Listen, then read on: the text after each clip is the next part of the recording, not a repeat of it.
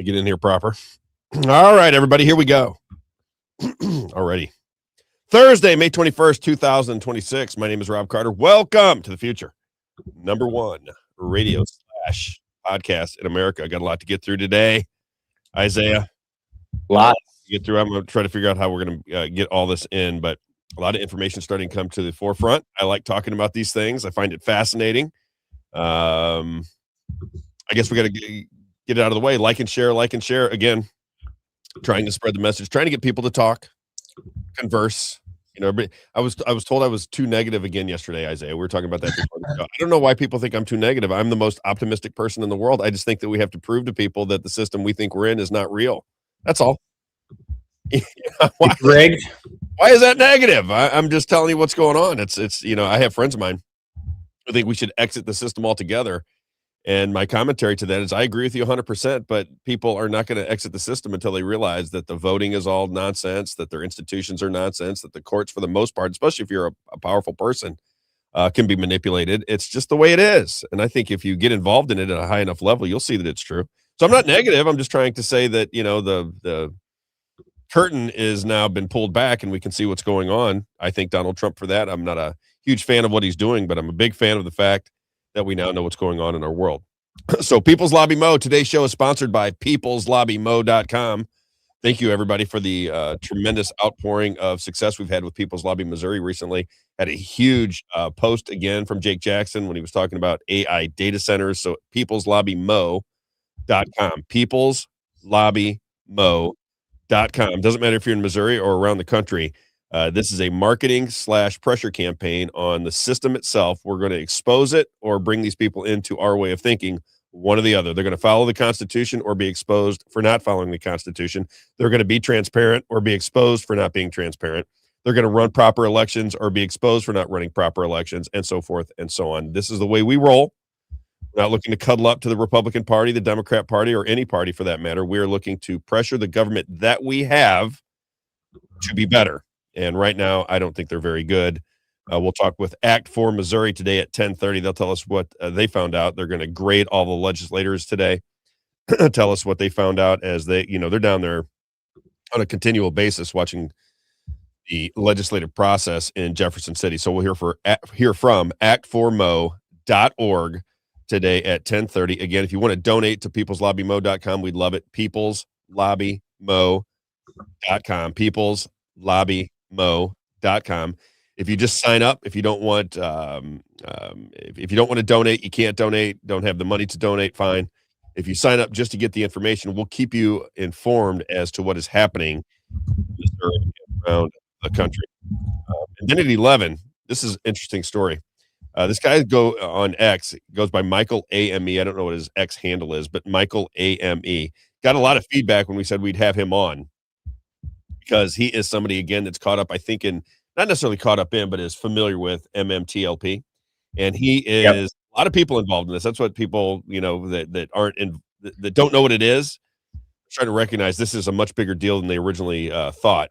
This guy is caught up in MMTLP. He put out a post that says that Thomas Massie is somehow linked to Jeffrey Epstein. Somehow Jeffrey Epstein is linked to the MMT. I think it was Torch, right? But the MMTLP fiasco. So I just want to check his work. We're going to do a live vetting of his work on the show today, probably around 11:15, somewhere around that time frame. We'll have Michael AME on. I had a lot of people reach out to me and said, this guy is a conspiracy theorist, whack job, don't have him on. It'll degrade your show, this and that and the other. That's what our show is about, is to platform some people that normally wouldn't get the opportunity to see if they're a whack job or not. We'll all find out together. Michael AME in around 11 or 11:15. And I got to start the show before we get to the other live reads, is I want to make a formal endorsement of Jen Olson. She's running for St. Charles County Election Director. I think that's the title. I strongly endorse Jen Olson. I've got to know her a little bit. I think she has the right ideas to make elections secure and verifiable in St. Charles County. I think that, big things are done in small doses. If we can get St. Charles County figured out, then it might be a catalyst for other counties around Missouri and maybe around the country to run elections the proper way. Hand counted, paper ballots, machines out of the way. I would like a state holiday. I'll talk to Jen about that. I don't know if she believes in the state holiday, but she believes in hand counting paper ballots. There she is, Jen Olson. I strongly endorse her for St. Charles County election director. I think she's going to get a lot of endorsements. Listen, St. Charles County is becoming politically active, if you will. First city, St. Charles City, is the first city in America to ban AI data centers. Can I get an amen for that? I like to thank Jake Jackson from PLMO. He was very vocal in St. Charles. That's a fact, Jack. The fact, Jax. Got to give Jake Jackson some credit. But People's Lobby Missouri will have an effect, and you can kind of see it, Isaiah, by the way they're reacting to me. Have you seen all the people on social media, all of the established Republicans coming after me?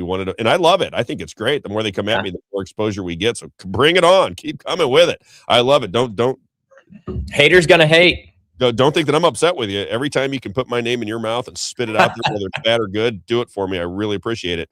But they're all over social media coming after me. All these little, I would say, conservative groups that are aligned with the Republican Party and think Republican ideology and spit Republican ideology and read the talking points for the Republican Party.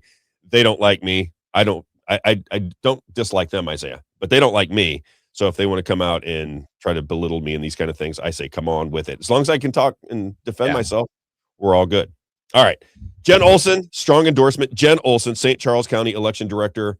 I think she will change the game in St. Charles County. I think it will. I think it could be a catalyst for counties all over Missouri and around the country to do the right thing. Hand counted paper ballots. Period. No machines. Hand counted paper ballots. The end. All right. Let's start with. Who do we want to start with? Rocket Careers. RocketCareers.com. ROCKIT careers.com. My good friends Mitch and Brian. For all of the small and medium-sized businesses out there, HR does not get the job done. You know it. I know it. This is a nationwide business from coast to coast. If you have a small to medium-sized business and you cannot find the right people for your job, lean on RocketCareers.com. They do the vetting for you. Talent recruiting, talent, what's the word I'm looking for? Acquisition. Yep, talent acquisition.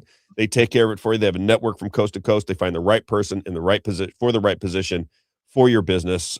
Take me up on it. You won't be dissatisfied. And number two, it's cost effective. Let them explain how it's cost effective, but it will save you money in the long run, and you'll have better people in your businesses. And they cater to small and medium sized businesses. RocketCareers.com, ROCKIT careers.com, 636-778-2419, 636-778-2419. And again, if you're out of work, hate your job, always think RocketCareers.com. They will use their network. They'll get employers to listen to you. They'll set you up to launch a new career. Rocket, ROCKIT careers.com. One more time, 636-778-2419. Whether you're an employer or an employee, they'll help you out. RocketCareers.com. One more time, 636-778-2419. Carrington? That's right. Ricky Babbitts. My wife was talking to him last night. They seemed a little flirty last night. It's funny. Right here, all laughing upstairs. Oh, bye, Rick. See, Rick's been making a lot of money for us, and now my wife is starting to think he's much funnier. Right? Rick? You be careful over there. I'm just teasing. Carrington Financial. Your caringadvisor.com. Rick Babbitts, 314-671-0525. Brilliant guy. And he comes at it from a different angle. He says, Rob, I do it different than everybody. So I'm not like your standard run-of-the-mill financial advisor. I do things completely different. But he's been great for us. That's all I know. 314-671-0525. He says, Rob, biblical principles with your money, financial planning expert. He knows money. He knows currency. He knows politics. He knows our history. He is somebody that can guide you properly to either protect or stretch your money. If you're nearing retirement and you have not talked to Rick Babbitts, I don't care if it's your second, third, fourth, or fifth opinion, get Rick Babbitts' opinion. Trust me on this one, especially if you're nearing retirement. 314-671-0525. ECS Roofing. What's the weather like? Any hail coming? No, it's sunny. It's nice. Blue skies and sunny out there. Rick said yesterday his hail dance wasn't working. He's got to work some days, right? So we root for hail, we root for wind, and then he goes and does the job. My dad, I think, just got him a customer recently. ECS Roofing. ECS Roofing. Roofing, sidings, decks, gutters, garage doors, custom exterior metal, residential, commercial, new construction, storm damage, free licensed inspections. He is our general contractor. The one thing that makes him different than others, He's an licensed independent insurance adjuster. So all of these people that knock on your doors, you know what I'm talking about. You get a storm, all of a sudden they're knocking on your door. They want to sell you a new roof. They tell you insurance is going to take care of it for you. They don't have any idea whether insurance is going to take care of it for you. He does. So when he comes to your house and says, yep, this damage is from storms, he knows the insurance companies are going to work with you. He does it at a great price. Been around for 30 years. It's somebody that you can trust. ECS Roofing and Exteriors. And he said, Rob, send me this email. Rob, just a thought.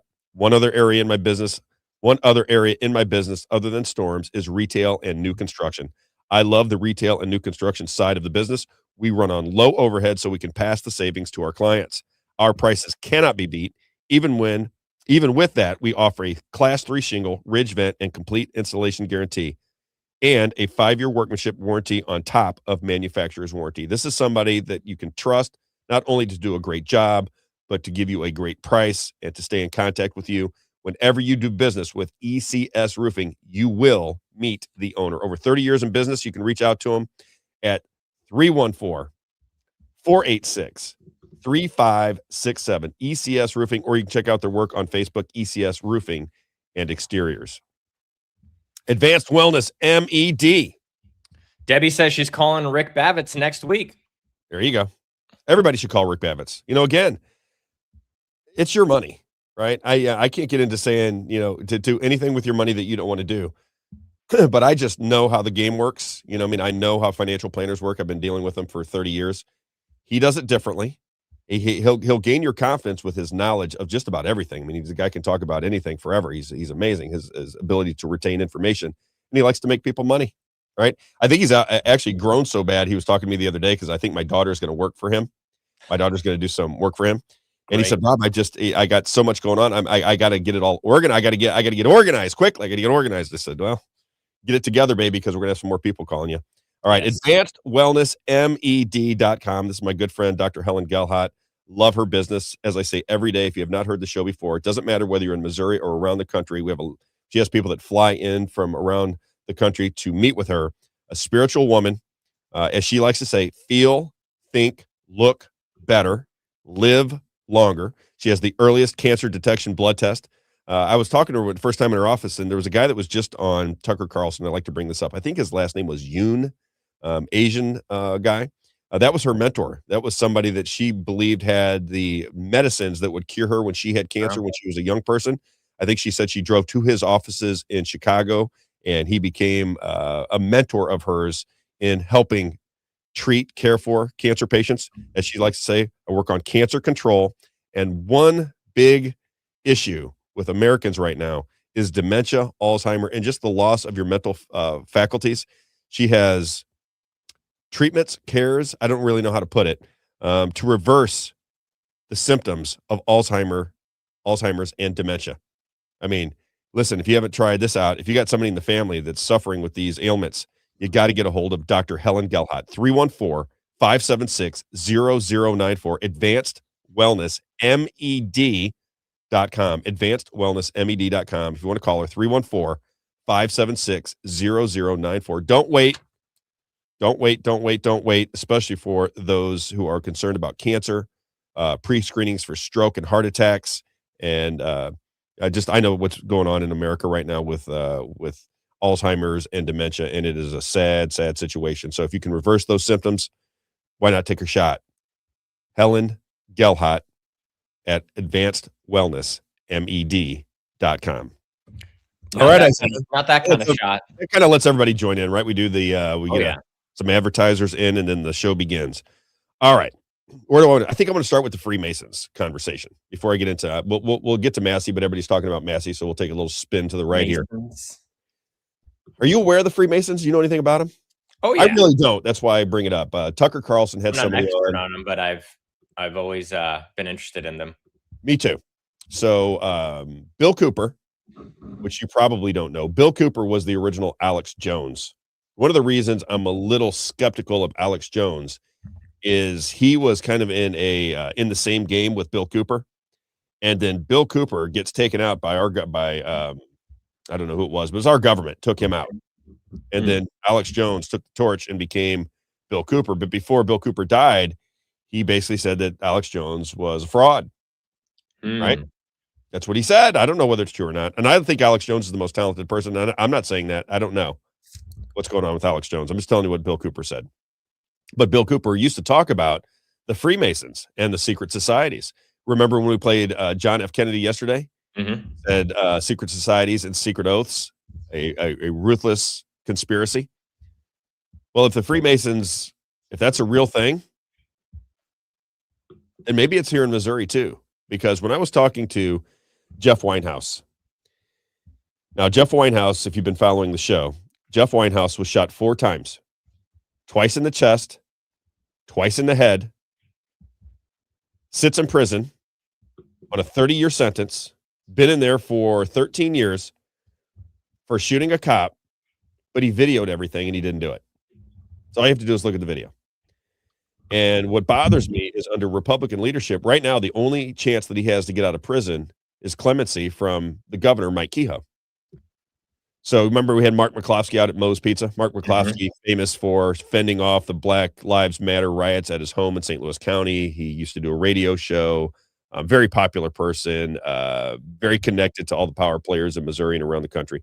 When he was at Moe's Pizza, he told me, because I was looking for an attorney to defend this guy. I said, "Hey, I think I could, if I go to, I don't even know anything about anything, but if I went to trial, I could get Jeffrey Weinstein out of prison if we have fair justice. I could get him out. I mean, he has a videotape. There he is. That's Mark McCloskey, right?" And Mark said, "Robbie goes, he's run out of appeals. It's all the way up to the Supreme Court. The only way to get Jeffrey Winehouse out of prison is clemency from Governor Mike Kehoe." So when I talked to Jeffrey Weinstein, or Winehouse, I keep saying Weinstein, Jeffrey Winehouse, I said, "Jeff, what about getting clemency from Governor Kehoe?" He goes, "That'll never happen. He's a Mason." And I said, "He's a Mason?" He goes, "Yeah, he's a Freemason." He goes, that's what's behind a lot of this. You believe that? That's very interesting. That's what I've heard a lot about with Missouri, though. Really? Have you? Because I think it's out in your area. Yeah. Oh, I've heard it. There he is right there. Yeah. Here's a guy, and I just want to say it every day until people of Missouri start getting active. This could be your brother. This could be your husband. This could be your child. This man sits in prison because he was an independent journalist, not taking money from the big corporations, knocking on the doors and causing a lot of problem for very powerful people. And in an effort to silence him, they tried to, in my opinion, still free to have an opinion, Isaiah? I don't know if it's still free to have an opinion, but I think it is. He was shot twice in the head and twice in the chest, trying to get his phones and computers back, which I believe a fraudulent search warrant was used to take his phones and his computers away from him because they wanted to know what information he had. And then as he goes back to get these things in a filling station out in the middle of nowhere with the FBI involved, he was shot twice in the chest and twice in the forehead. They tried to act like he shot them. Obviously, he didn't. You can see the video. There were witnesses to it. They said he had his hands above his head. He was executed, basically, according to the witnesses that are on the documentary that we put out. He sits in prison, and he believes that he can't get a pardon from Governor. Now, I don't know if this is true. I don't know. Governor Kehoe, I apologize if we're throwing shade on you, but you should pardon this guy immediately. Like today, you shouldn't wait another second because you can watch the video and know that he didn't shoot the cop, which is what he's in prison for. If you're in prison for doing something that obviously you didn't do, Isaiah, don't you think you should get another trial at the very least? Yeah, and this is interesting. Disagrees with that? I don't find anybody in Franklin County that disagrees. I don't find anybody in my life that has watched the documentary that disagrees. I can't find one human being on this planet that disagrees, and yet Jeffrey Winehouse remains in prison on a trumped-up charge that he obviously didn't commit this crime. In fact, the crime was committed against him, and I think that's why he's in prison. Don't you, Isaiah? I think that's ultimately what's going on. He's in prison because he was being executed by, I think it was the Missouri Highway Patrol, but I'm not sure about that. It was the police. I know that. And I think that they got caught with their hands in the cookie jar trying to execute somebody that was barking up the wrong tree. He had the video, and he sits in prison to this day. He claims that he's not getting out of prison because Mike Kehoe, the governor of Missouri, is a Freemason. Yeah, he was shot 4 times by Missouri State Highway Patrol Sergeant Henry Folsom. So he was the Highway Patrol. And then even more alarming, the Missouri Attorney General's office, then led by Josh Hawley, represented the state both in Jeff's appeals and in Folsom's wrongful termination lawsuit, despite the obvious conflict of interest. And do you know the background of Josh Hawley? Have I ever told you the background of Josh Hawley? Which part? Well, I've always said there are 7 club schools that are involved in this. Yeah. 7 club schools. Let me list them off for you. So when you go to Wikipedia, when you see somebody on, let's say, CNN or Fox News, and whatever they're talking about doesn't make a lot of sense, right? They're the expert, but what they're saying doesn't make any sense to you if you got any kind of discernment at all. Take their name as the expert and go look at Wikipedia and find out where they went to school. You're going to find that a lot of these experts that just seem like they're total charlatans, but they are depicted on Fox and CNN and ABC as experts. You'll go and you'll look at Wikipedia and you'll find out that they went to these schools. Write them down so you understand what's going on. They went to Harvard. They went to Yale. They went to Princeton. They went to Georgetown. They went to Columbia. They went to Oxford, or they went to the London School of Economics. That's where they went to school. And they work in unison together. It's the most bizarre thing I've ever seen. And when I did an old show on it, I went through everybody in the Supreme Court, the cabinet members of Joe Biden, governors, the commissioners of the sports leagues. And I said, all of these people go to these schools. And it was a full hour-long show, one name after another. And you're like, well, that seems kind of incredible because we have a lot of very smart people around the country that go to different schools, but everybody in power, political power, go to a handful of schools. Very odd, you must admit, very, very odd. And Josh Hawley goes to one of those schools. He went to Yale, and his family was involved with Boatman's Bank. Do you remember Boatman's Bank? I had a buddy of mine. His mother worked there for like 30 years, Boatman's Bank. I love the bank, but this is banking money. This is the big time, baby. You know what I'm saying, Isaiah? When you got the bank money, oh man, got big money, got big bills. No? That's the I'm gonna sing all these songs to you. That's the Kevin O'Leary money. This is the banker money. Like Kevin O'Leary money. Yeah. So when Jeffrey Winehouse told me it was Freemasons that were keeping him in prison, all I did was memory hole it. Went into the back of my mind. All right, Freemasons. I saw this clip the other day. Now let me, before I get to this, clip number 8, if you want to get it ready, Isaiah. Before we get there, there's 3 cases going on in the state of Missouri that have contacted me. I must be the guy when you have something to get out that the press won't get out. You would think that the press would love to get these stories out, right? Because they have all the information. I mean, they'll love that. Yeah. I was on the phone with one guy for like 2 hours. I couldn't get him off the phone. He's explaining exactly what happened to him. Well, one guy owns all 4 newspapers in Missouri now. Scott Vaughn, yeah. So if Scott doesn't want to publish it, then it's kind of dead in the water, Yeah, I'd like to know a little bit more about Scott Vaughn myself, but whatever. But having said that, where was I going now? The Freemason thing. Mm-hmm. So getting stories out and yep. So there's 3 stories, actually 4 if you count Jeffrey Winehouse, but there's 3 additional stories. Crystal Umphris we had on, right? She said that she was a whistleblower, and when she became a whistleblower, saying that somebody within one of these offices was giving out fake IDs to illegal immigrants so that they could vote, work, and this and that and the other. Well, they tried to take her down. They tried to put her in prison for arson. And the reason I believe that she's innocent is because she is relentless. They are threatening her, and she's on social media constantly just pecking them in the eye. She said, what do I got to lose? They took my business from me. If it hadn't been for my daughter, I couldn't have survived it. They trumped up these charges, tried to put me in prison. They bankrupted me. They took $250,000 from me. They killed my business, and I'm coming. Crystal Umphris. I like that kind of spirit. You know what I'm saying? Mm-hmm. Mm-hmm. It makes you wonder what's going on there, right? Because you've got the state of Missouri coming after somebody who was a whistleblower. Okay, that was one. Then I had somebody reach out to me, and I don't want to give his name out because he's in a serious case right now, who explained the situation to me where, again, he's a whistleblower, and the state of Missouri is coming after him. They're trying to put him in prison for 40 years. And this is somebody who is got a long resume of being a very, very good person. You understand what I'm saying? This is not somebody off the streets with drug charges who's trying to make up some nonsense.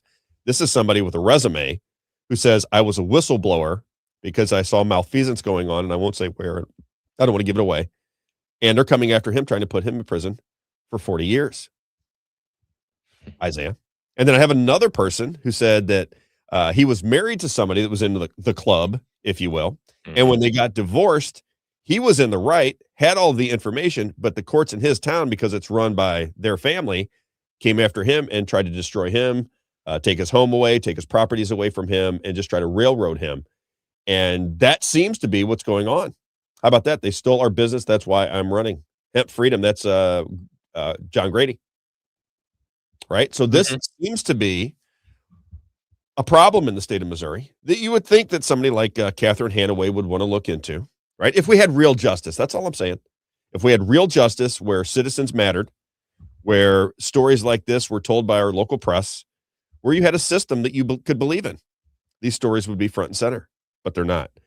Then I saw this. Tucker Carlson had somebody, a Freemason on. It was on his show. I think it was last night if you want to check it out. And he started talking about how the system of Freemasonry worked, and it's embedded a lot of times in the police departments, in the sheriff's department, in the sheriff's office. You understand what I'm saying, Isaiah? Mm-hmm. Now that makes a lot more sense with Jeffrey Winehouse when he says the Freemasons are a part of it. Let's play this clip. So Tucker Carlson had this guy on. Must have hit my algorithm because I watched about 15 minutes of it. Must have hit my algorithm because then this clip showed up in my algorithm, in my feed. It's clip number 8. This guy talking about the Freemasons and what happened to him out on, I think this was TikTok or X. Check it out. Familiar with the term DARVO. DARVO is the psychological word to describe gaslighting and gang stalking. DARVO stands for deny, attack, and reverse the order of the victim and the offender. So that is the technique that the Freemasons and the occult use to destroy your life. Like when I called the Fraternal Order of Police to come investigate the fiberglass, this entire property was covered with fiberglass, and the arsenic that the Freemasons put in my well, instead of coming to investigate the attempted murder, the Fraternal Order of Police sent the SWAT team to my house, tried to shoot me, right? And then 3 days later, dragged me off to jail for fake charges. And then they got me in court, and they took my child and said that I was the abuser and suppressed all the evidence of the abuse.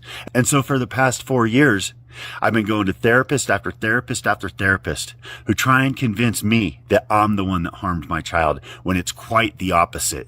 That's called DARVO. Deny, attack, and reverse the order of the victim and the offender. So the Freemasons try to murder me with fiberglass and arsenic, and they send their Fraternal Order of Police, because we should not have secret police inside of our police departments in America, but we do.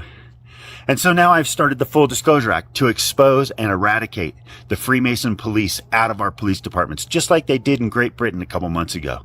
So sign, share, promote the Full Disclosure Act. And if you really have some guts, get some Lethal 22 clothing, because you know what the problem is? I see the problem. You've got a cult. Yeah. DARVO. This is how the occult attacks you. They call it narcissism, but really they're just demonically possessed secret society scumbags. DARVO. Deny, attack, and reverse the order of the victim and the offender. Or gang stalking and gaslighting. Those are occult terms because gaslighting equals 59, which is 5, like the Freemason compass and square. Just like gang stalking equals 50, which is 5, like the Freemason compass and square, because it's the Freemasons and the occult using DARVO on you when you catch them red-handed. I love you all. Peace. Now, under normal circumstances, Isaiah, would you just... You kind of bypass that, but I don't bypass that stuff anymore. Not when I see what happened to Jeffrey Weinstein. Winehouse. Why do I keep saying Weinstein? Because of Ed Galler Einstein. Oh, Weinstein. I apologize, everybody. Jeffrey Winehouse sits in prison. Now, you just have to realize how insane this is. I want people to understand what is going on in the state of Missouri. You have to understand it. A man was worried that he was going to be killed by the police. He gets a watch that it videotapes everything. He's driving to his own execution and begins to pray. 12 seconds after he gets out of his car, 2 police officers shoot him twice in the chest, twice in the forehead. They claim that he shot them, or at least that's what came down in court. Now he sits in prison for 30 years when he videotaped on his watch his own execution. Josh Hawley didn't do anything for him. Governor Parson didn't do anything for him. And now the new governor of Missouri, Mike Kehoe, does nothing for him. How can that be? Why? What does it take for? I used to think the state of Missouri, and maybe they will. You know, I love the state of Missouri, and I love the people in the state of Missouri. I just think that they're brainwashed out of reality right now. How can you allow this to happen? How we've shown the video. I cannot continue to play the documentary, The Silencing of Bulletin Man. I said Bulletin Man again. Bulletin Man. Silencing Bulletin Man. You can watch it on YouTube. It is The evidence is insane and overwhelming. And an innocent man with children sits in prison for 30 years. And he says it's the Freemasons. So now I'm getting all these stories that people are reaching out to me. Then I saw that video where he says the secret societies are embedded in the police departments. Well, that would kind of make sense, wouldn't it, Isaiah? Wouldn't it kind of, if you put two and two together, you say, okay, Jeffrey Whitehouse says it's the Freemasons is the reason he can't get out. I have somebody who is involved in the police department who's fighting a battle. I have two other innocent people, according to them, and their information checks out with me. It certainly makes sense to what they're telling me, and they're very outspoken about it. They don't care what the repercussions are. I think this Freemason thing is something. And what about the 33? I think that's another 33 degree. Have you heard how many times the government has said the word 33? Have you checked that? Oh, no, I never have. I'm interested now. So people would send these to me, and I didn't really know. I guess we'll have to look it up. Where they're talking about Freemason, mentioning the number 33. I guess that's a powerful number in Freemasonry, right? Number 30. I don't know anything about Freemasonry, by the way. I just don't know anything about it. But they say 33 is like one of their symbols. And then I'm sitting there watching Kash Patel, who I think is an absolute imbecile. Kash Patel, a puppet. And the first time I ever saw Kash Patel speak in person, I walked away and I told my dad, I said, "What in the world?" He was giving a speech like a scared 8th grader doing the first stand up before the class. I said, "Good Lord, come on, if you believe what you're saying, you don't stumble around like that, Isaiah." You know what I'm saying? When I was in school, and I'll never forget it. I was in school. I used to be very nervous to speak. I was giving it was in journalism class, as a matter of fact. And Mrs. Fox and I said, she said, "Are you nervous?" I said, "Yeah, I'm a little nervous," because it was the next day, and I was looking for a topic. And she said, "You're gonna have to figure it out fast. You got to do this tomorrow." And she said, "Are you nervous?" I said, "Yeah, I'm a little bit nervous." And she said, "Rob, when you know what you're talking about, you're never nervous. The only time you're going to be nervous to speak in front of people is when you don't know what you're going to talk about. You don't understand what you're saying." She goes, "If you know what you're talking about, you'll be fine tomorrow." That always stuck with me. And then I went to my buddy, friend of mine. His father was in Toastmasters. You know what that is, Isaiah? Toastmasters? Yes. Right? It's where you learn how to speak in public. Mm-hmm. And so I go to a Toastmasters event with my buddy and his dad, and whoever was running the show there said the same thing. The easiest way to be a good Toastmaster, a good public speaker, is to know what you're talking about. You get nervous when you're trying to do it on the fly, when you don't know what you're going to say. You don't have any understanding of what you're talking about. That's when people freeze up and they get nervous, and it scars them for the rest of their life. I believe that to be true. So when I saw Kash Patel stumbling and bumbling, I thought, does this guy not have confidence in what he's talking about? Because every other word was literally, like when somebody says "like" all the time, Isaiah, he does say literally a lot. Like. It drives me crazy when I hear people talk. I'm like, please, for the love of God, speak English if it's okay. He was doing that with literally. It was literally this, and then literally was in every sentence. I'm like, man, he doesn't recognize he's saying literally as a crutch word. Almost every sentence. He must have said it 100 times in a 10-minute speech. And I'm not joking. I'm not being facetious. I mean that sincerely. It was every other word was literally. And I thought Kash Patel appears to be a fraud to me. Did he turn out to be a fraud? My Donald Trump supporters, did he turn out to be a fraud? And didn't I call it ahead of time again? Right? The discernment part, Isaiah, because I talked about this on the radio many, many times. Did I not? Radio listeners, I said he was a fraud way back when. And now you tell me, what do you think about the situation in Utah with Charlie Kirk? You think Kash Patel's being honest with you there? Huh? Isaiah? Epstein files. You think he's on the up and up? Hell no. Can we watch that one more time? Clip number 8. I want this to sink in with people now that they hear what we have to say. 33. And Kash Patel, by the way, the reason I brought him up is he was giving testimony about Epstein, and he said the number 33 twice. Yeah. I thought, wow, isn't that interesting? Very, very interesting what's going on in this world. I don't know what it is. I don't know. But something's weird. Yep, saw that. Yep. All right, pop it. Clip number 8. Freemasons, one more time. The term DARVO. DARVO is the psychological word to describe gaslighting and gang stalking. DARVO stands for deny, attack, and reverse the order of the victim and the offender. So that is the technique that the Freemasons and the occult use to destroy your life. Like when I called the Fraternal Order of Police to come investigate the fiberglass, this entire property was covered with fiberglass, and the arsenic that the Freemasons put in my well, Instead of coming to investigate the attempted murder, the Fraternal Order of Police sent the SWAT team to my house, tried to shoot me, right? And then 3 days later, dragged me off to jail for fake charges. And then they got me in court and they took my child and said that I was the abuser and suppressed all the evidence of the abuse. And so for the past 4 years, I've been going to therapist after therapist after therapist who try and convince me that I'm the one that harmed my child when it's quite the opposite. That's called DARVO. Deny, attack, and reverse the order of the victim and the offender. So the Freemasons try to murder me with fiberglass and arsenic, and they send their Fraternal Order of Police, because we should not have secret police inside of our police departments in America, but we do. And so now I've started the Full Disclosure Act to expose and eradicate the Freemason police out of our police departments, just like they did in Great Britain a couple months ago. So, sign, share, promote the Full Disclosure Act, and if you really have some guts, get some Lethal 22 clothing. Because you know what the problem is? I see the problem. You've got a cult. Yeah. DARVO. This is how the occult attacks you. They call it narcissism, but really they're just demonically possessed secret society scumbags. DARVO. Deny, attack, and reverse the order of the victim and the offender. Or gang stalking and gaslighting. Those are occult terms because gaslighting equals 59, which is... Can you take a, just save that? I want to see if I can get a hold of that guy to have him on the show. For sure. Yeah, see if we can find that guy. I'd like to have him on the show. And then, what did Jake Jackson send us? Oh, yeah. Can you pull that up? What was it? Because he sent it right before the show started. Oh, I don't want to tell you until I got it up here.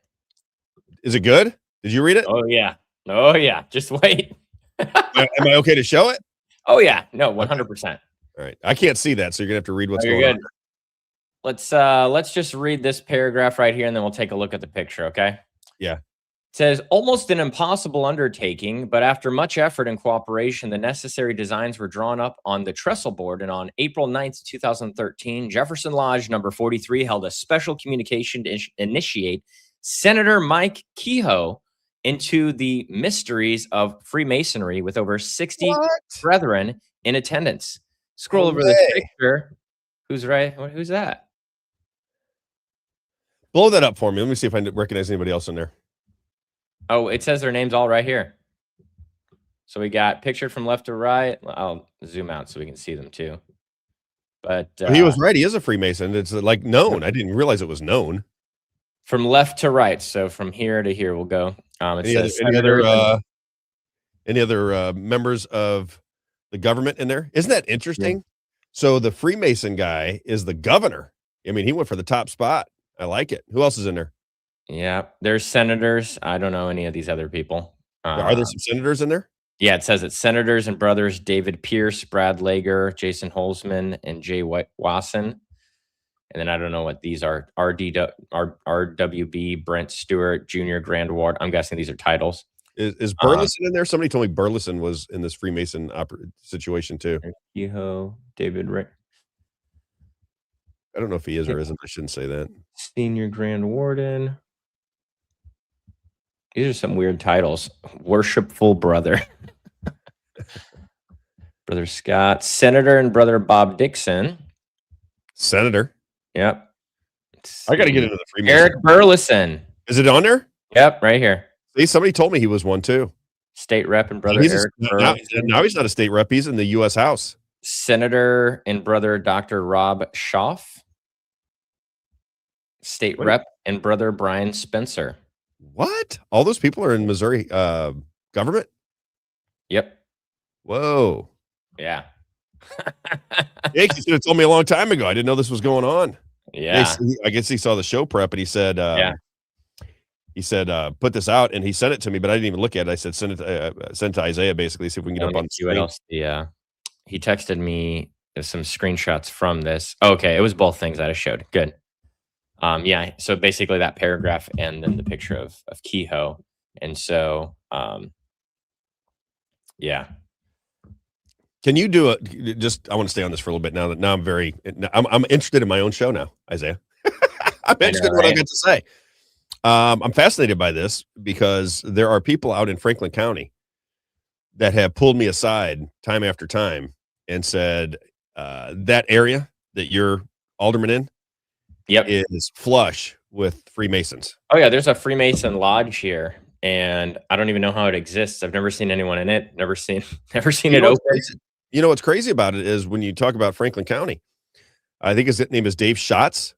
So Dave Schatz is the presiding commissioner. He's going to be a big voice in what AI data center development, what kind of AI data center development takes shape in that area, right? This Dave Schatz. Do you know who appointed him? Yeah, Kehoe.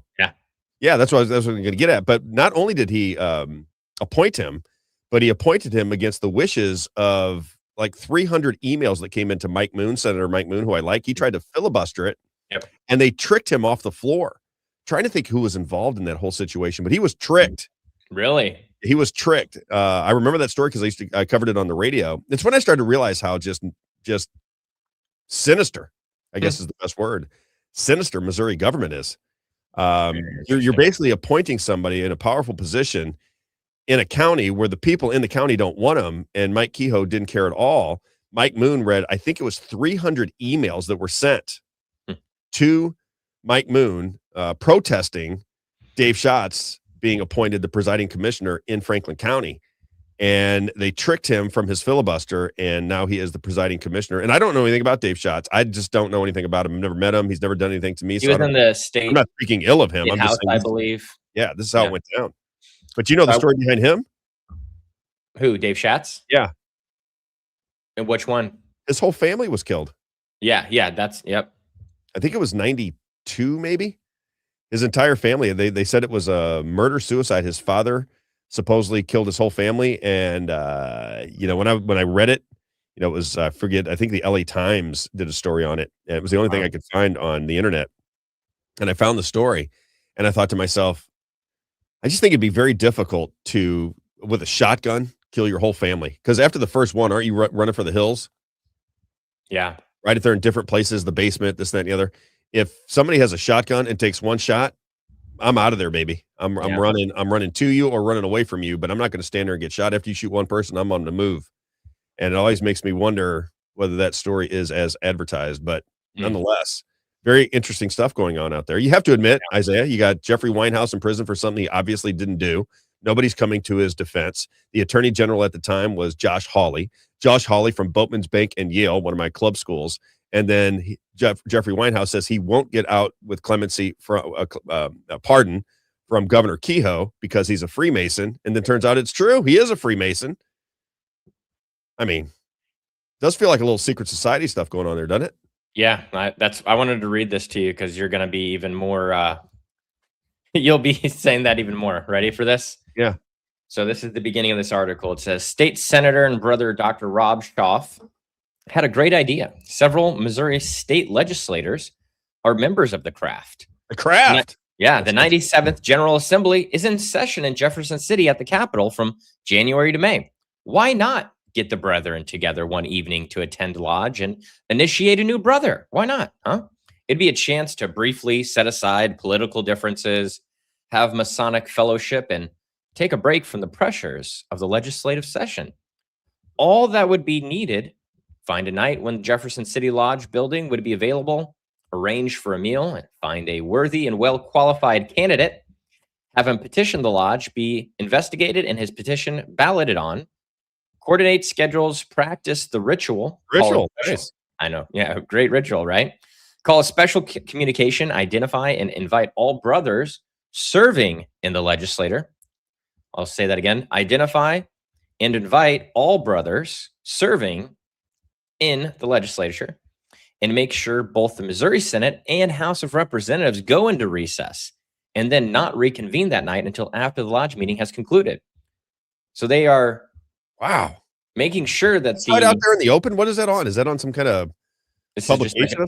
Yeah, this is a archive, I think, of a newspaper or something like that. Yeah, so no problems. Just that's kind of interesting. Advertising that they will stop the session and restart it based off of just wanting to initiate Mike Kehoe into the Freemasons. I thought you'd get a kick out of that. That is bizarre. Can you, just before we get off the subject? Yeah. Can you go look up, I don't know what the search words would be, but powerful people saying the number 33? Sure. Let me see. It was incredible because somebody did a clip, put it out onto social media, and 3 or 4 of them I recognized. So I knew that it was a real clip where all of these powerful people are saying the number 33. I thought it was bizarre. And that is one of the big numbers, I guess. I think that's the highest degree, 33 and a third Mason is the way I understand it. I don't know what that means, but I guess you have to go through some form of process to get to the top of this organization. And that's where the head honchos hit. And we're on number 333 right now as I say that. How about that? Just flip to 334. Incredible. Facebook viewers. See anything in there?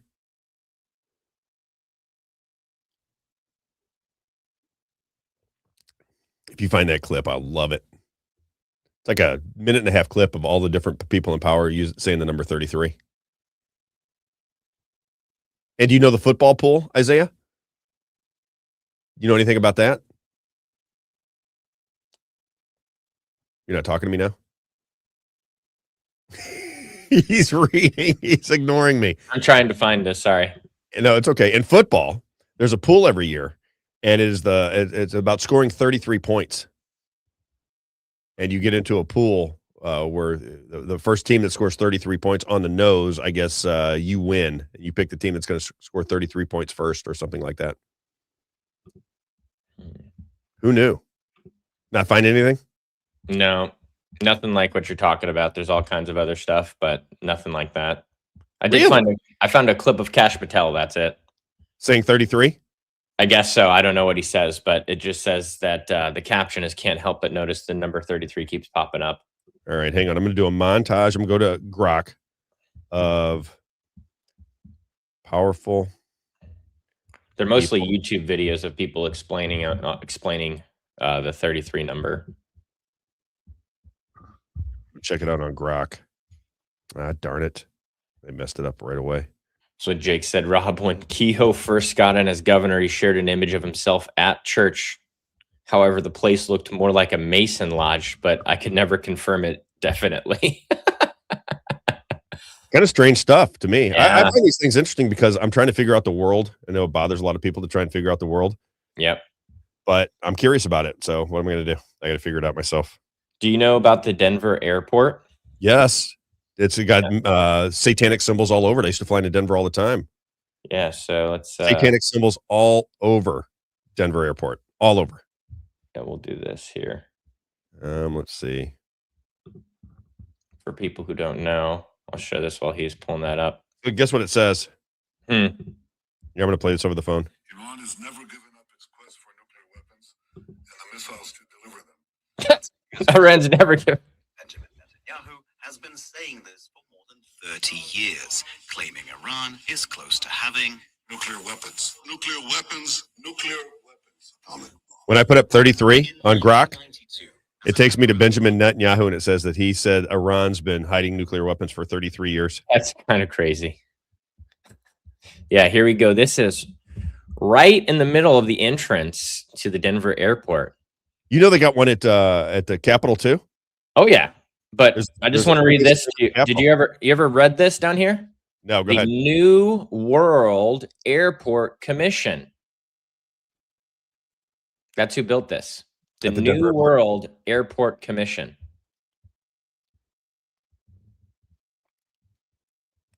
It would make sense that there's a secret society running the show, right? Because that's what John F. Kennedy said too. Yeah. And it could be a collaboration of secret societies, right? It could be more than one, I would assume. That's what they say. That is a Freemason sign, though, on Yeah, the Denver oh, yeah. airport. It says it's not hiding it. It says the most worshipful Prince Hall Grand Lodge right there. The most worshipful Grand Lodge of AF and M of Colorado. So I guess there's two different lodges that contributed here. Mm-hmm. Very interesting. Yeah. But somebody said the Robb Carter Show knows of Denver airport. Well, you got to realize I had three kids that lived in Denver at one point, and I flew in and out of Denver all the time from the West Coast. So I would go to San Francisco for work, and then I would have to fly through Denver to get back into town. So it was just I was constantly in Denver. I've been at the airport a million times. It has satanic symbols all over the place. It's the craziest thing in the world. All right. You know about the Blue Horse, right? No. Too? Okay. All right, we're not getting off the Denver airport yet. I'm Right. pretty. Before I know Denver first I know a lot about this stuff, and so How do you know about it? How do you know about it? Rob. I read. You know Okay, me. I didn't know if you've been there I'm just or. oh yeah, I traveled for work too. Like I said, I was when I was in business. Right, you were in San Fran. Yeah, I was in business. I was in business to business, and so Yeah. I'm flying forgot all about over. that. I know I look 18, right? But I did have a whole life already. Producer boy, still my favorite. I know. It's the producer boy. It's still in my. I'm never taking it out of my my ex bio there. Yeah, So when you're this is 70. the as you're driving in or out of the Denver airport. Oh, yeah. This is what you see. Yeah. And so this is the horse of the apocalypse. They say it's got glowing red eyes. So very, very interesting that this is another symbol. There's many symbols. There's gargoyles all over. There's symbols like this. This is a harsh picture of it, but it's, pictures like this that are painted on the walls. Yep. Let me see if I can find the. See what Mitch put up there? What did he Mitch say? said the compass and the square was Yes. used to navigate flat Earth before they introduced the heliocentric model. Interesting. Very interesting. Yep. And then here we go. This is the one I wanted to also show. Yeah. So there's Gary Rittenauer. He said there's a Masonic cornerstone at the Missouri State Capitol in Jefferson City. So check this out, Isaiah, as you're checking that out. I was one of the first times I went down to the Capitol. Right. So what's interesting about Missouri is there are a handful of people in Missouri Capitol who, when I was on the radio, would listen, and they didn't want really the world to know that they listened to me. Does that make sense? Because Yeah. I was kind of critical of the Republican Party, and they staffed inside the Capitol. So I go down there, and this lady pulls me to the side, and she started talking about exactly this. She goes, there is a cornerstone, a Masonic cornerstone in the Capitol right here. And because right before that, she was telling me how eerie she feels being in the Missouri State Capitol. She goes, it's just the vibe in here. It's just uncomfortable. And I'm like, really? I mean, I seem fine with you. You've been there. I don't get that feeling, right? I just feels like a Capitol to me. And she says, yeah, she goes, they even have a Masonic cornerstone right here. And I go, and I didn't go look for it. I go, really? She goes, yeah. Mhm. So later on in the day, I'm talking to another staffer who just pulled me aside and wanted to get I hate to say this, but want to get a picture. And I said, I said, did you know anything about this cornerstone, this Mason? She goes, oh yeah. She goes, everybody knows that. I'm like, really? I said, so the Missouri Capitol has a cornerstone with Masonic symbolism in it. Then you have Governor Kehoe, who's a Freemason, who wins the governorship, kind of like this this guy down in Texas, this Ed Gallereinstein, right? Mhm.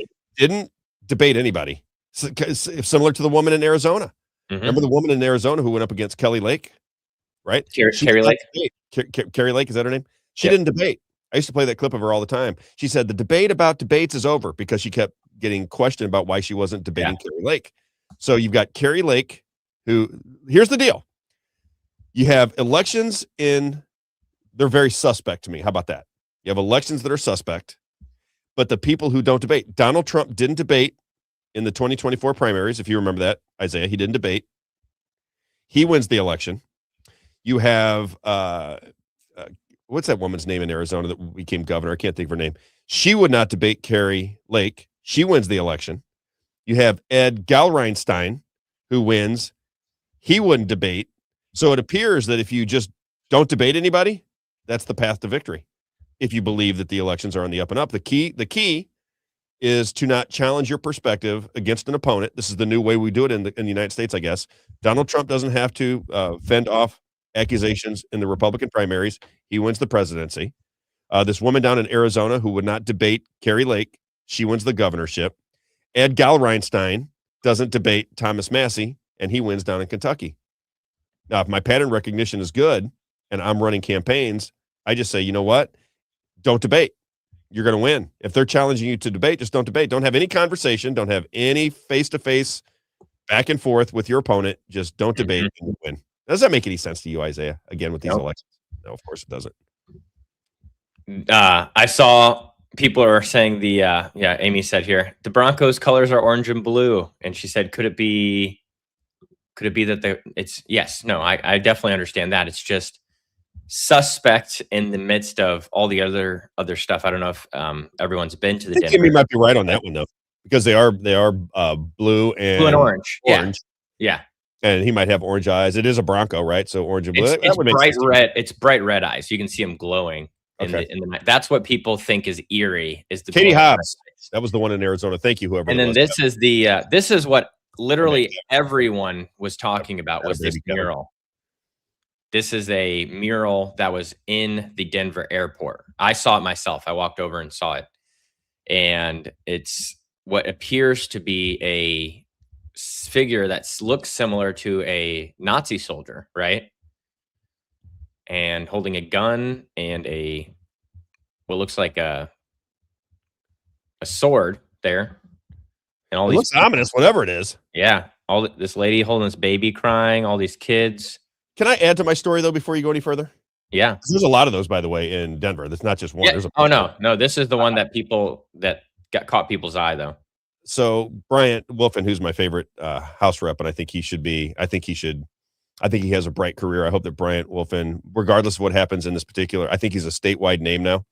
But he put on the screen, he said Josh Hawley never debated in the Republican primary. So let me just lay this out for you. It's interesting because now I'm starting to see a pattern here. Let's just run through this now that I have the names. Katie Hobbs. Thank you, everybody, for giving Katie me Hobbs. So Sorry, Donald I told Trump, you that earlier. check this out, though. This is the reality of it. Donald Trump doesn't debate in the Republican primaries and wins the presidency, right? I think he went on Tucker Carlson or Megyn Kelly during the primaries, but he did not go to the debates. Katie Hobbs, in a hotly contested race down there in Arizona, she beats Carrie Lake, and there was a big controversy at the time because she would not debate Carrie Lake, right? So she doesn't debate. She wins the governorship. You have Ed Galreinstein down in Kentucky. We played the clips of people pressuring him to debate Thomas Massie. He does not debate Thomas Massie, and he wins.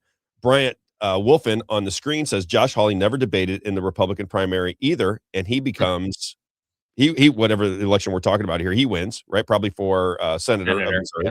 And then you have Mike Kehoe. Mike Kehoe would not debate for the governorship. That was Bill Eigel and Ashcroft who debated, and I think there was another third guy in there that was kind of a long shot that debated, but Kehoe wouldn't. So that's 5 instances where you have very powerful people that did not debate and won their election. Which leads me to my ultimate thesis. I think the elections are being manipulated. I just do. I believe they're being, and by both sides. I don't think it's a Democrat or Republican thing. I think it's a one-party system at the top. I don't think Bryant Wolfen is involved in any, nefarious situation. I don't think that many of these people are in nefarious situations. I think they're good people, but I think the money controls the system. And I think when you get up close and personal with how the system works, you recognize that it's just big money, probably some clubs that are, behind the scenes working together that run the show in the country. It just feels that way to me because nothing else makes any sense. Everything seems to be theater and nonsense, right? Isaiah, I mean, it's kind of how it feels to me. Let's go into this then. Clip number 3, because I like to tie things together so it all starts to make sense if people are really wanting to understand and pay attention to what I'm trying to get out there. I think if we don't fix elections, and I mean not fix them the way they're fixed now, but fix them so they work properly for voters, then we're going to lose everything that we fought for all these years. 250 years of freedom and liberty, I think, goes by the wayside if we do not focus on our elections. I really believe that. I think that technology has allowed a certain group of people, maybe Freemasons, Isaiah, a certain group of people to manipulate software in our elections. And they can do it in certain counties. It doesn't have to be every county. It can just be in certain spots. But it seems very possible to me. Clip number 3 is the next. It's going to be another part of the show. I think that we all believe that Donald Trump had the election stolen from him in 2020. I think we believe that, don't we, Isaiah? I don't think that Joe Biden got 81 million legal votes. I just don't believe that. There's no way that a guy walking around with a mask on his face with his adoring fans sitting in perfect circles, and every time he gives a punchline, they honk, right? He's falling down. He's eating ice cream. He's belligerent. He can barely keep a thought in his head, and he gets 81 million votes. Never made any sense to me. It just still doesn't to this day. Does it right? Doesn't make any sense? No. Yeah. I think so. Right. So when I see the elections now, what I think is the system has control of the elections. Yeah. If we can for a minute not look at the world through Democrat and Republican, if we don't see the world through that lens, just for a second, just for maybe if you're somebody who thinks Democrat and Republican, I got to stop the Democrats or I have to stop the Republicans. Just for 1 second, just think of the government as a whole Mhm. There are no Democrats and Republicans. It's just 435 people go off to Congress. You have 100 senators. You have the president of the United States, and that's it. And they're all in the Yeah. same team. They're all a part of the government. Forget left and right. Forget blue and red. Forget conservative, liberal. Forget Democrat, Republican. Just for a minute. Get that out of your head for just a second. Is it possible that the system, CISA, CISA, we talked about that yesterday, has control of our election system? And if you are not in bed with the money, they're going to find a way to get you out. And they can do that multiple different ways. They can buy it, like they did in Kentucky. They can steal it. They can compromise you. They can destroy your reputation. They can plant evidence on you. They can do all kinds of different things, like a mafia, just like a mafia would do. Mhm. Is that Yeah, possible? that's what I was talking to you about, is that whether the machines are manipulated or not, if because we got to get some evidence eventually, hopefully, to either show us that they're not being manipulated or to show us that there's something wrong with them, right? Which we all believe there's a lot of people believe there's something wrong with them. Even if they say, oh, hey, the machines are squeaky clean. Well, we still have the financial aspect of influence over the elections of foreign money, just like the Gal Reinstein election we just saw. Yep. Even if the machines are working, the problem is that most of these people that are voting are going to be boomers 55 and over. And so Fox, all you got to do is just pump the money into Fox News. Well, I think it's more sinister than that. I could be wrong now. This is just an opinion. Yeah. I don't think so. Ultimately- I think you underestimate the power of marketing. I don't estimate that at all. I don't. Yeah, that I think is the marketing is just as big on the other side, Isaiah.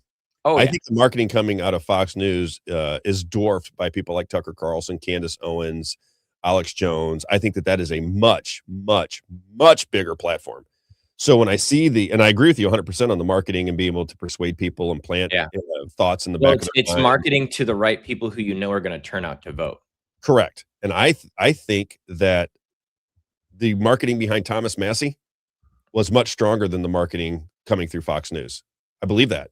I mean, I think social media was almost one-sided for Thomas Massie. 100%. So why would Fox News have that much pull? I don't know. Because of the turnout. And so, but only 33% turned out, so it wasn't that big of a deal. Well, only no, one-third of the people turned out. But the age turnout.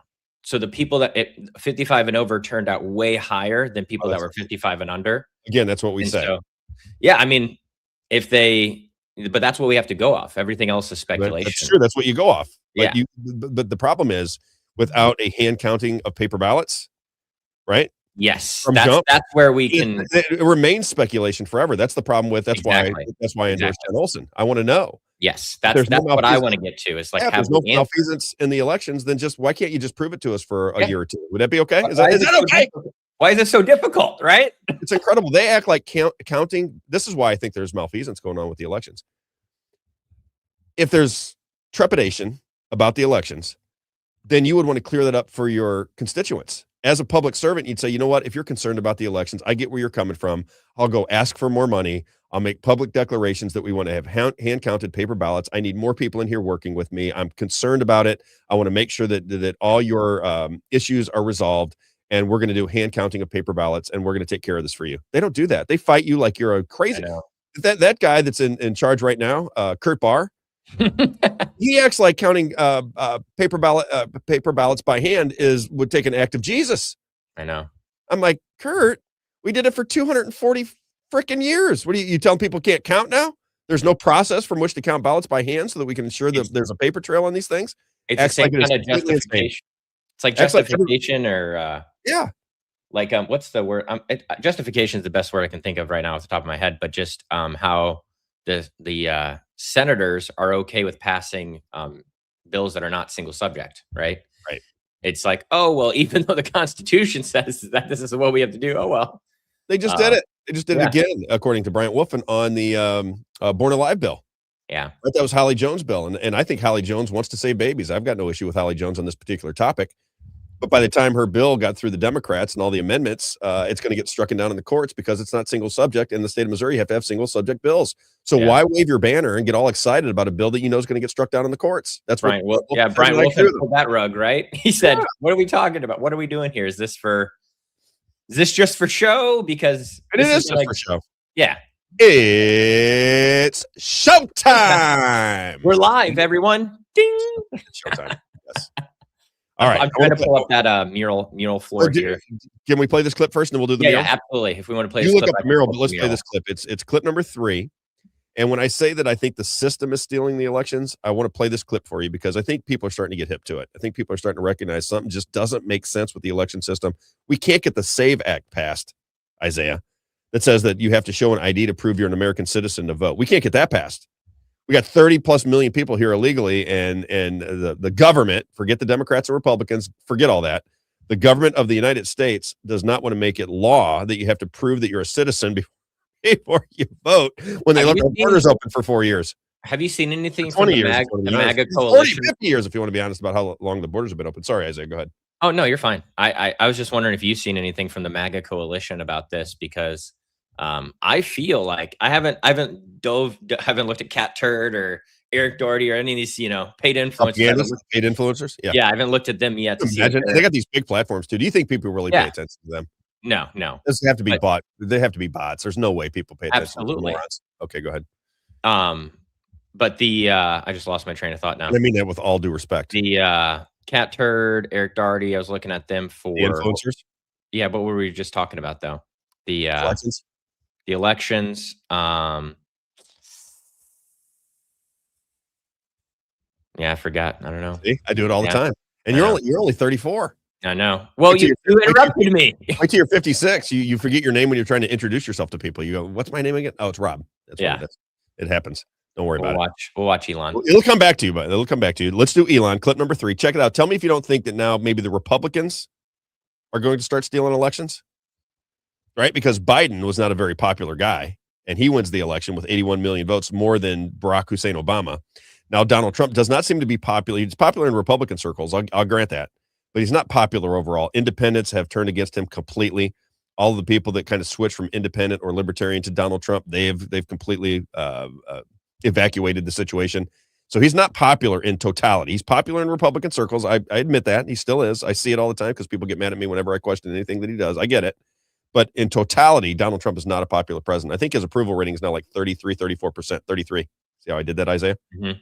Oh, I remember now. The Save America Act. That's what we were talking about. Go ahead. Finish.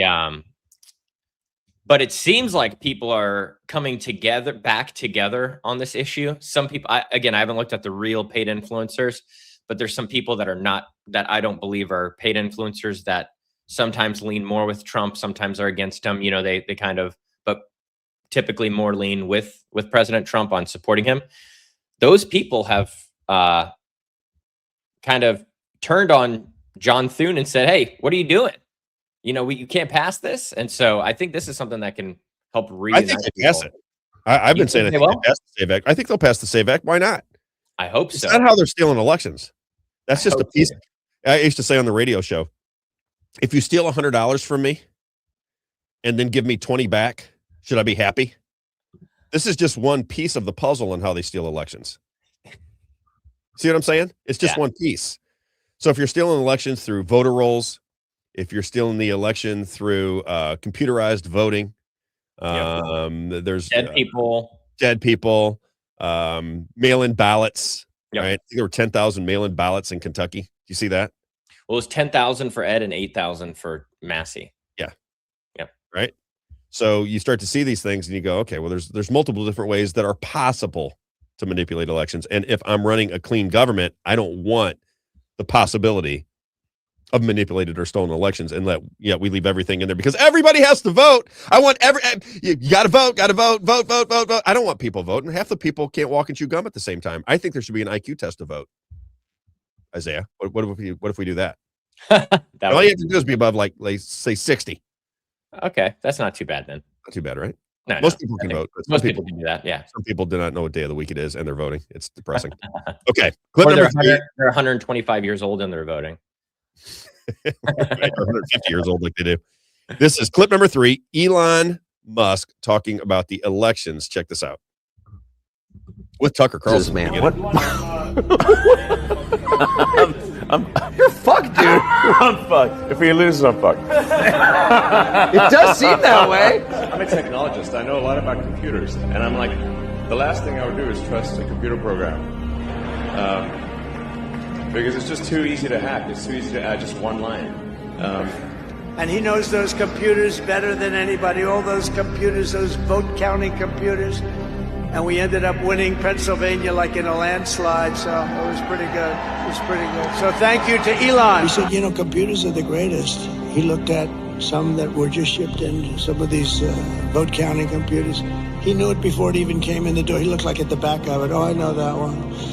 I mean, he knows that's how, I mean, he knows this stuff better than anyone. Then they rigged the election, and now we won, so I'm going to be your president for the Olympics. Voters, you don't have to vote. Don't worry about voting. The voting, we got plenty of votes. Yeah, we'll have it fixed so good you're not going to have to vote. And I said, we have nothing to hide as Republicans, right?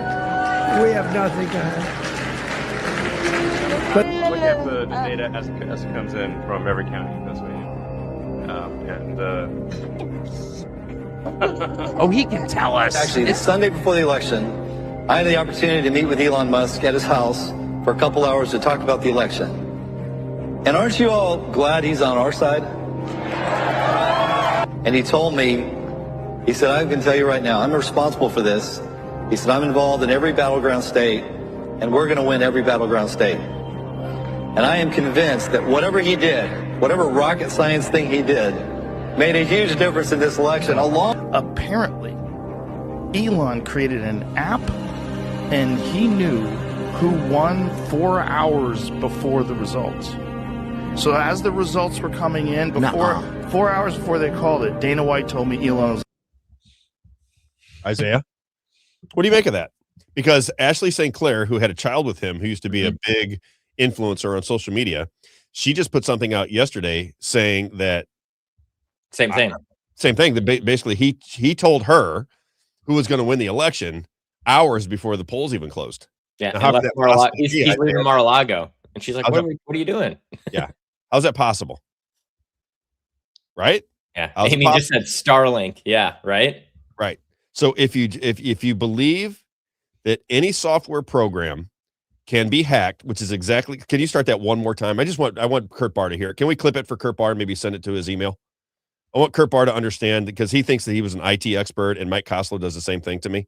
And I just wonder if they think that they know more than Elon Musk, who's putting rockets in space apparently and putting chips in your brain and everything else.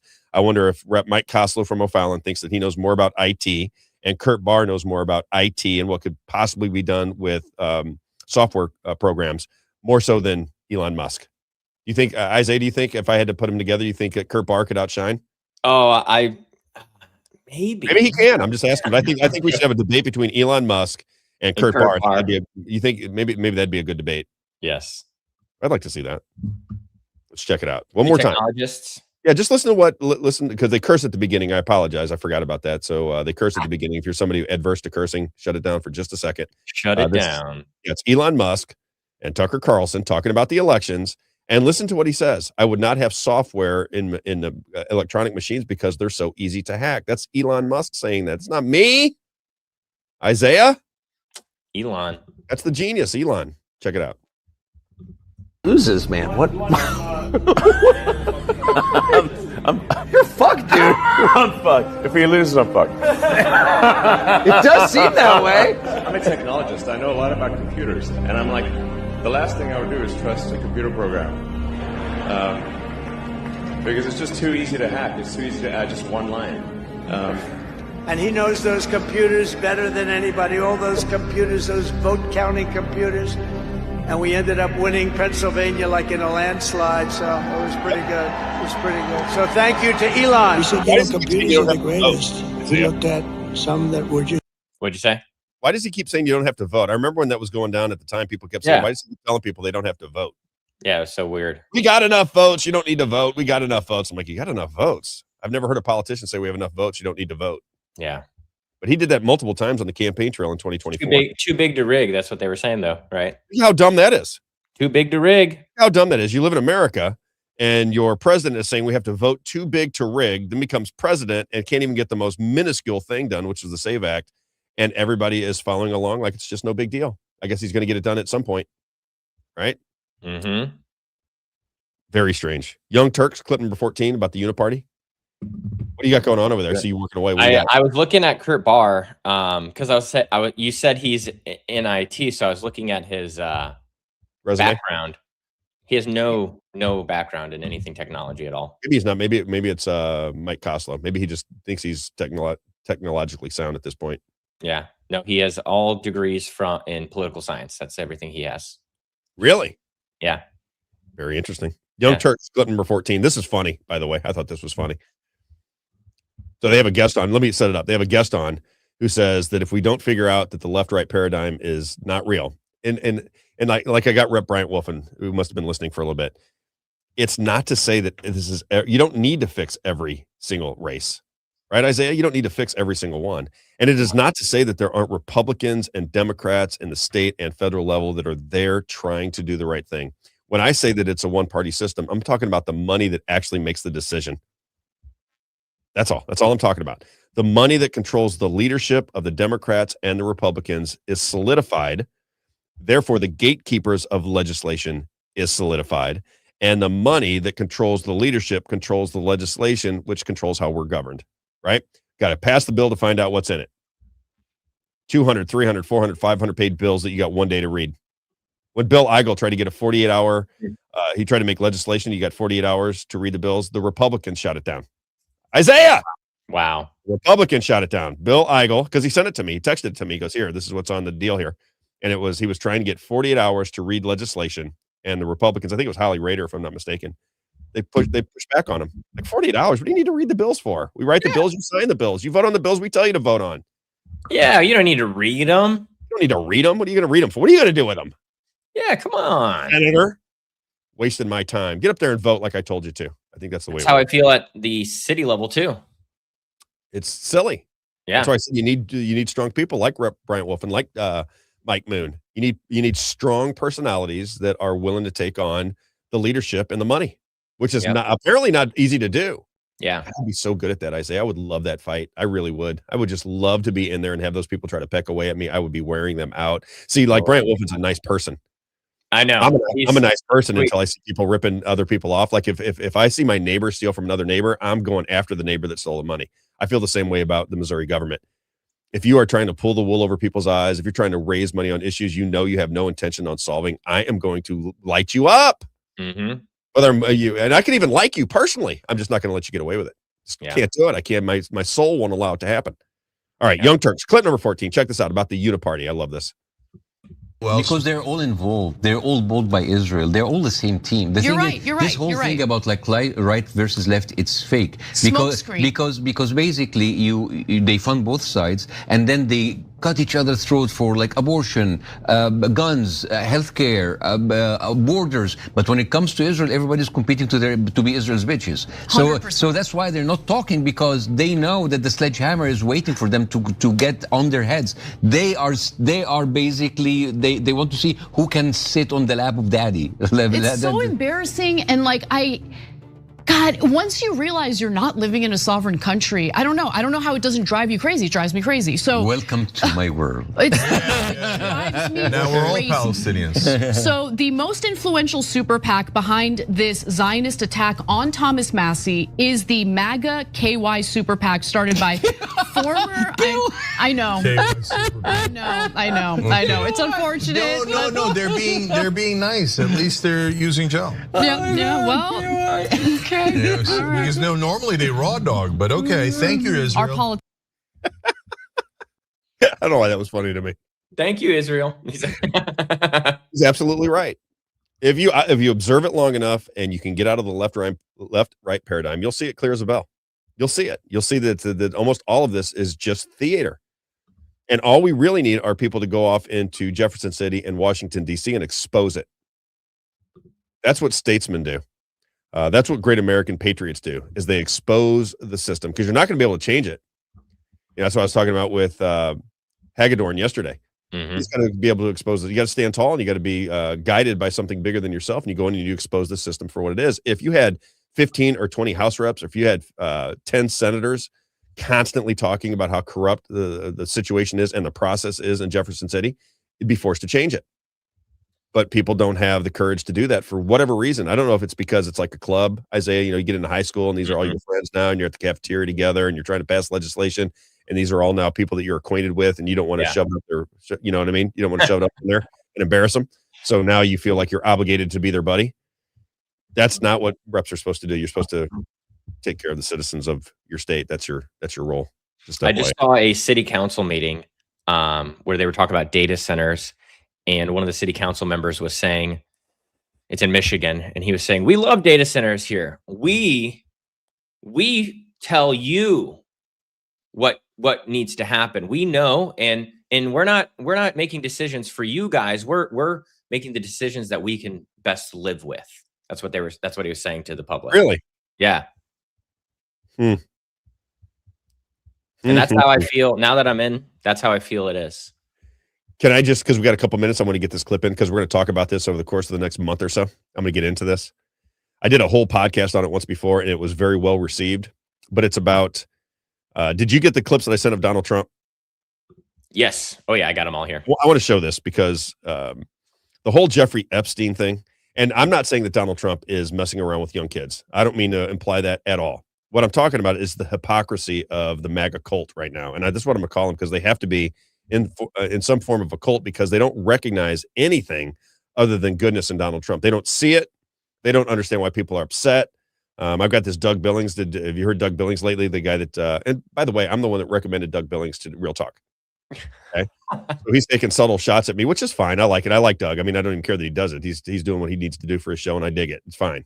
And we come from a different point of view, so I don't have any problem with it at all. Doug, do your thing. But he can't see anything wrong with what Donald Trump is doing.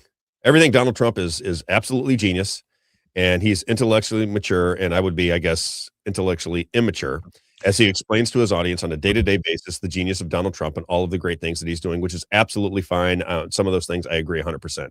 He closed it straight. He's a genius. Wait, the straight's open. He's a genius. Right, wait, he closed it again. I know, but to not recognize the potential problems with some of the things that he's doing seems almost impossible for me to buy into, right? You don't see anything wrong. You don't see anything with making 17 promises that you don't commit to after the fact. You don't see anything wrong with telling people that you're going to tackle the land ownership by the Chinese and then become president and go, we got to do it. What are you talking about? We got to do it. You don't see any problem with that at all. You don't see any problem with telling everybody he was going to cut their energy bills in half within the first 12 months, and said it over and over and over and over and over again. And he said, if I don't cut your energy bills in half after the first 12 months, then you got to hold me accountable. Well, I'm holding him accountable. Where's Doug Billings? Yep. All right. Where's Real Talk Radio? Hold him accountable. That's what he said. How many clips do you want me to show you? 50? That just doesn't matter to anybody. You don't recognize that at all. Not just not a big deal at all to make a campaign promise. Rob, we're at war. Say it, but it's before the war. And say it over and over and over and over again. And you don't see one thing wrong with energy prices going to the moon. You just don't see anything with that. That's what I mean. It's just, I'll grant you that Donald Trump could be the greatest president of all time and do good things. But we can't even recognize that we might be being misled. Just 1/2 of 1/10 of 1%. Our whole country revolves around whether Donald Trump does a good job or not. And you can't even just for 1 second recognize that some things he's doing don't make any sense. Can't see it for a minute. Can't even talk about it. Aggravates me a little bit, Isaiah, because I think it's disingenuous at the end of the day. It reminds me to get biblical on you. Ready? Go ahead. We got to bring Mike and Amy in here in just a minute. Mike and Amy, hang on just 1 second. It reminds me of in the Bible, it talks about because a lot of people are like, man, in the church, they say, why do the Jewish people, they're so close, they just don't have Jesus, right? But the Bible talks about that there's going to be a veil over the Jewish people's eyes, and they won't be able to see it, and that they'll be deceived, and that they won't be able to see the Messiah for who he truly is when he comes. It says that in the Old Testament, that the people of Israel, they're not going to be able to see who the Messiah is, and he's going to be rejected by his own people. And that's kind of what I feel like. They're wearing this veil and they can't see the truth, and they're just going to reject it, right? That's what the MAGA coalition is doing. And what's even more scary about it is they are like, I'm not upset with anybody that loves Donald Trump. In fact, I hope they watch the show, right? I don't have any issue with that at all. Root for him, admire him all you want, but be a citizen at the same time. I mean, a citizen doesn't go, well, you made 17 promises and you reneged on all 17 promises, but it's because you got a big scheme behind the scenes going on. That doesn't make any sense. Good Lord. I mean, you have to have some, I don't even know what it is, discernment about what is happening versus what somebody told you. You got to see it and talk about it and say, well, what do you think about this excuse? I know we got to get Mike in here, but what do you think about this excuse? Is that we just don't, because I've heard Doug say this before and I've heard other people say this, is that we just don't have the same information that he has. Well, I mean, I played the clips to prove my point. I don't know what clips he has, but I'm telling you what he told me. They act like I wasn't on his campaign. Well, they're saying that Trump, on a man's campaign. They're saying that Trump has information that we as citizens don't have. Of course, so we can't judge it. That's what they say, and so has nothing to do with promises. He was the president. I don't buy it. Wait a minute. Just let me explain this to my Trump supporters. He was president for 4 years. Under that scenario, we believe that he figured out some things, right? He was going to come back and fix it in the second 4 years. So in the second 4 years, when he was going on his rallies, he spoke out against war, which he started a war, right? Whether you like it, don't like it, think we need to take out the mullahs and the Ayatollah, doesn't matter. People voted on the idea that he was not going to start more war. I'm one of them. Bothered me. I don't want more war. I don't like war. I want to stay out of war. Okay. And where do we hear no new wars getting chanted? And the energy bills, right? And the energy bills and the Epstein files, right? And getting rid of everybody that's here illegally, or at least making come through some kind of process. These are things that were important to me. That's why I voted for him. So if he doesn't do it, what I'm just supposed to go, well, he didn't do anything that I wanted him to do, but he must be doing something great because Doug Billings tells me he is. Right? It's silly, in my opinion. Yeah. I want to play this. This is Demi Moore. Okay. Yeah. So this is a clip that I did a show before, and I just want to talk about the hypocrisy. That's all I'm talking about. I don't think that Donald Trump, I don't have any idea, but I don't think Donald Trump is a pedophile. I don't believe any of those things. I don't know any of those things, but I certainly don't believe it. That's not the argument that I'm making. Watch Demi Moore make out with a 15-year-old, right? When this was going down back in the days when I was doing the podcast, everybody freaked out on this. Do everybody remember Demi Moore? Right? Demi Moore, the famous actress. I wonder how many people have seen this video. Check it out. Okay, one more time. 15-year-old boy.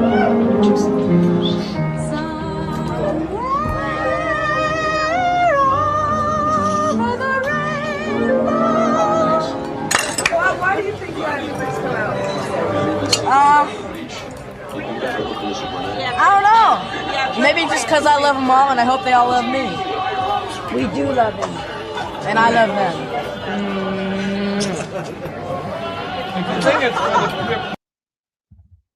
Right? Now, don't you think that would be bigger news when you see a famous actress making out with a 15-year-old boy who looks like he's 11? Okay. And then Joe Biden, right? When Joe Biden was president, everybody kept calling him a pedophile. You have all the videos of him when he was the president of the Senate, right? And he's got all the people coming in and he's handling their daughters and he's, and it's very creepy. He had the nickname Creepy Joe Biden and Donald Trump changed it to Sleepy Joe Biden. I thought creepy was a little bit more effective, but what do I know? But then he changed it to creepy. Or no, he changed it to sleepy, but it was creepy. All over the internet when Joe Biden announced that he was running for president, all over the internet, all over YouTube, it was Creepy Joe Biden. He had the label Creepy Joe Biden. It changed from creepy to sleepy. If I label somebody as Creepy Joe Biden and then show the videos of him in the Senate, Donald Trump wins the election in a landslide. But he didn't. And I continue to ask, why not? Okay. So let's talk about Donald Trump for just a second. Now you tell me if this was Joe Biden.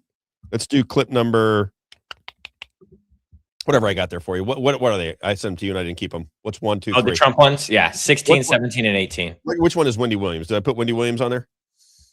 Trump has common sex with his daughter? Yes. Okay, play that one. Now you tell me. I just be honest with you, Isaiah, when you watch this. You tell me if this wasn't Joe Biden or Barack Obama, if the MAGA people, the people that support Donald Trump wouldn't be up in arms. Just play this clip real fast and you tell me what you think.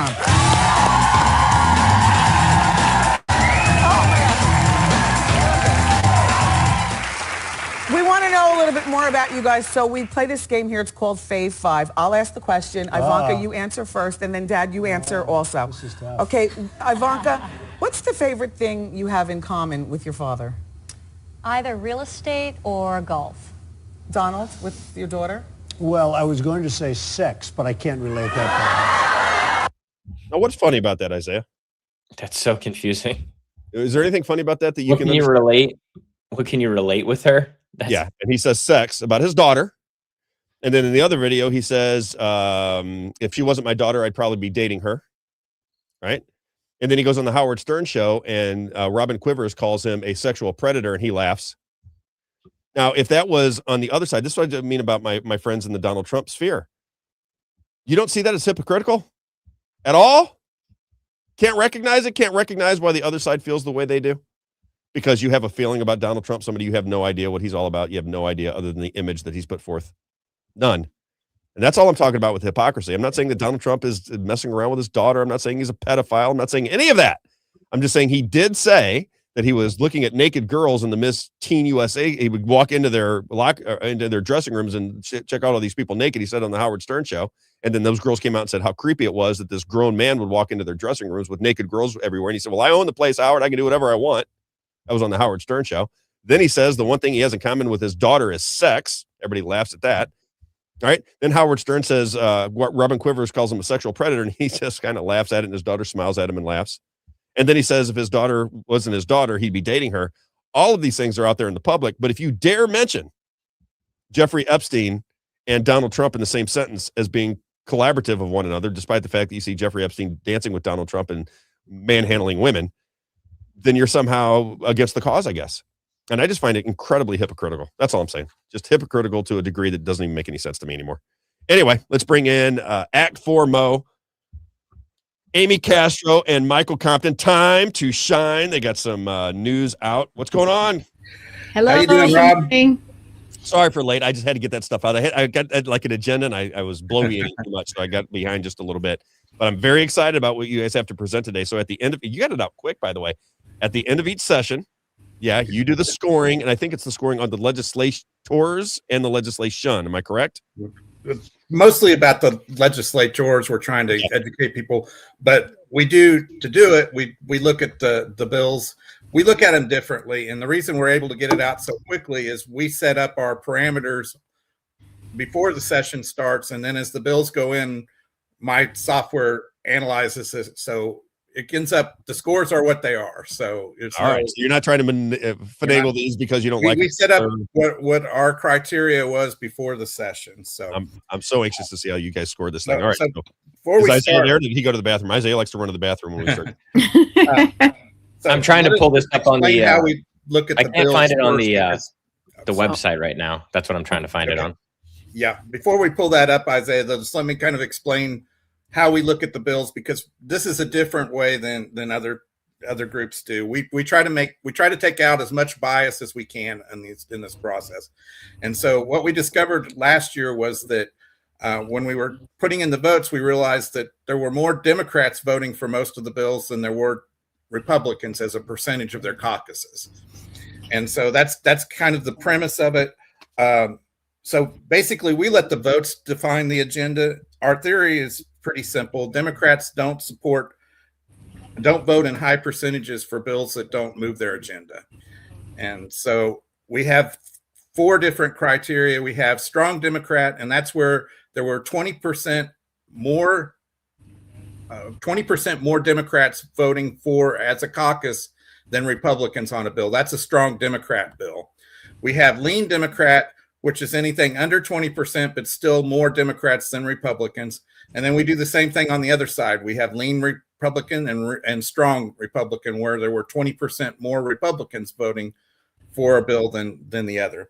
So some quick statistics before we pull this all up. There were 99 bills passed that we analyzed. There were 2 proclamations that we didn't use. They were like we agree to celebrate the 250th anniversary of USA. Can I give it to you? 99 bills? 99 bills. I got to sing a song for you. I got 99 bills, but elections ain't won. Sorry. Yeah.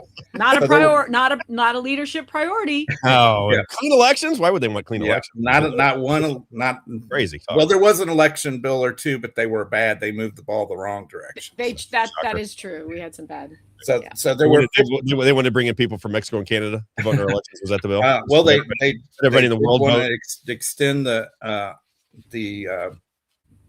voting window. They just weren't Very broad terms for election staff harassment. I mean, very broad. Oh, I remember that, right? If you said anything about the staff, they could put or you their in family member. Yeah. Can't talk bad about the election people. So there were 58 bills that needed help from the Democrats to pass one or both chambers. So bills have to reach 18 votes in the Senate and 82 votes in the House to pass. And so if there isn't 82 Republicans voting for a bill in the House, they have to go get Democrats to add to that total. So and then it's 18 is the number in the Senate. So there were 58 bills that needed help from the Democrats to pass. And again, like we found last year, 60% of the 99 bills had a higher percentage of the Democrat caucus voting for them than the Republican caucus. Okay, so pause for a second. So let's talk about that. Incredible.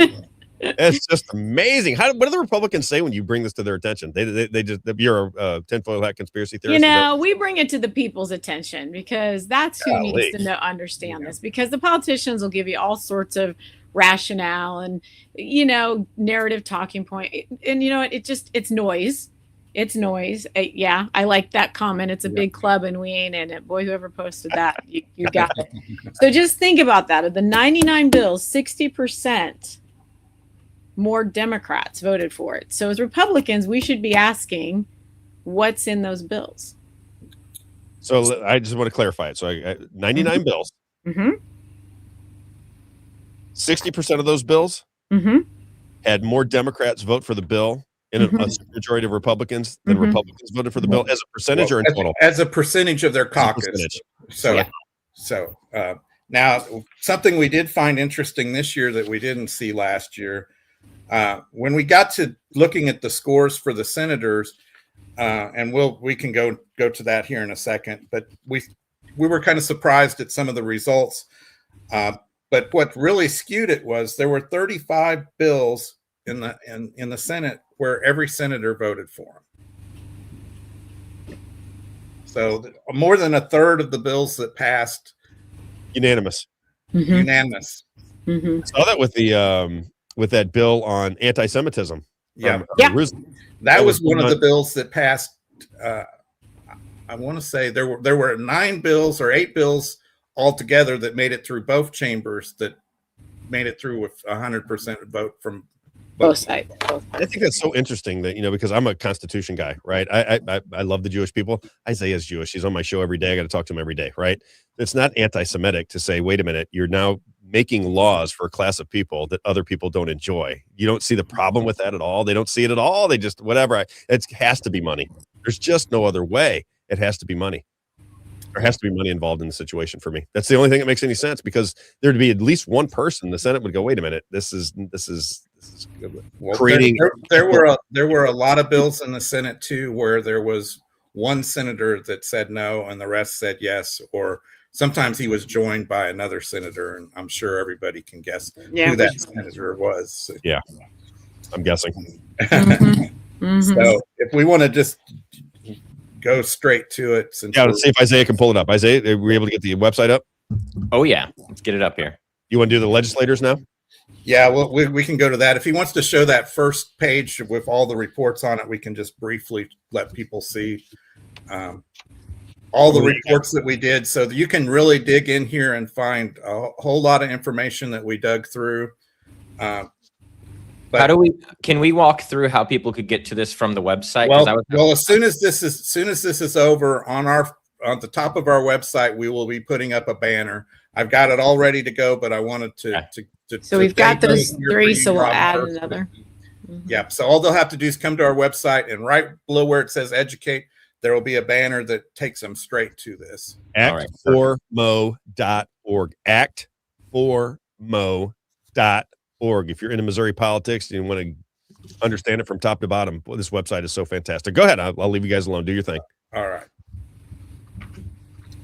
So, sorry, I'm trying to do things on the fly here. That's okay. Just want everybody to know. So nothing is behind a paywall.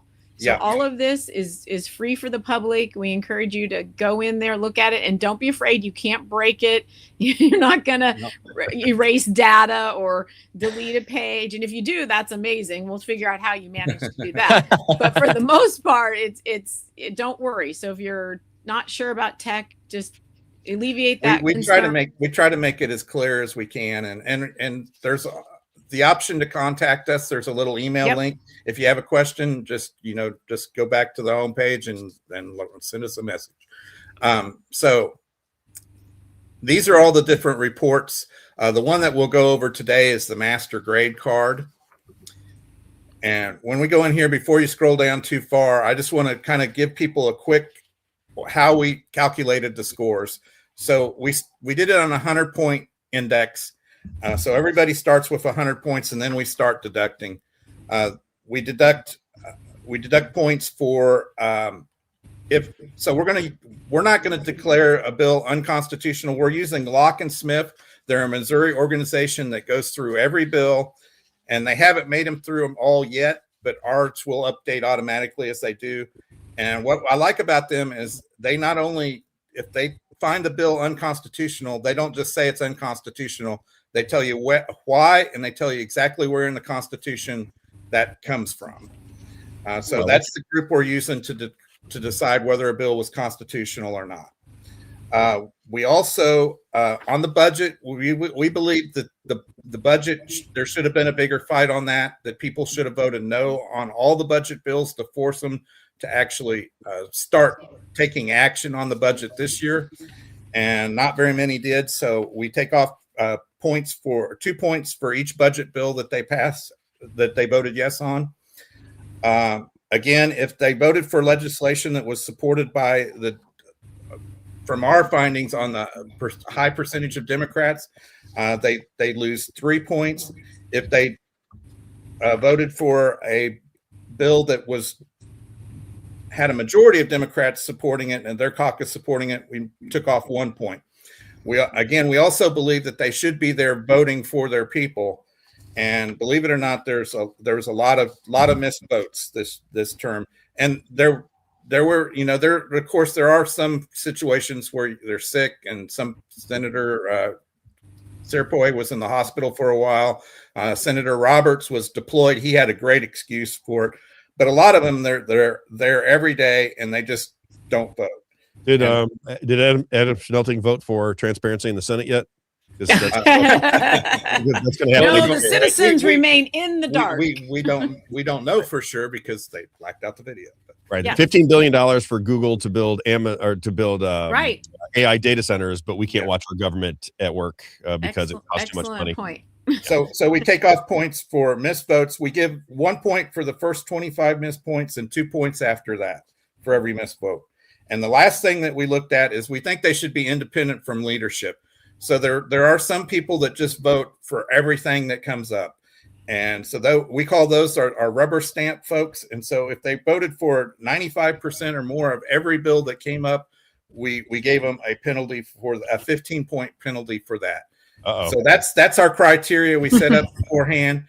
So this week, they didn't release the final day journal until late Monday night. So I've been feverishly getting in the final votes, and I got them all in yesterday in time for us to present this here today. And so very exciting. I'm dying to know. So we can start in the House, Isaiah, and we can just go through the leaderboard. And again, we don't need to go all the way down, but people can get an idea of who the top folks are.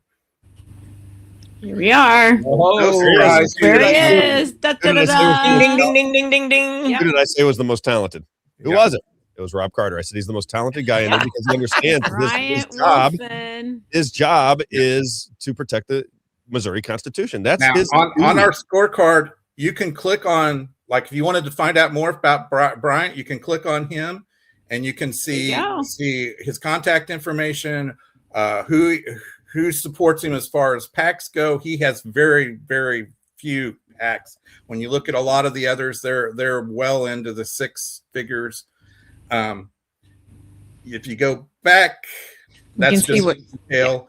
If you go back and you scroll down, you can look at everything that he voted, how he voted on every bill, and then you can click on the bill to find out more information about each bill. Wow. And if you scroll down there, you can see the breakdowns of the bills, and you can even go one step further. Click on one of those, Isaiah. There you go. And then you can see Team Yay and Team Nay. Yeah, so those are people that gave money to the people that voted yes and people that gave money to the people that voted no. I wonder if money has a think play in what? it. Oh no, we've asked them, and they told us that that is an insult. That the money Never. does not influence how they Not vote. at all. How dare you you? guys are good. Right. That is And if you scroll further down, you can see the list of how everybody voted on that bill again, to just bring it back full circle. So we try to make it so you can get as much information as you feel you want to get. So you put this together by yourself, Michael? Oh man, yeah. that's my rep right there. There you go. Can we go through the list of reps? Because Bryant Wolfen was one. Let's go back up. Michael Davis. We had Michael Davis on the show, and I don't know if he's on. I think he's on the radio show with me. Yeah. Michael Davis is the one that was trying to get the language cleaned up in that child protection bill. Remember, and they said about vaccinations. He said, "Let me clean that up for you." So I liked him. He came on and explained why he was doing it. Maisie, we all like Maisie. Yeah. Keith Elliott. So check it out. So two of the top four, Keith Elliott and Bryant Wolfen, both came to a People's Lobby Missouri event, and I thought they were both very straightforward. You know what I mean? Just some people are politicians and some people are real people. They both seem like real people to me. Lisa Darnell. Keith Elliott's great. Lisa Darnell, yes. Yep, Lisa you like her too? She's wonderful. Yeah. Right there. Feature request, Mike. Yep. To be able to sort these. Oh yeah, I can add that. That'd be something super easy for you. Oh, that's on. I want to see who we got there. Yeah, All right, because I want to see who the least amount is. We're gonna go to the bottom. Yeah, I want to see the bottom ones. So the bottom one, you're starting to get the people that never vote. They just don't vote. So, wow. But if you start looking, you'll see in the column there. So you see 99%. There's your rubber stamp, folks. We point them out as you go down. Yeah. So these are probably people that are. Like Brandon Phelps is our rep here. He always votes yes. And I actually questioned if his no button even worked. Yeah, we wondered that ourselves. So. And are these people that are doing things you think necessarily for money, or they just got overwhelmed when they got there and they just vote with leadership every time? Maybe both leadership. Yeah, leadership. Or they want to be in leadership or they want to progress, and they realize that they're going to have to play the game in order to get ahead. Yeah, I mean, this guy votes yes or absent on every single thing. Everything. Oh, he's got one no. That's crazy. What's the 50,000? 50,000, $50. What is that? Is that donations from PACs? That's from PACs. Yeah. Yep. Okay. And that was updated right before session. We'll probably update that again after. And we look at Alex Riley because he's going to be the new Speaker of the House. I'd like to see how much money. Let's look at that. So much money Alex Riley, the new Speaker of the House, brought in, which I have no idea, by the way. I have no idea. I did not get a chance to look at this last night. Yeah, he's going to be pretty far down, I think. There he is. There he is. Look at that. Ooh, doggies. $466,000 for the new Speaker of the House. You don't ask me about my money. How dare you? How dare you? Everybody and all these conservatives tell me what a great guy he is. He's so fantastic. I'm like, okay, we'll see. 466,000. Bryant Wolfen took in 5,000. Mm-hmm. Yep. Well, there you go. And I think what's important for the people to know when you look at that, you see those top five, the party will come after them, right? They've all got challengers. So if you want to keep those top ones in place and that's your area, you need to help them. And I don't mean just financially. I mean talking to people, making sure they get out, making sure people know they're, helping to counter the narrative that's going to come out that's going to talk badly about them. And they are concerned because they know holding that line puts them at risk to be another candidate to run against them. And so we need to, if we want them to stay, our Wolfen, our Elliott, our Darnell, we've got to do the work. Can we check out John Patterson? Sure. The current Speaker of the House. Can we check him out? I'm curious. You just like going up in the rank. I'm just curious how it works. You know what I mean? You guys know how it works. I'm trying to figure it all out, but I get a sense of what I think is happening. You're gonna get a strong sense. Yeah, we'll see. Right there. Here. You're gonna get a strong sense. John Patterson don't play 1.18. So just to give you an example, he's the Speaker of the House. He has the same. He's got one vote, just like Bryant Wolfen does. Bryant Wolfen votes with the Constitution. Bryant Wolfen has $5,000 coming in, and the Speaker of the House, because he's the best of them all. $1.18 million coming in to Speaker Patterson, and the guy coming behind him $466,000. If you think money doesn't play a role in Missouri politics. If you think your voice and your vote outweighs these people, I got a bridge to sell you. Unbelievable. Wow. Yeah. Any other big ones that you know of that are looking for higher office? Well, if you go back to the scroll up, and I'll show you. What was Rusty Black? Go click on Act for Missouri there on the top banner, and it'll bring up the top list. Yeah, right there. Oh yeah, here we go. Ranking the top 10 recipients. That's look at Miss the Democrat Cindy O. Senate minority leader. What's the leadership? Cindy O as the Senate Pro Tem. What'd she get? How much money did she get? 1.366. That's a nice I think living. it's important. Look at that. You've got your top one is a Democrat. Your He's third the one Democrat is a minority Democrat. leader in the Senate. Now, how does that work? Because they're able to work with the Republicans to get their bills passed because their money's coming from.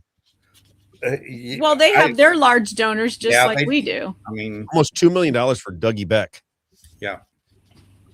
Why is he getting $2 million? What is he? Is he just a senator? Or has he got he's some kind of he's the minority leader in the Senate. The minority leader. But the game is the same, right? I mean, so, again, so this whole thing of, oh, the Democrats are bad and Republicans are good. It's faulty thinking. It's a money game, and they've got their donors also, and we've got ours. So people can pay attention to the money and then look at what committees we put them side by side on purpose, because the better committees you're on, probably the higher number of money you're going to be seeing from. Or vice versa. Yeah. Can we check out Ben Keithley? We check out Ben Keithley, Holly Jones. I want to see if these Freedom Caucus members are getting a lot of money. Let's do it. It's so fascinating, right? Yeah, I think it's fascinating. Yeah. And I like Ben Keithley. That's the thing, is I got mutual friends with Ben Keithley. I'm rooting for Ben Keithley. No, I mean, it's not about like or dislike. It's for us. It's like, how is this working? How does this system work? Yeah, how does the system work? Can you sell votes for money? And apparently, I mean, if the leadership is making that kind of money and Brent Wolfen's got $5,000 and he's the one that's protecting the Constitution, then clearly look at Mike Moon too. Yeah. On that to compare. I was going to pull him up next after we got Ben Keithley. Stay in the house. Stay with Ben Keithley. 110. Okay. That's not That's not bad. What about Holly Jones?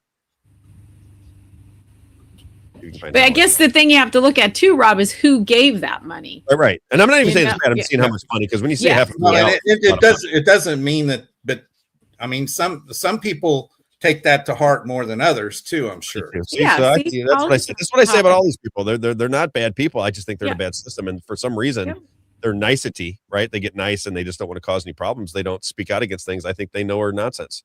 Yeah, that's really good. I'm glad to see that with Holly. Okay, all right, let's go to the Senate.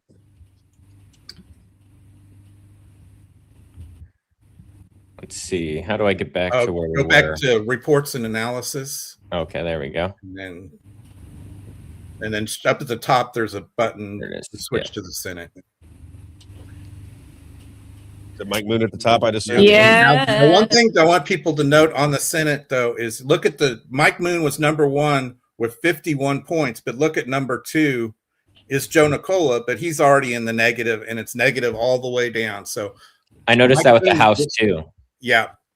So only like the top 8 in the House were in positive numbers, and the rest were all negative. So again, these aren't stellar scores. Even right, just because you're number 2 doesn't mean you're setting the world on fire. Yeah, I mean, look, what do we know about Jason Bean? I hear stories. I think that Crystal Umphris thinks that Jason Bean is a problem. I think she said that he's related to somebody that tried to sabotage her. I think this is the guy. He brings in a lot of money. I've heard, and I hope it's not true, but I've heard he may be Cindy's replacement. That's what we've heard. JB. And so if you look at the money from last year, it looks like that could possibly be. That's a pretty high figure there. He got 8,200. Isn't it amazing when you look at that? The people that follow the Constitution get no money. The people that just manipulate whatever they want get a lot of money. 180 grand. That's a good big money. difference.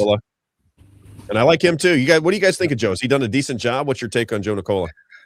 It's back and forth. I think he wants to, but we'd sure like to see him stand strong more.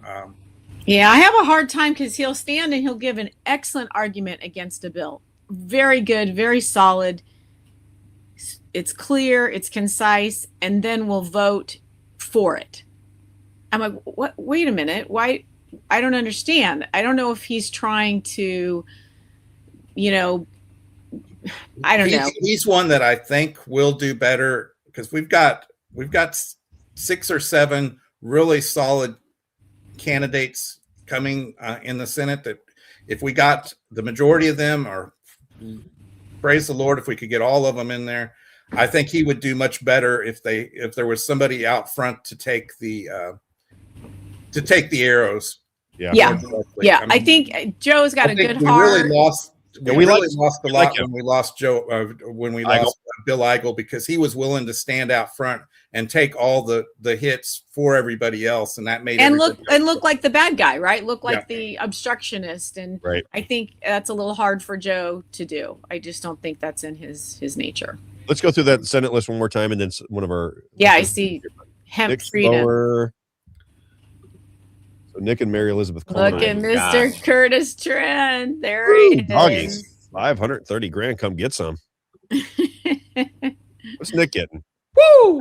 Is that a lot? I don't know. Is that a lot for senators? I think that's a pretty high number, I think. Who else? Mary Elizabeth Coleman. I mean, she sabotaged her own bill. What's she getting? Oh my gosh. 40? Yeah. Now you know he's not even running. She what's Adam Smelton getting? Because he's all over the place. What's he got going on? 296, about 300 grand. That's a lot of money coming in. Yeah. Well, go look at the Democrat. What's Patty Lewis got? I know we're looking at the Republicans, but look at that. Look at that. This is donations from probably big PACs. Yeah, these are all PAC donations. What are those PAC donations? Read those off to me, Isaiah. I can't see.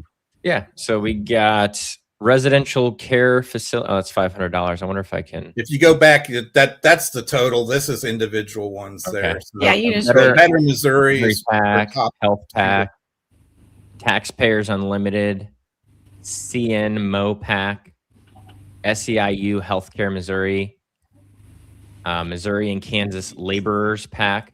So she's into the unions and that. Probably kind of unions, yeah. Left-wing politics. Yeah, engineers local.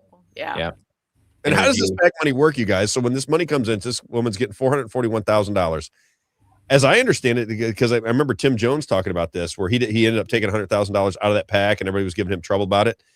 Do they keep some of this money at the end? And Brown, 380. Eddie Brown, 380. Wow. There's 2 different types. So we've got the candidate committee PAC listed and their leadership PAC. Their leadership PAC, they're not supposed to be able to direct how the money is spent, but it's usually friends of the candidates that set those up. And those are the ones where groups can give unlimited amounts of money into those PACs. Their candidate PACs are limited to, I think it's $2,500 in the Senate.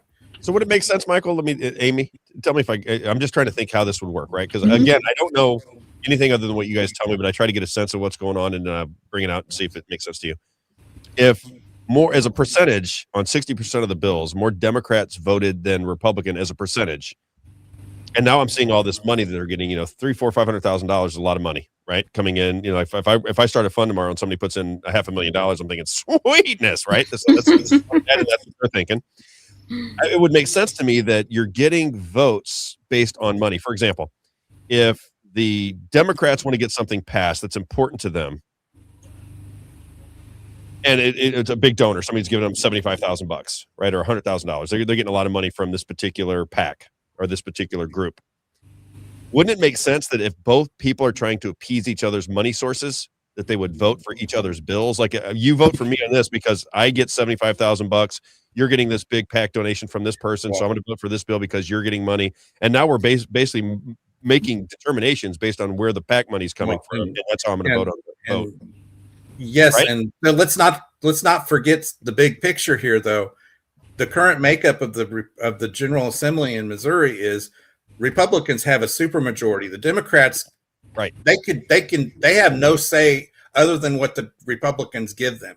So for them to get anything on the bills is pretty amazing. Let alone to get enough that the majority of them are supporting majority of the bills. They must be the That best politicians in the country. Yeah, exactly. Democrat politicians in the country if they can get something done, right? But in simplistic terms, Isaiah, I think this is the way it would work, right? So because I think the Republican Party has really good conservatives in it, and I think it has a bunch of people that are not really conservative that's there for whatever reason, right? But if I got a bill that I want passed, and the Republican Party is split, now I have to go over and get Democrat votes. Now, when I go over to get Democrat votes, now you're going to have to be nice to the Democrats because they're going to give you the votes so that you can appease your PACs, right?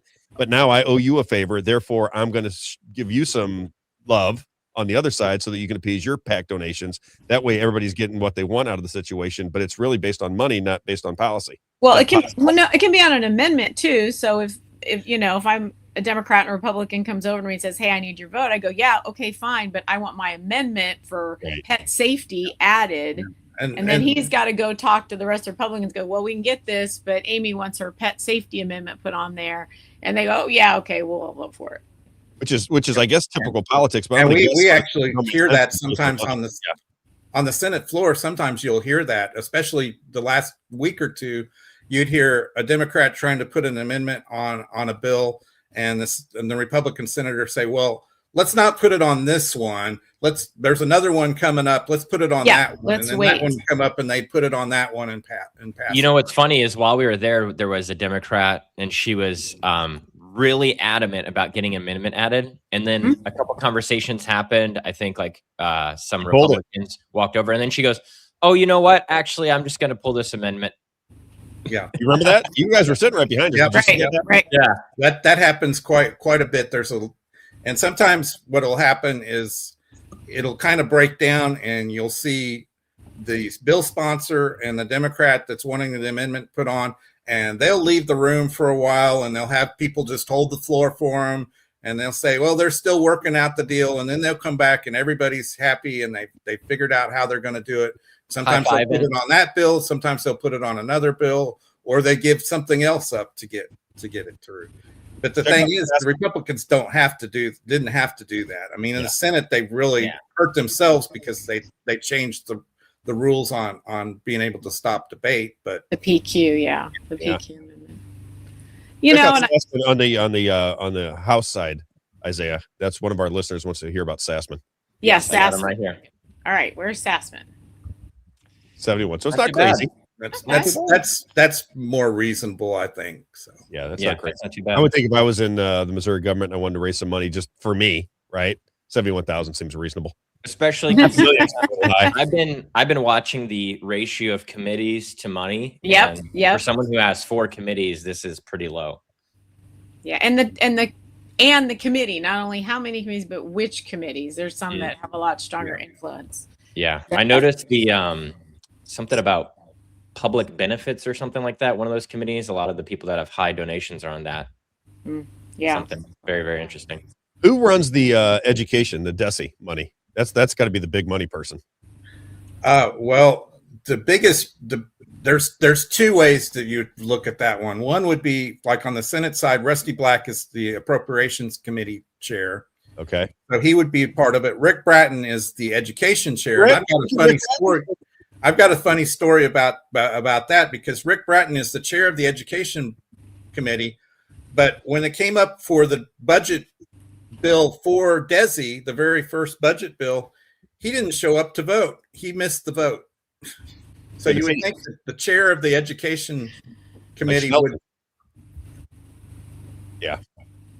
I don't know what to make of any of it anymore. I really don't. Other than I just think it is just absurd, the process. These are just ridiculous. And I don't know why the good Republicans don't recognize it and talk out about it. That's why I hope some of these people that we're promoting, that are not in politics right now. Brian Wolf, I think is fantastic. I love Mike Moon. I hope their careers. The young man you had on yesterday, is it Hagedorn? Hagedorn? Yeah, I got to meet him a few weeks ago and have a long conversation with him. I think he's going to be fantastic. He's young. He's got a lot of the same characteristics we see in Bryant Wolfen, and I think Mike Moon.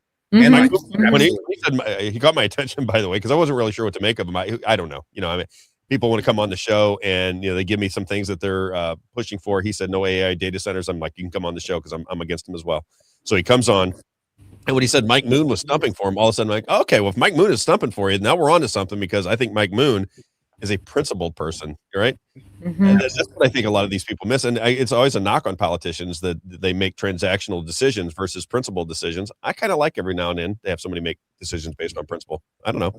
I think that's why they don't like us, because we would make principled decisions, and that doesn't really fit. Well, and that's why we push so hard on the single subject rule that's in our Constitution. We're blessed to have that in our Missouri Constitution.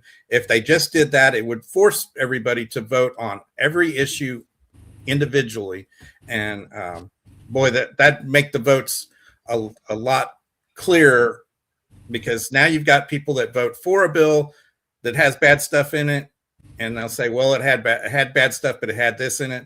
Yep. And they also vote against good stuff because they'll say, well, it had this in it. So it cuts both ways. But I was going to say it almost works out no matter what you do. Mm-hmm. Right? Political environment. It gives them cover. It gives them cover, and spin it to their benefit.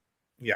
Right, and that's the thing that probably bothers me the most is the spin. Like the headlines that are coming out, they're very misleading to the people. And that really bothers me. You know, when they're cheering the Born Alive bill, what they're not telling you is seven we still are counting to that. Amendments got added on that had a Democrat agenda. I mean, there's a terrible cyber security or tracking amendment that was put on there. But they voted it because the Republicans probably knew we need to do this Born Alive. We're going to do this, and make money off of it. I mean, it's just infuriating, because then conservatives who just follow the headline or the narrative, they're cheering and think that, oh my gosh, look what our guys did. They got the Born Alive bill. Isn't that great? And they have no clue. They just signed away their privacy to cyber stalking and cybersecurity, or the language with that, or any of the other stuff that's on there. And it's sad, because they will turn around and they will donate to the candidates that did this. Yep. They will donate to the party, no questions asked. Yep. And wonder why we're in the situation we're in. And we're trying to get them to please wake up, pay attention. Let's learn the game. Let's figure out the game, and let's play. Let's play, right? We the people are going to jump in and we're going to play. Learn to question everything. You need billboards that say "Know Your Government," actformo.org. There you go. Right. Know it. I mean, that's what we're trying to do. That's why we started. All we knew was something's not right.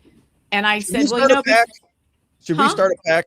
I'm just wondering if we should start a PAC. Do you guys have a PAC? How do you guys raise money? No, we don't have a PAC. I'm wondering if we should. I think we got to I think there are a lot of Missourians, a lot of really wealthy people, a lot of really good people, a lot of business owners that would like to see this information out there in a broader context.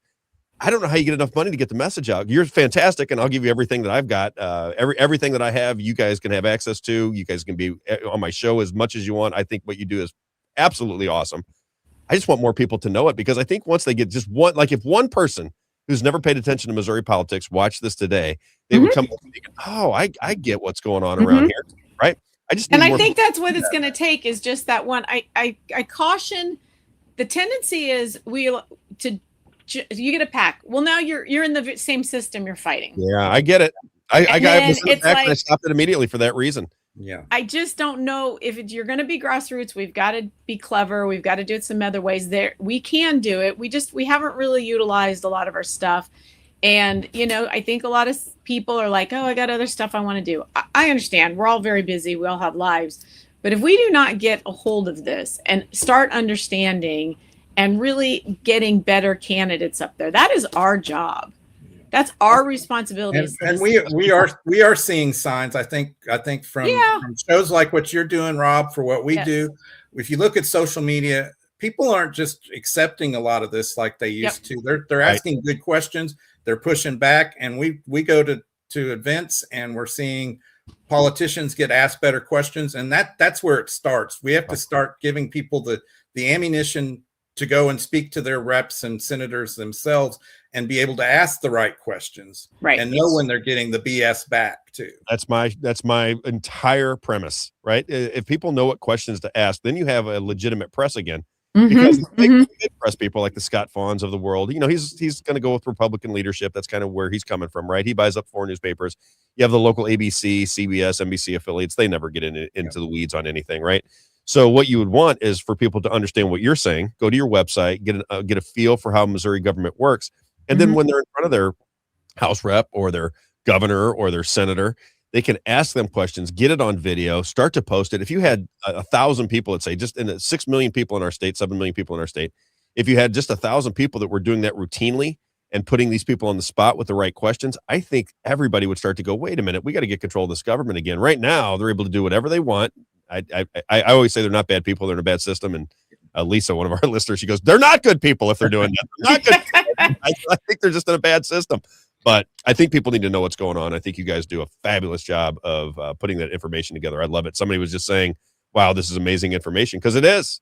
And it's a one-stop shop. You go in there, you get to know. Yeah, use it, understand it, use it, share it. That's why we do it. And if you want to help us keep doing more of this type of work, please consider donating. We don't need a lot of money to keep this going, but the more that we get, the more that we can put to use. And again, we make sure that everything we do is free for all, because the purpose of our organization is not to make money, it's to get information into people's hands that they can use.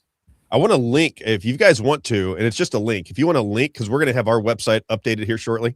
You know, Isaiah started this a month ago, and we have to pay for, we're judicious about how we spend our money, but we've got the website being updated. If you just want to link from my website to yours, just let me know if you guys want to do that, because we'll drive people to my website just because we talk about it every day. And then we could put you guys, even if you want on the front page, like I said the other day, I'd prefer people right now to donate to you, because I'm not effective unless I get information from somebody I can trust. I trust the information that you guys are giving me. Everything you've said to me is checked out. So I really want to make sure that you guys have the money to do what you're doing, because we can work in concert. I can bring it to people's attention on a daily basis, but you have to do all the work. I mean, I don't have the opportunity to be in Jefferson City on a daily basis monitoring the events down there, but you guys can. So if we can work together, I really, all I want to do is make sure that you guys have the money to continue what you're doing. I'd hate to lose your service, to be honest with you. I think if we lose what you guys are doing, then everything starts to crumble from that point forward. So like Mike said, we're not on a huge budget. This really just is a volunteer project that we started mostly for our own understanding. Because I said we can't change a system until we understand the system. Yeah. Right. So it was just about learning. And as we ran into like, well, how can you track the money? Mike's like, we need to find a better way to do that, because as we're digging and trying, it's difficult for us. If it's difficult for us, it's difficult for all the other people. So that's how the website tools have really become developed, is just trying to give people a better way so they can just stop in one location, get the information they need, and then activate. It's educate, activate, and then engage their reps and their senators. It's it's so funny because we had the data centers. Perfect example. Someone in the thread said, we need to call Trump. I'm like, Trump ain't coming. Trump is the one. He ain't coming. I mean, we need to call John Rich. And I'm like, we're so quick to call to get somebody else. I'm like, brothers and sisters, we have to do it. And it's going to take some effort, and it might mean, some sacrifices, but this is, it's our country, and I love it, and I want it to be better, and I want our state to be better. I'm born and raised in the Midwest, love the Midwest. Dang it. I want good government. Me too. And it's not that much to ask, is to put in maybe an hour a week. I mean, so an hour a week from every single citizen in Missouri would change the game. And don't think that, you don't know, or you're not capable. You are capable, and you'd be amazed at what, you've got your own background in your career or your families or your homes. You've got information. I think there's a little tendency to make politicians to make us feel like, we know and you guys don't know. Right. We're this and we're that. They were the same as we were before they got elected.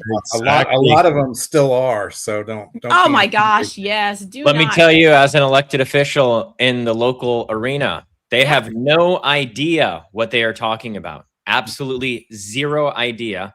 I am dealing with this right now on flock safety cameras, because I put out a poll to the citizens to ask them, hey, what do you think about flock safety cameras? Do you like them? Do you not like them? Or do you not know what they are? Immediately, another alderman emails me and says, oh, hey, we tabled this in 2024 so that we could have more time to look into this, right? Okay, well, you haven't done anything. You're still looking into it, right? And they're here. And then she points to these Senate bills and says, oh, well, these Senate bills, in 2024, they were going forth. And so that's why we don't need to worry about it. We can let the state handle it. One of the Senate bills that she sent me, you know who the sponsor of that was Bill Eigel. Is he a senator right now? Oh, geez. Yeah. And I said, you have no idea what you're talking about. Yeah. You have no idea what you're talking I told about. him to be nice today. He was telling me the story. I go, Isaiah, you got to be nice. Yeah. You got to be nice. That's the people that are represent. That's why I got involved, though, just like you guys, because Yes. that's the people that are representing us that have no idea what they're What? doing. They're getting up there and they're getting told something by a city manager or city administrator. Yes. And then they're just voting yes because that's what you got to do to keep moving things along, right? Yep. All right, I got a little worked up there, but No, but that's true, and I think you'll find that in many of the cases. So I think sometimes we're quick to jump to they're malicious, they've got malintent. Maybe that's definitely an option, but I also hear what Isaiah is saying that sometimes it's just the machine has just rolled so long. I think without nobody's an expert on everything. That's you right. Get into topics that you don't know. You got a lobbyist, a nice lobbyist that comes by your office, and he said, "Don't worry about it. I'm going to explain it all to you," and it makes total sense. And they leave and they give you their side of the story, but you don't realize there's another side. That's how simple it works. Exactly. I 100%. That's why I say it's some of it is systematic. Most things are systematic. When they get so big, you kind of fit your piece of the puzzle into the system, and it just is what it is. How do people find you? act4mo.org. Is there? Can you bring it up one more time, Isaiah? See where the donation. And we're on Facebook, we're on X, and you're taking tail all of a sudden. Look at you guys. I've been watching. We respond to people, questions, comments. So Great question. You've been getting your word out. I'm watching your stuff spread more so than ever. Again, we'll have the link to the scorecards and all that information right at the top. I'll put that up as soon as we get done here. Where's the donate? It's at the bottom. It's there. He showed it. All right. This is my feedback for my marketing feedback. Right in front. Right You need a big donate button right here. Right at the top. I know. So look at that one right there. So for people that you're like, well, maybe I don't even know who my rep is. We've got the box right there. Find your Missouri legislator. Bingo. Just start there. I did want to ask about this because I clicked on to Bruce Sassman's page. Yeah. And I thought this was interesting is that $30,000 of the $70,000, actually 40,000, it looks like he donated himself. Yeah, there's several that do that to start their campaigns or to boost their campaigns. Yeah. So that's interesting. So that to me, that's really cool because that means that he's 40,000 of this is actually self-funded. Actually, that's a there you go. Yeah. So that's digging in there. I just discovered that. And so that's really interesting to me. Bruce Sassman. All right.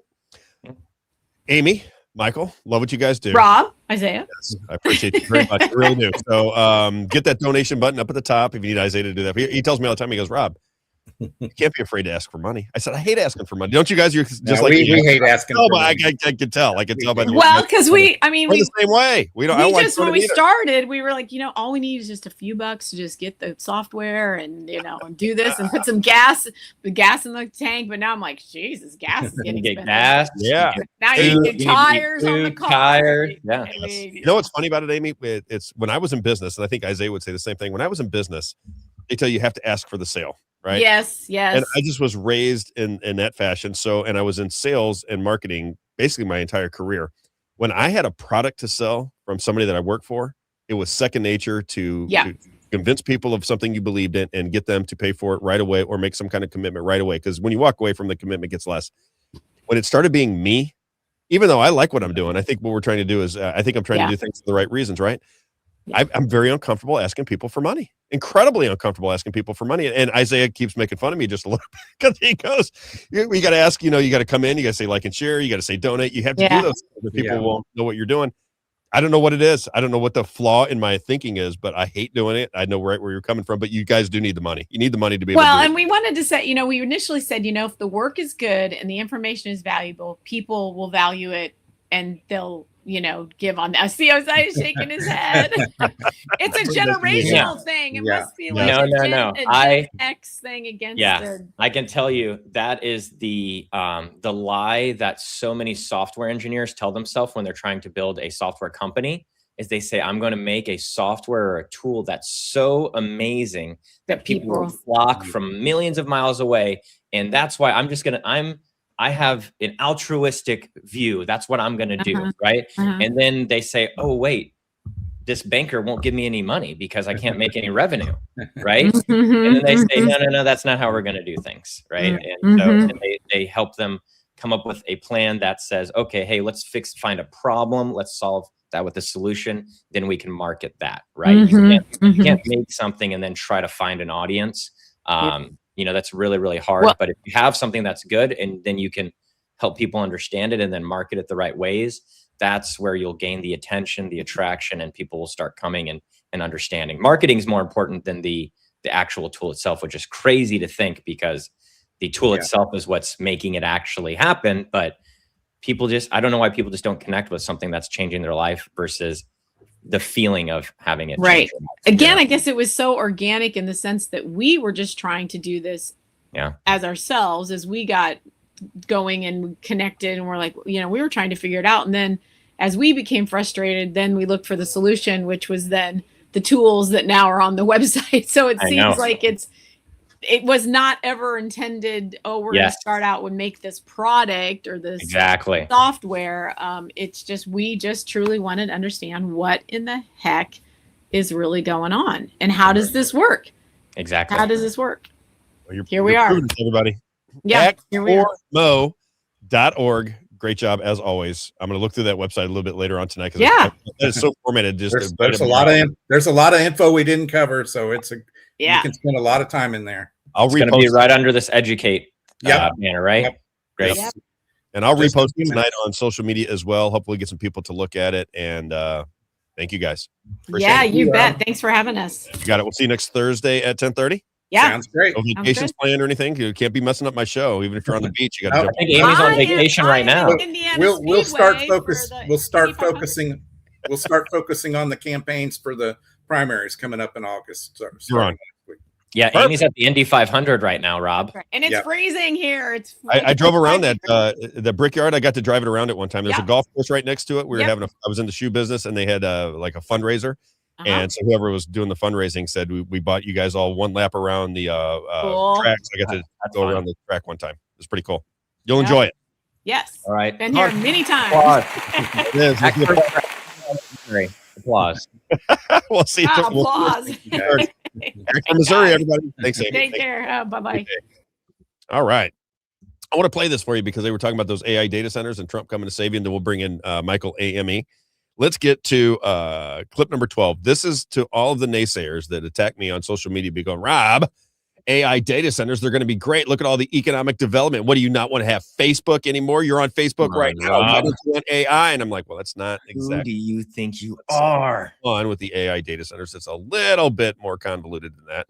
Here is Larry Ellison. Now, this is the guy that stood right next to Donald Trump. I got to play it every once in a while. I play this a lot, Isaiah, but I want people to see it. So this is Larry Ellison from Oracle. He is the one that bought TikTok. He's the one that's buying up half of the media in the United States. Son owns Paramount. He loves Israel. Nothing wrong with that, but he loves it maybe just a little bit more than he loves America, if you understand what I'm saying. So Larry Ellison is a big investor in Stargate. So the very first day that Donald Trump was president, he signed in on January 20th. On January 21st, he held a press conference with Larry Ellison. This is what Larry Ellison thinks about your life in America and how much better it would be if you were constantly surveilled. Listen to Larry Ellison in his own words. This is the guy behind Stargate, behind the investment in AI data centers. Check it out.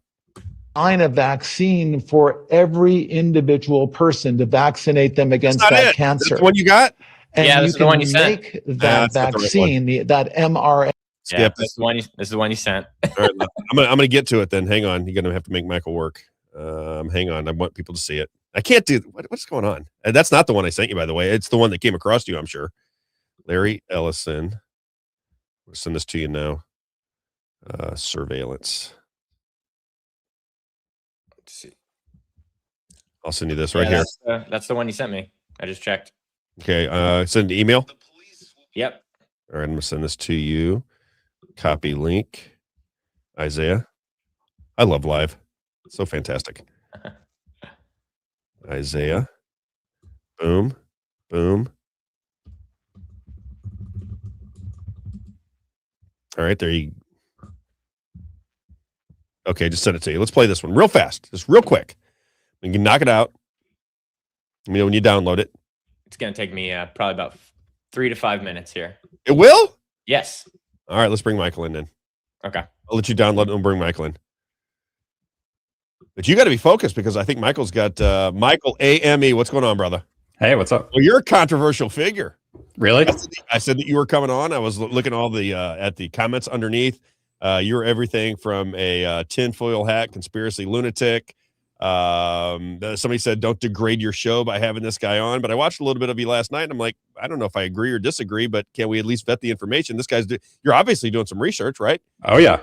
You're banging it out and you're trying to put things together. So I want to give you the opportunity to convince us, convince the audience, convince me, convince Isaiah, convince the audience that what you're onto is correct. Because the one thing that you put out, and he's playing around behind the scenes with something we were talking about earlier, was a connection between Thomas Massie, maybe some of his donors that tied to Epstein, that tied to Torch, that kind of tie all this MMTLP controversy together along with Jeffrey Epstein, and somehow Thomas Massie fits in that equation. So can we start there? Because I know you got a lot of stuff. I was kind of looking through your stuff again today.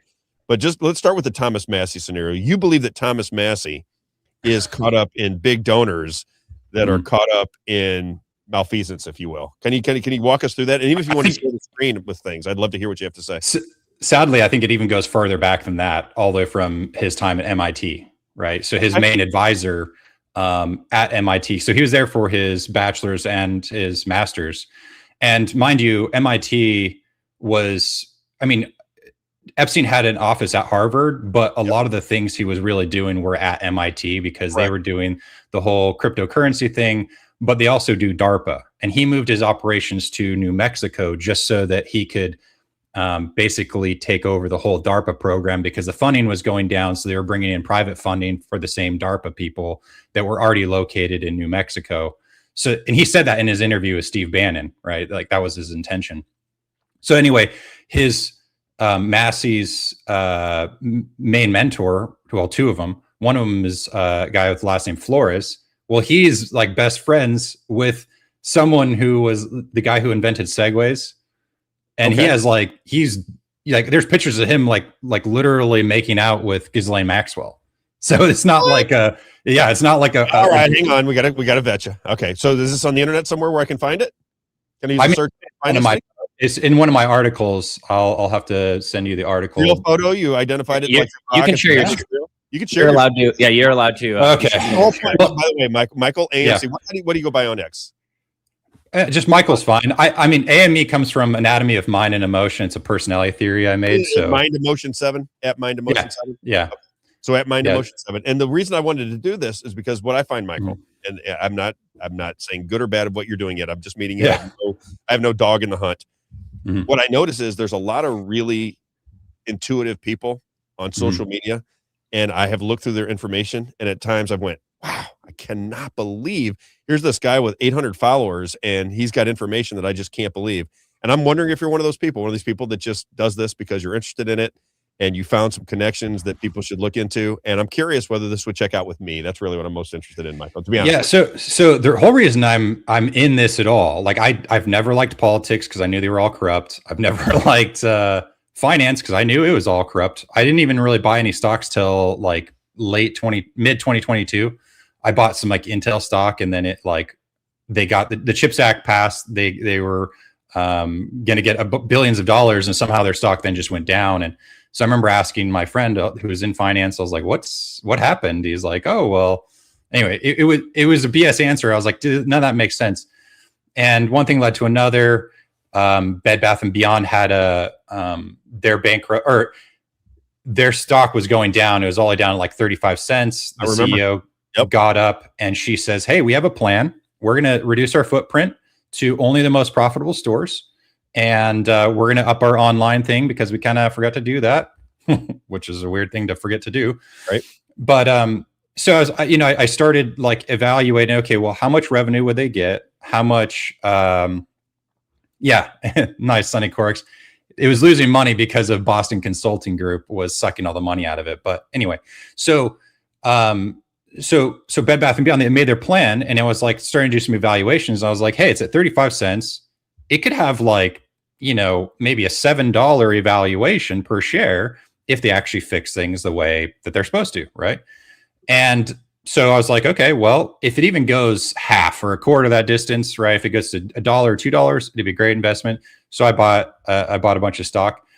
And then preemptively, before the fundraising that they were doing was even over, they went into bankruptcy early, right? So I was like, what happened? So I started looking, and it was just really annoying. Also, it's just kind of interesting. I don't want to like judge you guys, but I knew that you guys were going to put shills up and leave it there as a distraction the entire time. I don't know who's a shill.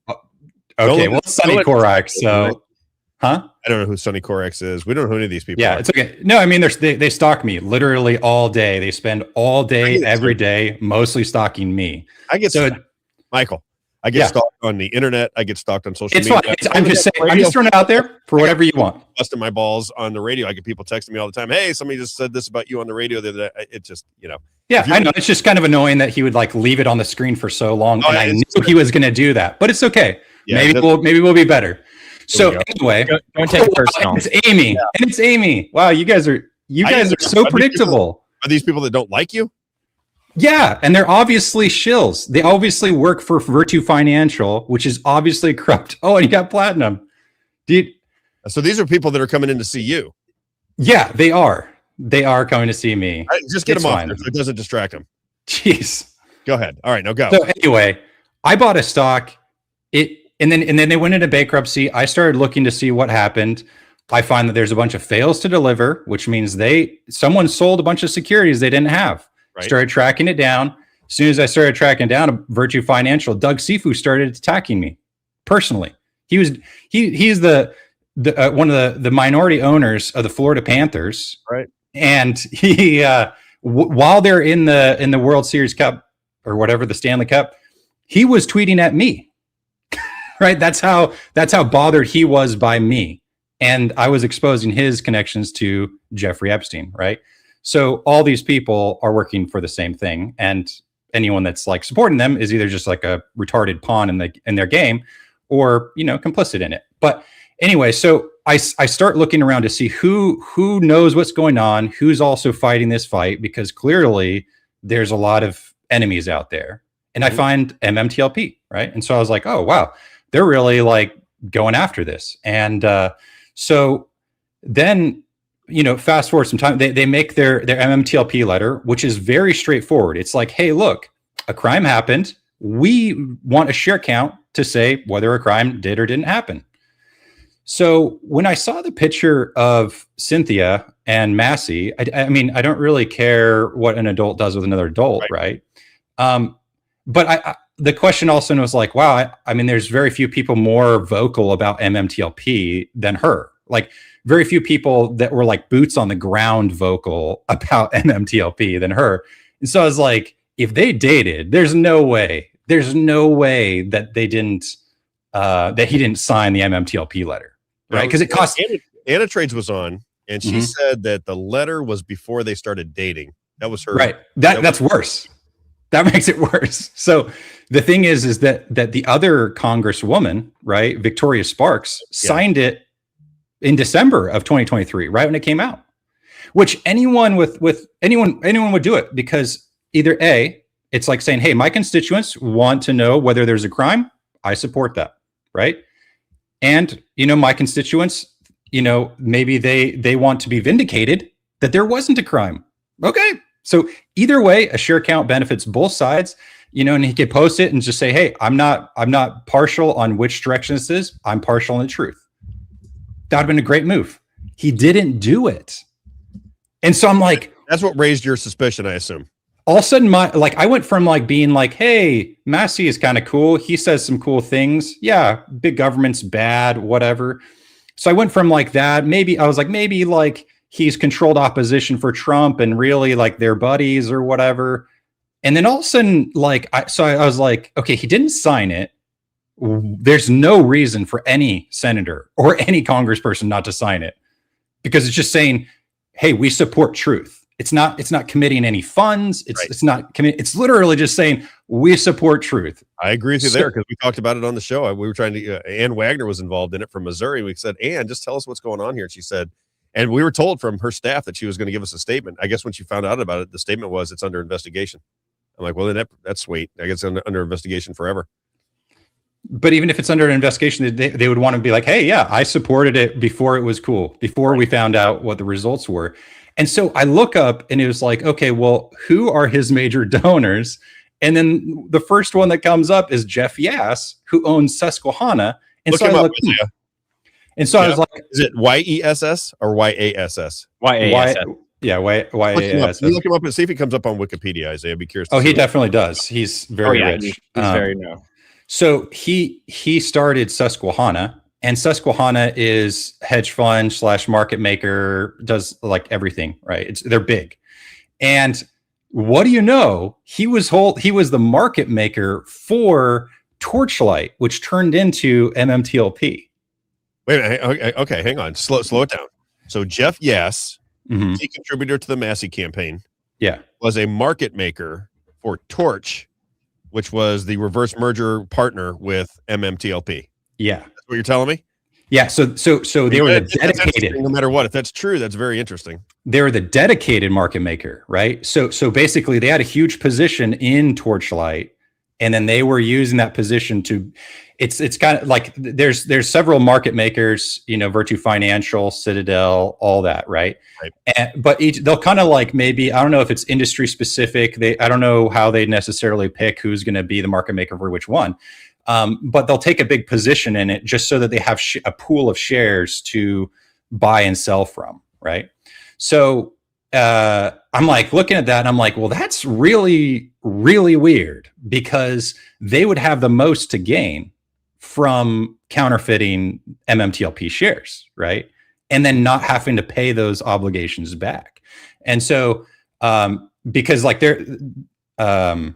so just like Archegos, right, which was working with Credit Suisse, and everything ties back to Credit Suisse, you can lend out your shares to multiple people and no one knows, right? So he lent, like, or not lent out his shares, he actually did kind of the opposite. He went and borrowed shares. He leveraged his same position as collateral to get shares from like 6 or 7 different brokers, right? And then when they started to realize, oh crap, he's using the same collateral, we're screwed, this is a Ponzi. The first ones that pulled out like were fine in their position, but then the rest got just demolished, and Credit Suisse held the lion's share of that bag, right? Okay, hang on. I want to get back to Jeff Yass before you continue the story. Okay. And it's I'm not so sure. I'm looking at it. I'm not sure. I'm really necessarily, I guess, convinced about it, because reading here, I'll just throw it up here for everyone to see. Yeah. He donates to tons of people. He donates to Rand Paul. He donates to the MAGA Inc. Yeah. He donated to get the elections overturned in 2020. So I'm just confused about the significance. Yeah. So give me his resume. What's the resume? Yeah. So a lot of people have kind of a hard time. There's different reasons why people donate money. One is because they support people, and you can see who they support by who they align with. And another one is, in the case of Trump, in my opinion, Trump's like, hey, you're in big trouble. And so I think that having Jeff Yass donate was terrifying to all of Jeff Yass's friends who were anti-Trump, right? Is because they're like, oh crap, he capitulated, and he's so scared that he put up that money publicly. And because like, if you look at everything about it, right, this is the other thing. The dichotomy is there's the globalists and the nationalists. Everything that Trump's doing, from tariffs to pulling out of all these global organizations like NATO and World Health Organization, are all nationalist, and all the globalists hate him. And so if you also look at all of Thomas Massie's friends and his big donors, they are clearly globalists. So Jeff Yass, he owns the most influential company, possibly in the world, but definitely in China, right? Which is ByteDance, does TikTok, right? So why on earth would China allow an American to own their most important company? Like, that doesn't make sense, right? So there's obviously and then you look at people like Carrie Welsh, which is possibly Thomas Massie's boyfriend, according to some of his Instagram tweets or Instagram posts. He did all his manufacturing in China. He's writing all these pro-China things. And the thing is that it's like, what do you think about Donald Trump just saying that just on the globalist thing? I want to check you on that, what your take is on it. So Donald Trump just recently came out. Now he campaigned on the idea that he was going to stop Chinese businesses and citizens from buying land in the United States. It was a big story here in Missouri because in Missouri, he was buying land next to one of our military bases. He went on to Dr. Phil. Dr. Phil pointed out, he said, look here in Missouri, Mr. Trump. He goes, all this red circle right here is around one of the military bases in the state of Missouri. And Trump goes, yeah, that's really bad. And then he campaigned on the idea that he was not going to allow it to happen when he became president in 2024. And within the last week, he said, what do you want, the property values to go down? I mean, we have to let the Chinese buy the land. And I'm like, wait a minute. You just campaign on the idea that you weren't going to allow it to happen, and now you're telling everybody it's okay. Same with the 500,000 Chinese students when they said that they're basically buying out our universities with Chinese money. Now he's got 500,000 students coming from China into the United States, and then constantly calls them our enemy. Doesn't seem like you would want your enemy buying land around your military bases or bringing in their students to buy up your education system. And it looks like that to me looks like more globalism than anything Massie's doing. What's your take on that? And funny enough, I will say this too, is Michael, I didn't notice that Jeff Yass convinced Trump to flip his opinion on TikTok. It looks like too. And then he went back on it, and then Trump went back on it. Yeah, so I think the thing is you have to look not what someone says, but the end result. And sometimes the end result takes a little while, right? Like right now, it's like, and here's the other thing that really just blows my mind is people are like, oh yeah, maybe they're libertarian. They're like, oh yeah, I don't like Obama, even though Obama is, if you look at who supports the ACLU, right? It's Obama, right? Yeah. He's and then it's like, and then Thomas Massie is working with ACLU, right? So anyway, the two ACLU. I'm curious about that because I'm curious about Massie. Look it up. Look it up. He has directly worked with the ACLU several cases. Okay. So the thing is, I really don't like the ACLU. I mean, they're literally working with Oliver North. They were defending Oliver North, who was doing the Iran-Contra affair. So this whole thing is like China went through. Oh man, there's a lot. Okay, so Jeff Yass is your starting point, though, right? Jeff Yass is where you start. You said, okay, Jeff Yass is connected here. Can you get before you get too far off? Tell me about the Epstein connection, right? So you've got Thomas Massie connected to really through a donor through Torchlight, right?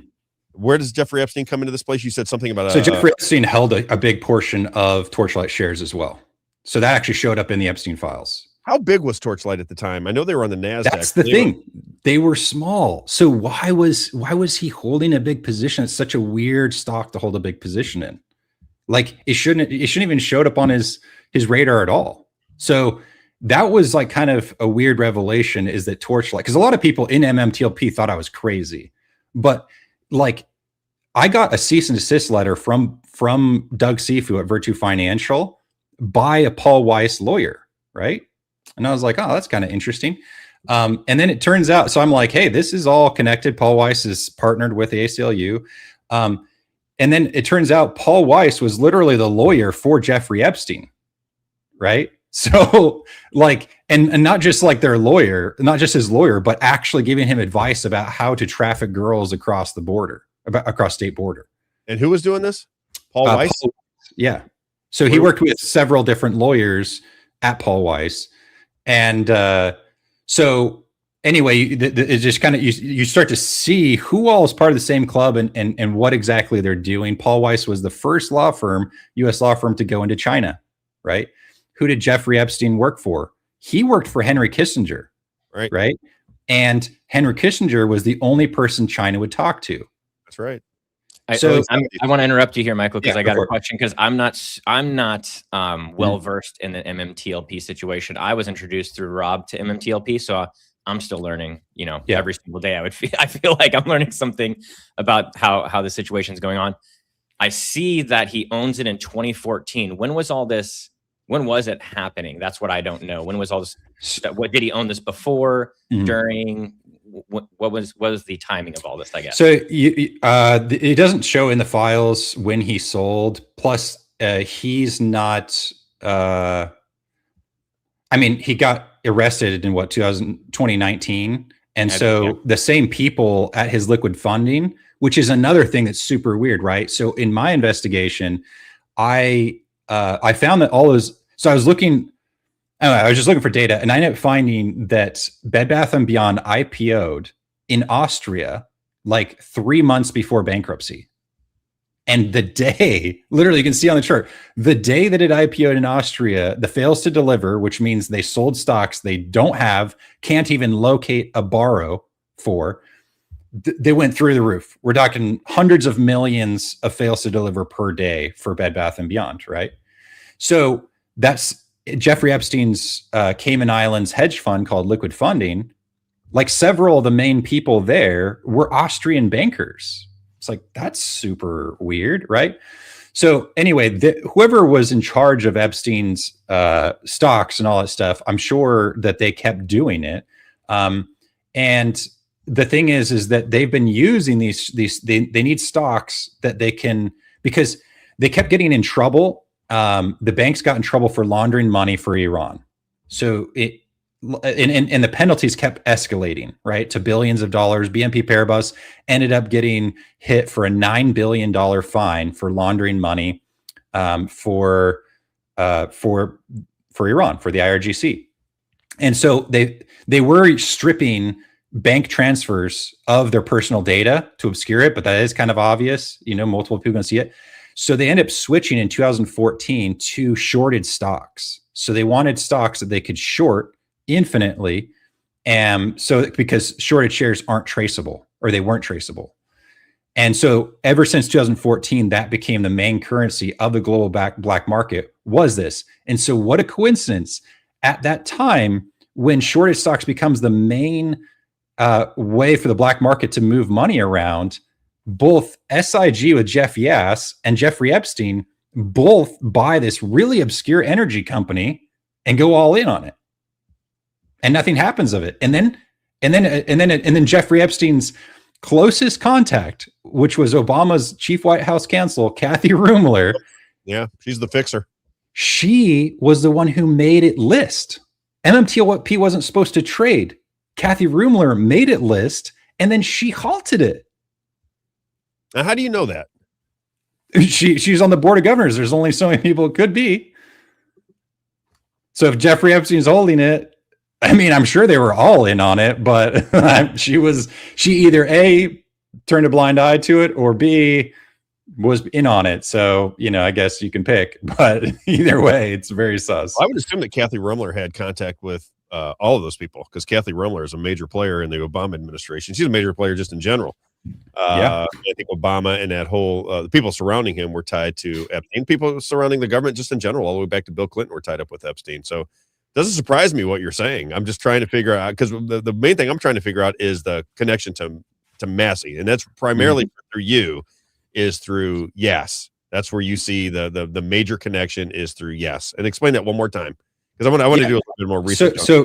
So there's no reason why any politician shouldn't sign the MMTLP letter and want transparency. Off the bat, that gotcha. Off the bat, as soon as I figured that out, I was like, that's already just a bad sign, like a really bad sign. Which politicians didn't sign besides Thomas? 435 House reps, only 74 signed it. So that's the crazy thing is almost none of the Democrats signed. It's kind of odd. So it's all Republicans.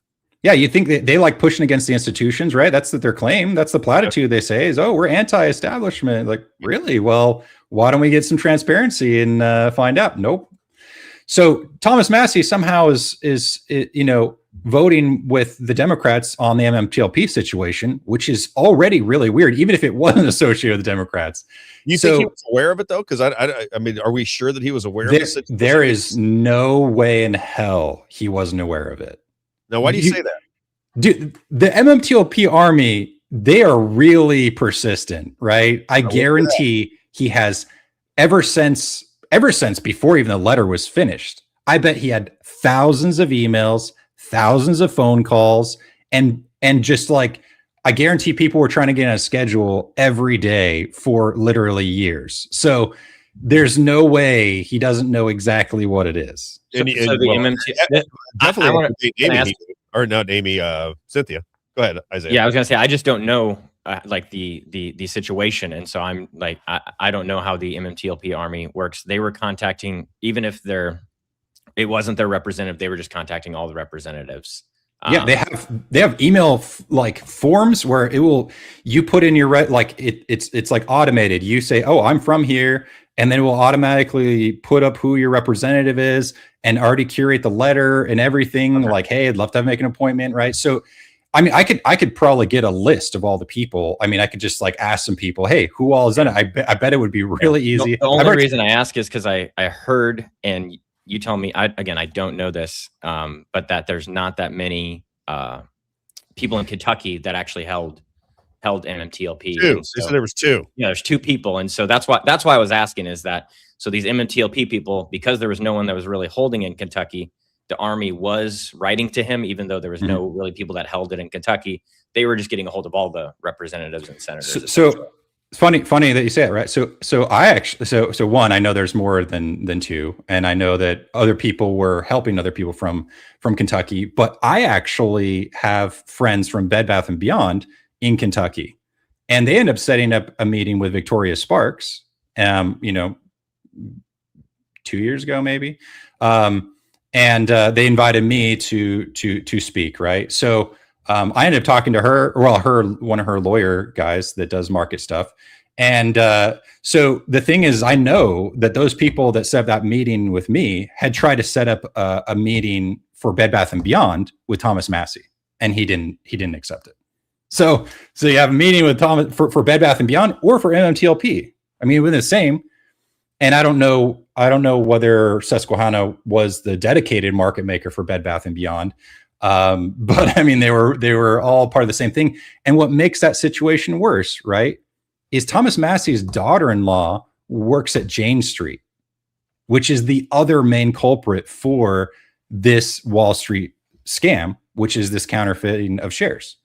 So what a coincidence that the 2 main groups that would be doing this crime, he's really connected to. One's a major donor, one's a family member. Yeah, bring that up. What's this? Sophie, is that her name? Sophie Massie? I think so.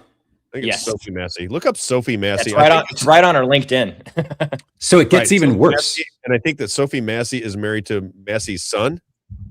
Is that the situation? So it's even worse, because you could think like, oh, maybe she's just like a whatever low level. No, she started her own ETF, and ETFs are a critical part in how they do this scam, because basically you can borrow a share of an ETF and then locate a share that's supposed to be inside of it. So an ETF is a basket of stocks, and you have, anyway, not all those stocks actually have to be there. They can put cash in there. So basically, they can say, hey, we have all these stocks. One of them is Bed Bath & Beyond. But instead of Bed Bath & Beyond, they just put cash. Well, the person borrowing it to use the borrow locate for Bed Bath & Beyond might not, they're not going to be able to see whether a Bed Bath & Beyond share is actually in there.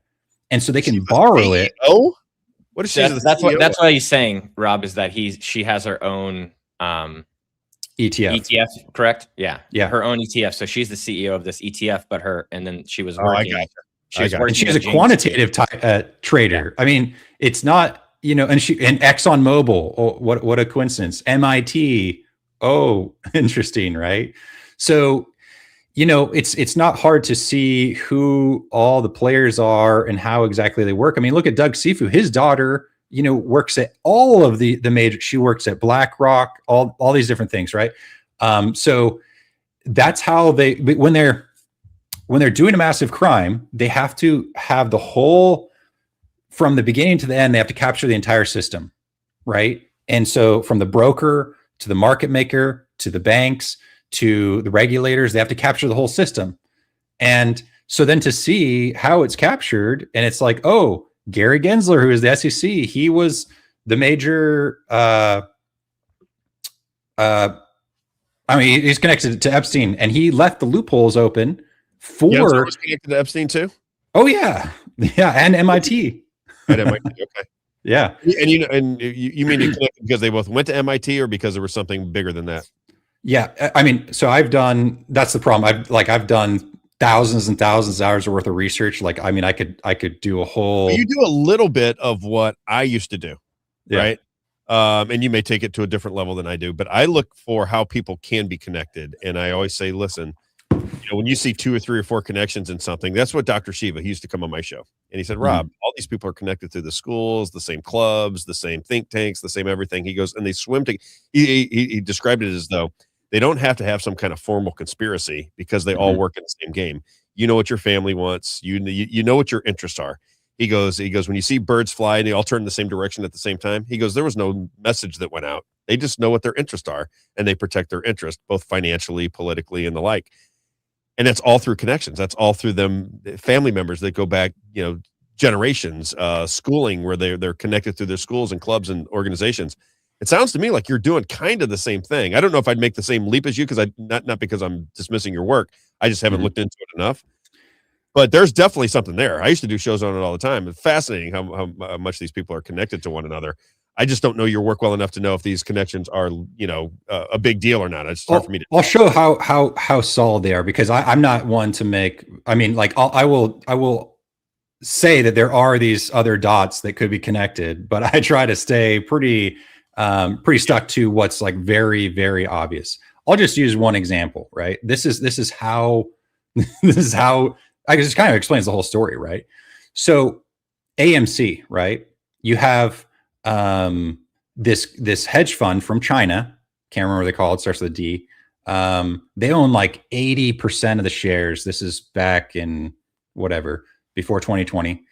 And so in order to launder, like they kind of invented a new way to basically short more shares than is even possible. And that's where Gary Gensler comes in. Is he left this loophole open so that if they tokenized a share, technically there weren't laws. So you're not allowed to use a foreign share in the US, but for some reason, if you tokenized it, well, then the big banks were allowed to use it, which is insane, right?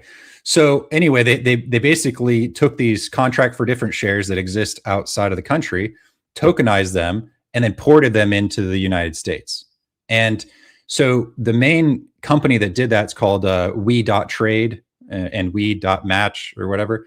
And when you look at who all did that, it was all the Epstein banks that literally Kathy Rumler ended up representing, and the Bank of China, right? So you have this hedge fund that owns 80% of AMC, right? Then they help create AMC tokenized shares that get ported into the US. They start shorting it. They petition the company to do share buybacks with Silver Lake Capital, which is Epstein tied for sure, right? And so then they end up draining the coffers of AMC by doing this cash dividend. And so because they hold 80% of the shares, they got all that cash. They continued to counterfeit the shares, and then they sold their main position, so they never had to pay back their short position. So their short position was probably 10x, 20x the size of the regular position, right? And now you had a company that now that didn't have any cash, and theaters are a type of company that need to keep, fixing things and whatnot and doing advertisements or whatever.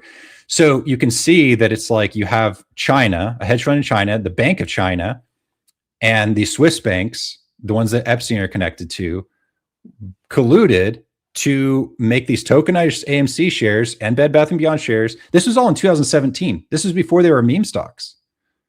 And it was just as a way to launder money for the black market. And it all part of this big, longer scheme, right? So that's how it's like, it's not like a leap of like, well, this person interacted with this. No, it's like this person created these tokenized shares. They shorted this company in the ground. They lobbied for them to do a cash dividend to drain all the cash on hand. Like, it's like it's the mafia bust out formula, and it's so obvious, and you can establish all the facts along the way. And they did it against all the stocks. And part of it is they leverage BlackRock and all those other to infiltrate the board with terrible CEOs. In the case of Bed Bath & Beyond, it was Mark Triton and Sue Gov and Harriet Edelman. And, they were literally colluding, in the case of Bed Bath & Beyond, with Goldman Sachs and JP Morgan in a private meeting off the books to cook the books to justify share buybacks, even though they were losing money. How do you find this info? How do you find it? It came out in the court through the bankruptcy. Yeah. You put up, I want to run through a couple of these with you. There are people, I'm just looking through the commentary. So it must be the people that are against the MMTLP movement, if you will, right? Those people. I think these are it's like the people who shorted versus hold. Is that right, Michael? That the two different camps are the shorts and the so long. everyone here against. There's no reason to be against MMTLP, right? It's clearly like, hey, let's just get a share count and we'll see. You're wrong. Get a share count. So anyone who doesn't want a share count, there's one listed though. Like when I was talking to some of these people, they say that it's already been listed. You know how much the share count is. No, you don't. No, subscribe to that. Okay. Let's do clip number. Let's do number one. Let's just put it up. But see, that's the thing. I already know that they haven't done a share count because I already know that some of the brokerages already reported more than the total shares that exist. So how could they have done a share count if only one broker? I'm agreement with you. As I understand it, there's not been a real share count put out there. That's, I don't think people would be fighting so hard if there was an actual share count that they could trust out there. They want to see a forensic share count. They want to see all the hedge funds, all the brokers. Where's the money at? Give me the shares that you purchased. Here's the shares that you sold. Let's see if those two line up. And they want to see a complete forensic audit of the shares. And I think that's fair, right? I mean, if you get a U3 halt and it's a very odd thing to have happen, and retail investors, whether they got suckered, whether they're stupid investors, whether they bought into something that was ridiculous, whether they were getting tricked by Bird Lady and all these different things. I've heard all the stories. Just show the share count and show the audit. Why that should be a simple thing to do, in my opinion. I mean, I still say. And so why didn't Massie do it? Agreed. I mean, I don't know enough about Massie, how much he knew about it, but I'm in agreement that I think it's if you're a politician working on behalf of the people. Now Massie is a little bit different though, because if he only has two people in his district that are looking at it, it does make a little bit more. It's not two. I know from Bed Bath there's way more than two, and they didn't listen. He didn't even give us time. I couldn't argue with you because I don't know. Is this, and I'm curious about this, so maybe you can help me understand this, Michael, is this essentially, just because I'm trying to think like a libertarian, like Massie would, like Massie would. Okay. And so is this from the viewpoint, do you think that he could be, just to play the devil's advocate, right? That he could be just sitting out saying he doesn't want, government intervention, things like that. That's something that he does a lot. He does do that a lot. That's a good point. Yeah, exactly. So that's the thing, is basically whenever the people who have all the money, when their money is at stake, they can use various different chess pieces on the board. One is it would take money to investigate it. So that means we shouldn't investigate it. See, I'm libertarian. That's a good thing. It's like, whoa. This is like $1 trillion crime. I'm not even being hyperbolic. Like hundreds of billions of dollars. It's just like in each stock. Like, I mean, just like look at, I actually calculated with Washington Mutual Bank what they made just regular shorting. Not any total return swaps, none of that. Just with regular shorting, they made $50 billion shorting Washington Mutual Bank. When was Washington Mutual ever going to make $50 billion? Never. So they do the mafia bust out. They say, okay, so they pump the stock, get people to buy it. They start shorting it. Then they start trading off the good assets. So JP Morgan's like, hey, we'll take that. Bank of America's like, hey, we'll take that. And then they get loaded up with all the toxic assets. And then they bet against it even more. And then they bankrupt it, right? And then if someone wants to investigate, it's like, oh, that's going to take a lot of government money to investigate that. Oh, we really shouldn't do that. That's kind of convenient, right? Yeah, I see where you're coming from. Put this Massie up. I want to run through this with you, Michael, because this is your post. All right, I'm going to ask you some questions about it. Number one, Isaiah. Yes. Yeah, one thing I'll say about Michael, no matter what anyone thinks about him, is he writes a lot of he writes everything out, and he puts information there, which is really, and you can decide what you want to do with it. That's what I keep telling everybody before you fall out. You can make your decisions here. You're going to hear what I just think a lot of naysayers on the no matter what anyone says, this is great. This is a great way to make your argument, is my point, right? To put the information, use screenshot. This is what we do on the show, Michael. You know, it's we talk about it and we say, well, this is what Trump said. You know, this is what Trump said in 2016, and this is what he's saying in 2024 now. So let's start at the top. I want to give you credit for that. Yeah, because I thought this was really. Look, I didn't get a chance to absorb it all. We didn't have a chance to vet it, but that's what we're trying to do here. So it says Massie is the same Epstein swamp. Can you read that, Isaiah? Because I just can't see. Sure, absolutely, yeah. Loser, I apologize. Yeah, and we might not be able to get through it all. Again, Michael is this is long, but we'll get through a little bit. I actually made this last night. I was going to bring it up, but I think there's another YouTube video I watched your YouTube video on the Massie files. I thought that was good because it went through a lot of all this stuff and kind of gave me an idea of what kind of what you're trying to say, because I'm trying to grasp it. and it's kind of when we meet at Massie, we can ask him. See, that's what I mean. You know, we can find out whether it's true. We're going to DC to meet with Massie, so I want to ask him. You know, what's your take on this? What's your, because I think when you're honest with people, the answers are easy. It's when you get deceptive that you can't keep your story straight. And all these articles, because this is the 6th one, right? I did all these in the last 4 days. And it was because when I found out he hadn't signed the letter and he dated Cynthia, it just hit me like a train. And so I kept digging. So I had to put it all out there because I already had the context for who all the bad players were. And so suddenly when it's like, wait, why is Massie in the middle of this? It was just mind blowing to me to find that out. And so I'm going to go through and do a more, very easy to understand way, and probably do in a video format. But so if it seems like it's not quite as concise as it should be, it's because I've been going at light speed to get it out there. Yeah. Go ahead, Isaiah. Sure. Massie is the same Epstein swamp. Read that first paragraph there. I haven't really looked very deeply into Thomas Massie until I found out that he didn't sign the MMTLP letter. That's for, I know everyone loves how Rob says it. So for anyone who doesn't know what that is, essentially there was a crime on Wall Street, and all that was being asked of Thomas Massie is just his signature in support of finding the truth. Other Congress members from Kentucky, like Victoria Spartz, signed right away. There really isn't any reason not to. So when I started looking into why, and I found out that one of Massie's biggest donors was Jeff Yass from SIG, which was literally the designated market maker for MMTLP and the likely culprit of the lion's share of the fraud, it really made me wonder whether he was covering us for a mass. Is that covering up? Covering up, yeah. Covering up for a massive Wall Street. I do it. Don't worry. I do it all the time. Covering up for a massive Wall Street crime. And this is what we were looking at earlier. This is Sophia Massie's. It's his daughter-in-law. Yep. What made it even weirder is that Thomas Massie's daughter-in-law works for the market maker that was likely most complicit with SIG in the MMTLP crime. So I started following the money and looking for everyone. There are a lot of weird things going on in Kentucky, but I'll focus on just a few that intersect with Jeffrey Epstein and MMTLP. Epstein held a substantial amount of Torchlight in 2014, which became MMTLP. One is just where Massie started in politics, which was defending Mitch McConnell. Here are some of Mitch McConnell's biggest donors. What stands out to you besides the most liberal law firm, Paul Weiss? Let's see here. Oh, this is hard. It's kind of hard to see on here. You want anything on here you want to? So, one, I mean, I'm going to go deeper into this, but Berkshire Hathaway. I mean, I just found some really juicy stuff about Berkshire Hathaway.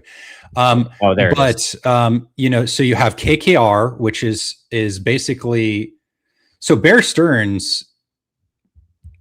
Basically, they made more money shorting Bear Stearns, just like they made more money shorting down Washington Mutual, right? So they shorted themselves. And then they created a new company called KKR with all the same people. And they're the people who got the biggest golden parachutes and everything, right? So KKR is kind of like one of the foremost globalist companies. And it was the successor with the same people that gave Jeffrey Epstein his start. And when I look back, and every time I find like a really bad criminal, like odds are they either worked for Lehman Brothers or Bear Stearns literally during the financial crisis. And so it's like, how is this person still even allowed in the industry? Or they should be in jail, but like, how are they even allowed to still be in the industry? So KKR is a huge red flag. Apollo Global Management's also a huge red flag. That was his connections to Leon Black. So Epstein had two major sources of money. One was Les Wexner, and the other one was Leon Black from Apollo Global Management, right? So, you know, and I could go into why even, you know, Apollo Global bought up all the cruise lines, and then what do you know? The cruise lines are being leveraged to move cocaine around the world. I mean, there's like, it goes on and on and on. And like, once you see it all, it's just all so painfully obvious what exactly they're doing. But go ahead and what's interesting because the shorts are pounding you on the chat. You know, the reason I'm talking to you is primarily because of Anna Trades. Yeah. She's an MMTLP supporter big time. I mean, I talked to her for quite some time, and she's a big proponent of MMTLP. And she said she'd read some of your work about Massie because she was a Massie supporter. She likes Massie. And she said, but I did see something that he put out there. She goes, that did make me pause. And that's why I said, okay, let me check this out. And that's how we got into the conversation to begin with. Yeah. And I think a lot of people can't really wrap their head around why it is such a big deal for the for Massie to not sign the letter when the designated market maker is his major sponsor. That is, and there's a huge crime. So he doesn't want to investigate something that would, you know, he should want to exonerate them, right? He should be like, hey, I know my donors are good. I'm going to get a share count and prove that they did nothing wrong. Wow. He should do that, but he won't.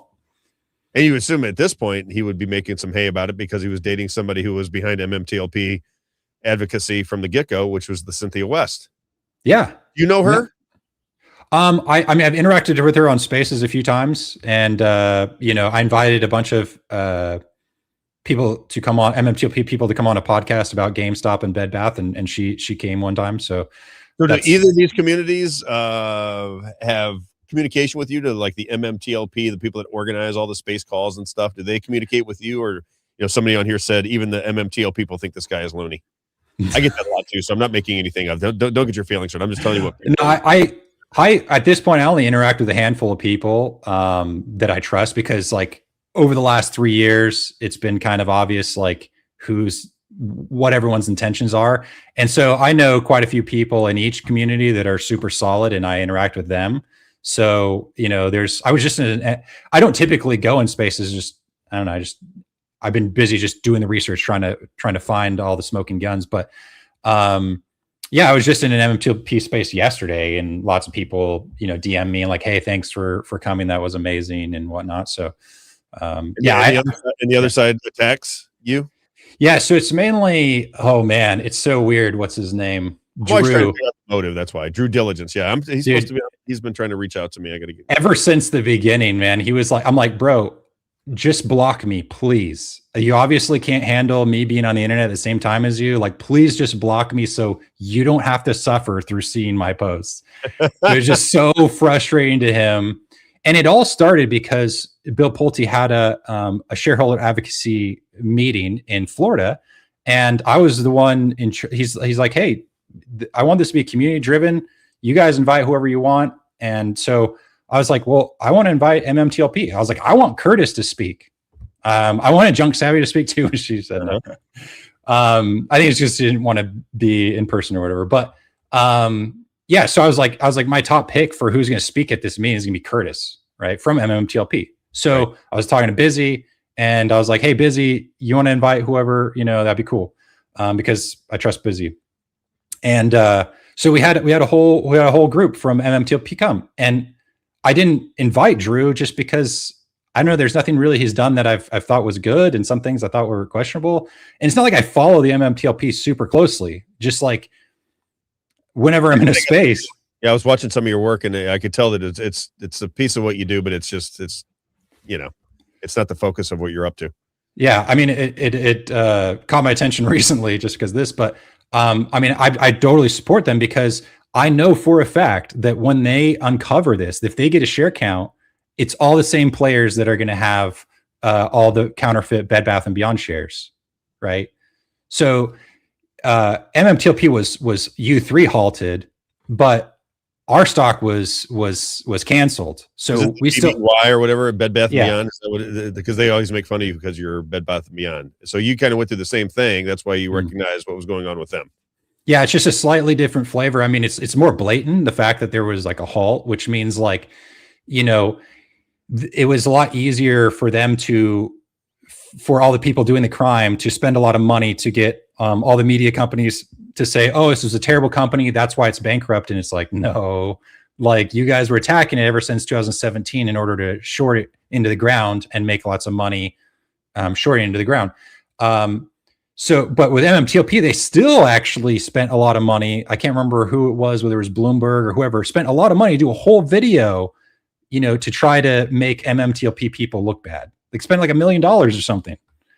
So, you know, it's anyways, it's the same mafia bust out. It's just I like that part of it is that all the crime happened within a small window of time for MMTLP. So because to find the same sort of stuff in Bed Bath & Beyond, the crime was spread out over years. And so it's a lot harder to try and figure it out. Plus, one thing about MMTLP is this was during COVID when futures were negative. So a lot of the people that were in MMTLP, especially early on, they were like, hey, oil's not going to stay negative, right? It's going to rebound. And so they were investing in oil stocks, which is pretty smart. So there's a lot of very mature people in the MMTLP community, which is also nice. I mean, I like both sides. But yeah, so that's why I support them. Do you mind if we get legitimate questions and they're not attacking? Do you mind answering a couple? I highly doubt there's going to be a legitimate question. They're not attacked. If you want to your questions to anything. Well, if they're not attacks, we're not going to play attacks. But they have legit questions on here about what you're putting out there. I'll give them a couple minutes. Okay, sure. Because my idea is not to attack you and try to embarrass you. That's not the point of it all. I'm fascinated by the Massie thing. I really am, because that is very odd. Now, the market maker part, I'm not. I see the people at MMTLP told me they couldn't find out who the market makers were for the reverse merger or for the MMTLP at the time. Well, so when you say that you see them as a market maker, it's. I was told from those guys they couldn't figure out who the market makers were. So it's not. I mean, you can just see who held the most shares. So it's just like. I mean, you can literally just ask AI, hey, who list the top 10 people who held shares in, you know, of Torchlight in 2021 or whatever, and then it will just tell you, right? So gotcha. So it doesn't. You're saying whoever, if the market makers come into the game and then you see who invests right away, that would give you a pretty good indication who the market makers were. Well, it's who has the biggest position, right? Right. They probably did it relatively quick too, right? Wait, what do you mean? After the market makers take this on the stock ticker on the over-the-counter markets, I would assume somebody invested right away in it within like the first week or so. Somebody's involved in it with a position. No. Yeah. No. I mean, well, so I mean, even for things to list, right? Like the people within the financial industry get a heads up, and also the idea with a market maker, anyone could be a market maker. So there isn't just one market maker for MMTLP or for that, but there's someone who is sort of the biggest market maker because they bought a bunch of shares and then they start dealing them out.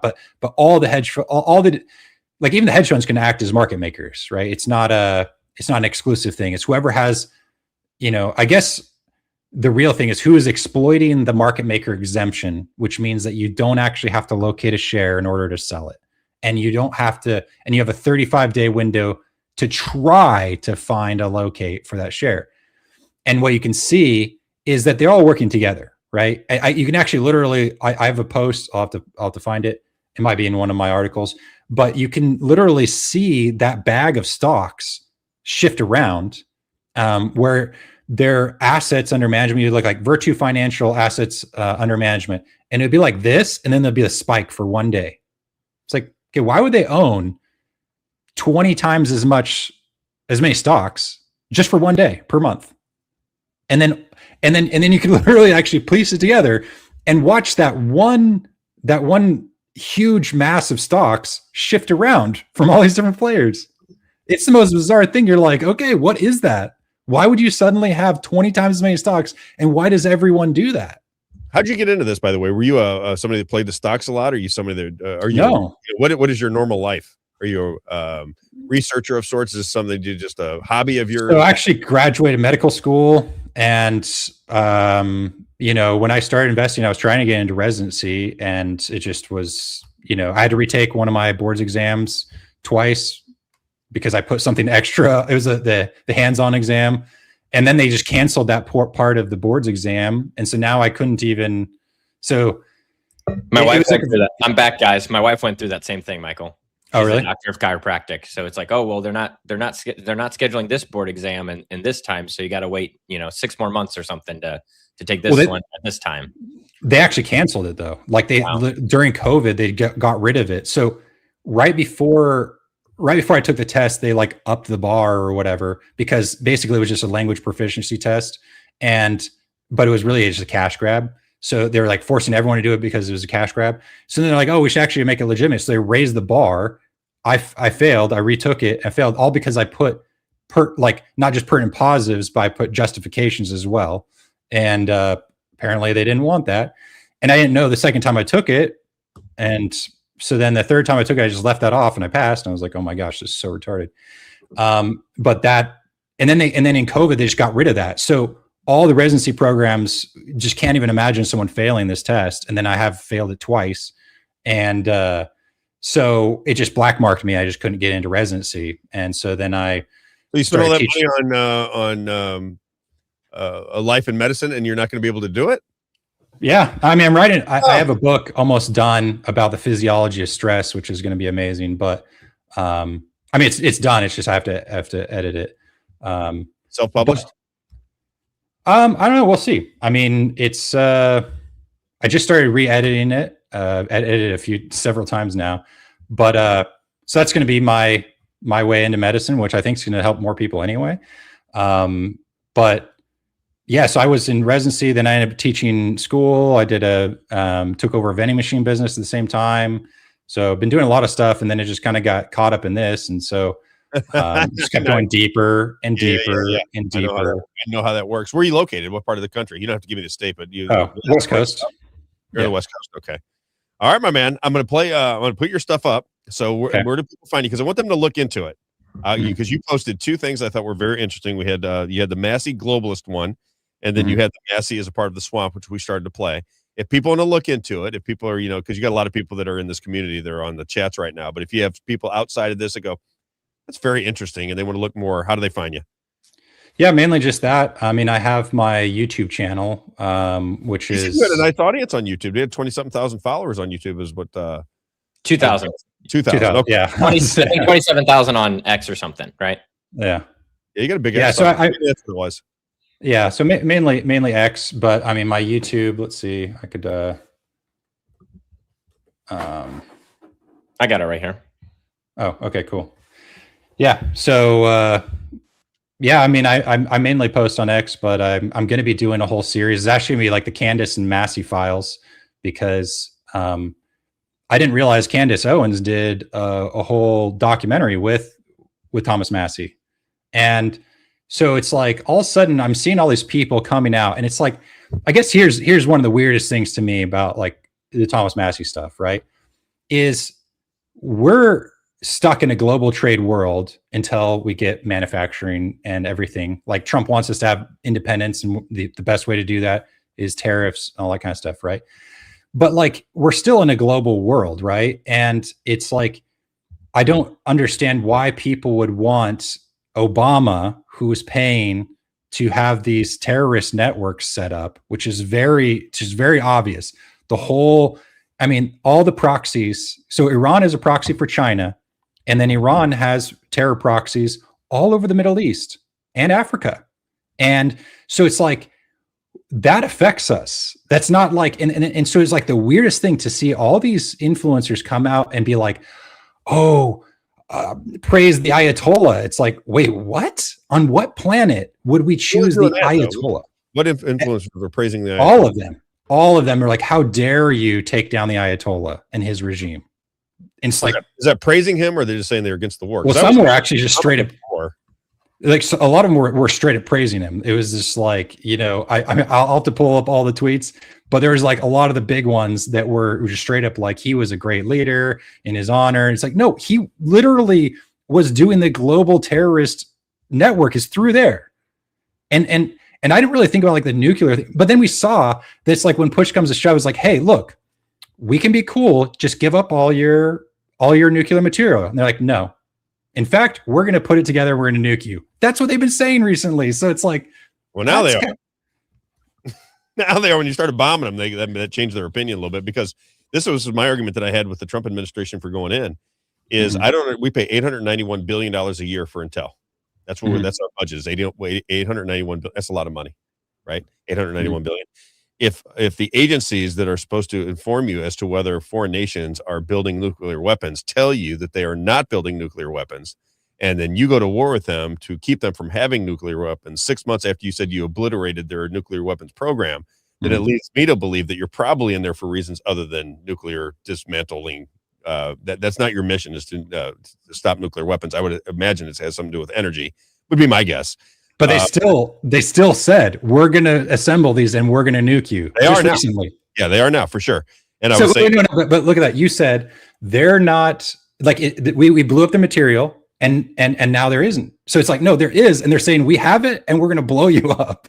No. I'm saying our government said that they obliterated their nuclear program because they wanted to make a deal. It's like, look, we'll just do a tit for tat and we'll just say, hey, we blew it up. Then you guys hand it over to us and we can be cool. And they're like, no, we don't want to be cool. We're all in. What if they did that to America? Or if they came to America and said, you bombed Hiroshima and we want to take the nuclear material away from you because you guys are the only ones that have ever used it in the entire world. We don't trust you with it. We would like the United States to turn over their nuclear their nuclear weapons capabilities, right? In the enriched uranium. We would like you to turn that over to Iran. Yeah, and guess what? We're insane, right? I mean, because you got no. All of our friends would come to our rescue, right?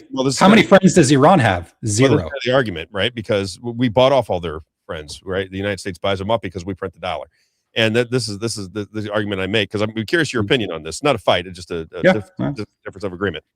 When we went into Iran, we went in there in 1953 and overthrew Mossadegh. Right. So we came in there for the oil along with the British in 1953. We installed the Shah. So we install a leader, right, that the apparently the Iranian people didn't really like because it turned it into a Western culture. They're a very disciplined Islamic culture. They overthrow them with students in 1979. And then every time I hear people speak in America. With students? How did they do that? Student led. Well, they just took over the embassy. So you're telling me they have a US backed, military, and some students just happened to overthrow it? Well, not the U.S. backed military. I'm telling you, the students within. So we had our puppet in there, right? You said Mossadegh was our puppet, and the because I was around when this was going down. I remember it very vividly. And then they had the students. You could see them. I mean, they used to show it on TV back in 1979. It was all over TV at that time frame, and it would show just a ton of young kids coming out in jeans and shirts and rifles, coming in and taking over. They jumped the fences. They did everything. They just swarmed the U.S. embassy and took all of the hostages back in those days. That's not my point. I'm not saying that's good or bad. I'm an American. Well, no. What I'm saying is that that's obviously not the whole thing. That if you actually look at it, it was the Epstein mega group people that did that, and they were all through. Do you know what the Safari Club is? No. Okay. Yeah. So that's the key part to this whole thing is the Safari Club, right?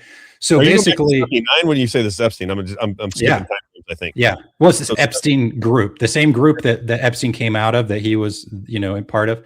So the thing is that all the intel agencies after World War II realized, like, hey, let's all just work together and just benefit each other. We don't need to have this. So they went around doing coups. Our first operation of our CIA was to work with the Corsican mafia in France to set up the French Connection heroin trade. That was our first operation. So the thing is, this has always been based on drugs, and it's always been based on intelligence agencies. So our intelligence agencies realized that they're like, look, the Shah is not being a good puppet.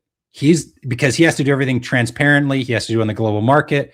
So they wanted a closed market. So they placed the Ayatollah, right? They did the coup. How else would some students be able to overtake I see what you're saying. A U.S. government, right? So it was literally that same deep state. We're talking intel agencies from all the countries that set up that coup so that they could force Iran to stay on the black market. so that they could have black market money, black market oil to work with. And that's why it's so frustrating is the vast majority of the people in Iran, we're talking like almost 70%, are not even the same religion as the Ayatollah, right? They do not benefit at all. In fact, they've been oppressed by the Ayatollah and his regime, right?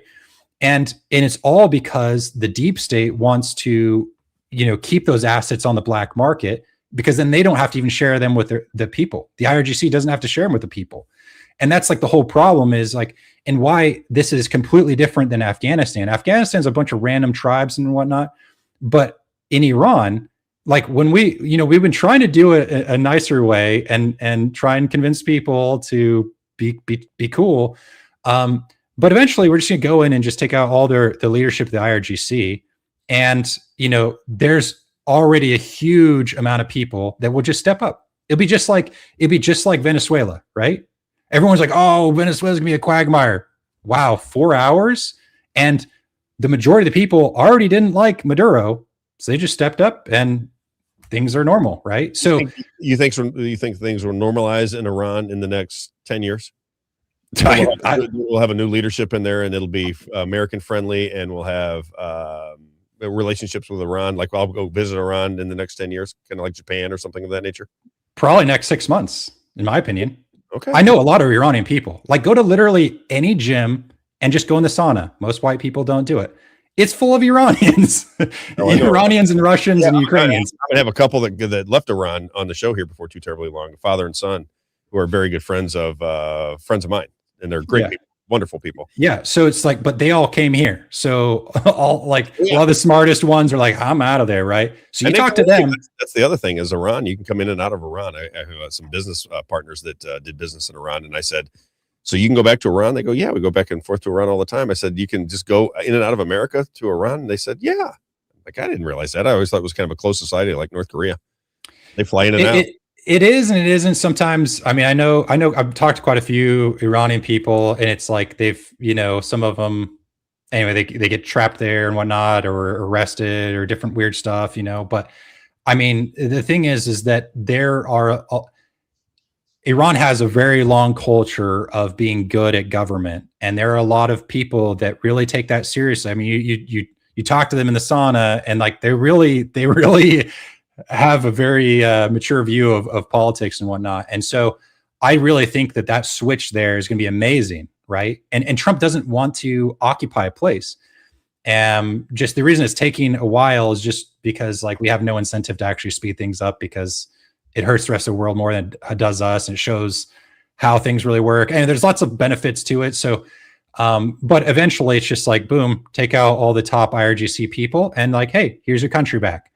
And it's like, we're going to help you we're going to invest in your country, but we're not going to control it. We don't want to control it. Right. We just want you to be chill. I hope you're right. I do. I hope you're right. I hope that's the way it all plays out. That'd be fantastic. But that's Trump's a businessman, right? And that's the thing is business in a sense is very moral because it's transparent. There's a business contract, and our whole world has been ruled by these dark deals that no one knows. They're done behind closed doors. And so Trump's like, hey, no, let's just come to the table. We'll make a very transparent deal. It's good for both of us. So if someone doesn't want to take the very good deal, it's good for both sides. There's usually a reason why. And when you start digging into why, it's like, oh, it's because literally Iran is the center of the global black market. That cash cow of that oil, that's 1/5 of the world's oil is coming out of Iran. And the mega group that Epstein was part of, ever since the beginning through Mark Rich, that's what was funding it. There was a 40% tax on all that oil. Mark Rich going to them. Pardoned by Bill Clinton. That Mark Rich? Exactly. All right, Michael. You got me running late. It is we're 30 and Isaiah gets mad at me. I appreciate you coming on, my friend. We'll be back in touch with you. If people want to see your work again, it is at Mind Emotion 7 on X.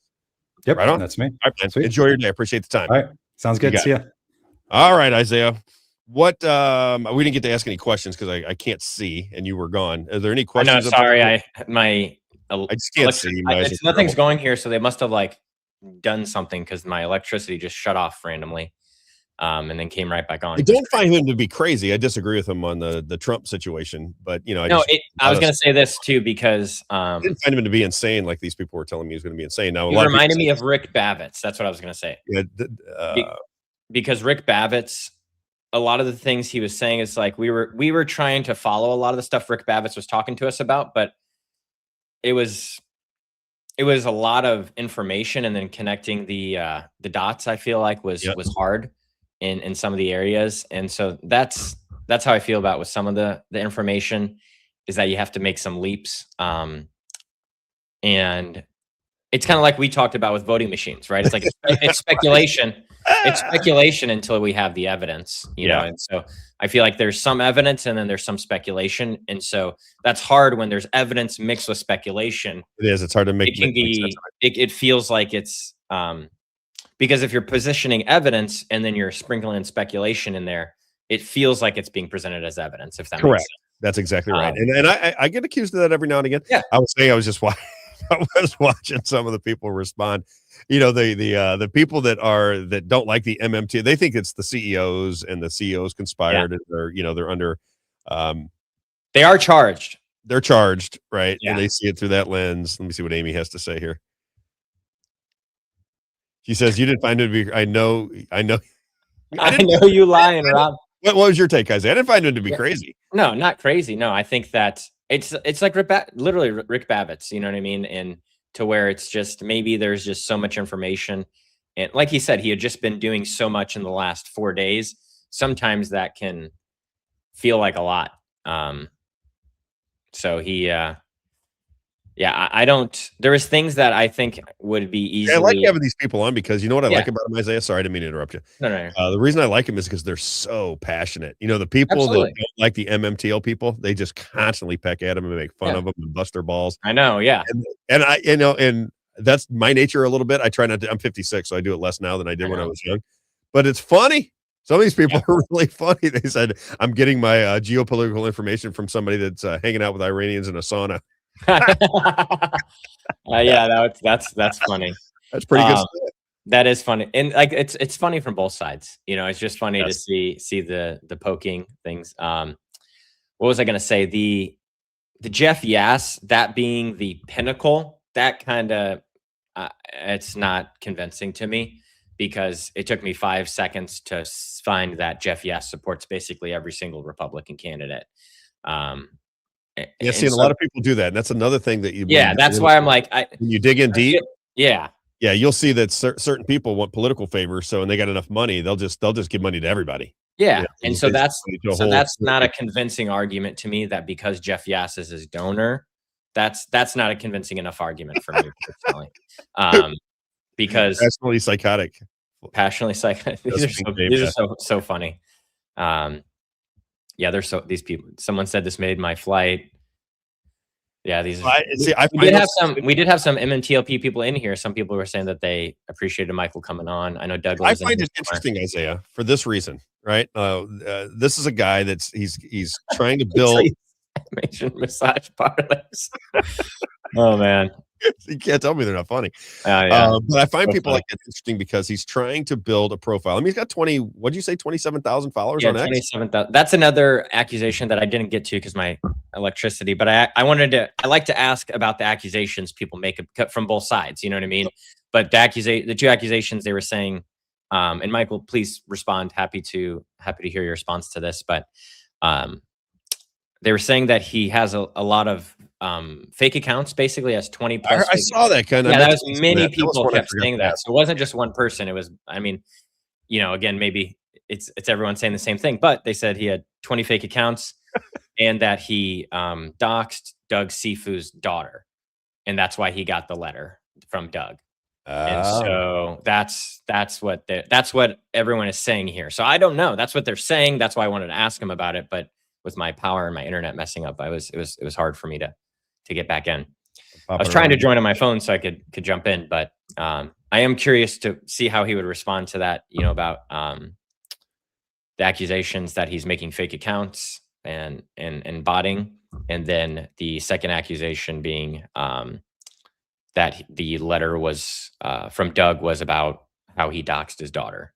Gotcha. So I'm just you can't tell me this community isn't interesting. Isaiah. Oh, very interesting. I find it. Stumble upon it. Now I have half of them that hate my guts, I think, and I'm still working for them, even though they hate me. And I'm trying to get everything out because we do conversation. Yeah. Right. Whether you liked or didn't like what Michael had to say, I find that conversation very interesting because you're going to have a lot of people that agree with him. Right? He was right about the Safari Club, for example. What's the Safari Club? What is it? So when I was just Googling around, because I have heard of the Safari Club so many, but I was like, man, I've heard the name, but I don't know. I was like, I know what he's talking about. And so I pulled it up, and it does have here just on Wikipedia, right? I mean, Wikipedia is not best source of information, but it's just right on Wikipedia, which means that they're not trying to hide it. Right. Is that the Safari Club could not continue as it was when the 1978-1979 Iranian. Okay, CIA. Yeah. So yeah, it's all CIA connected. That's essentially what it goes back to.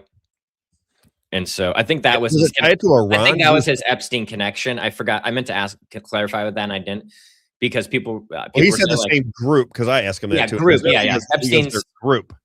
Epstein's born in 53. He's 20 something in the 70s, so it's not really him. Right. But the CIA intelligence groups, I think that's what he was purporting. I could be wrong, but I understand. That's what I would understand if I was trying to.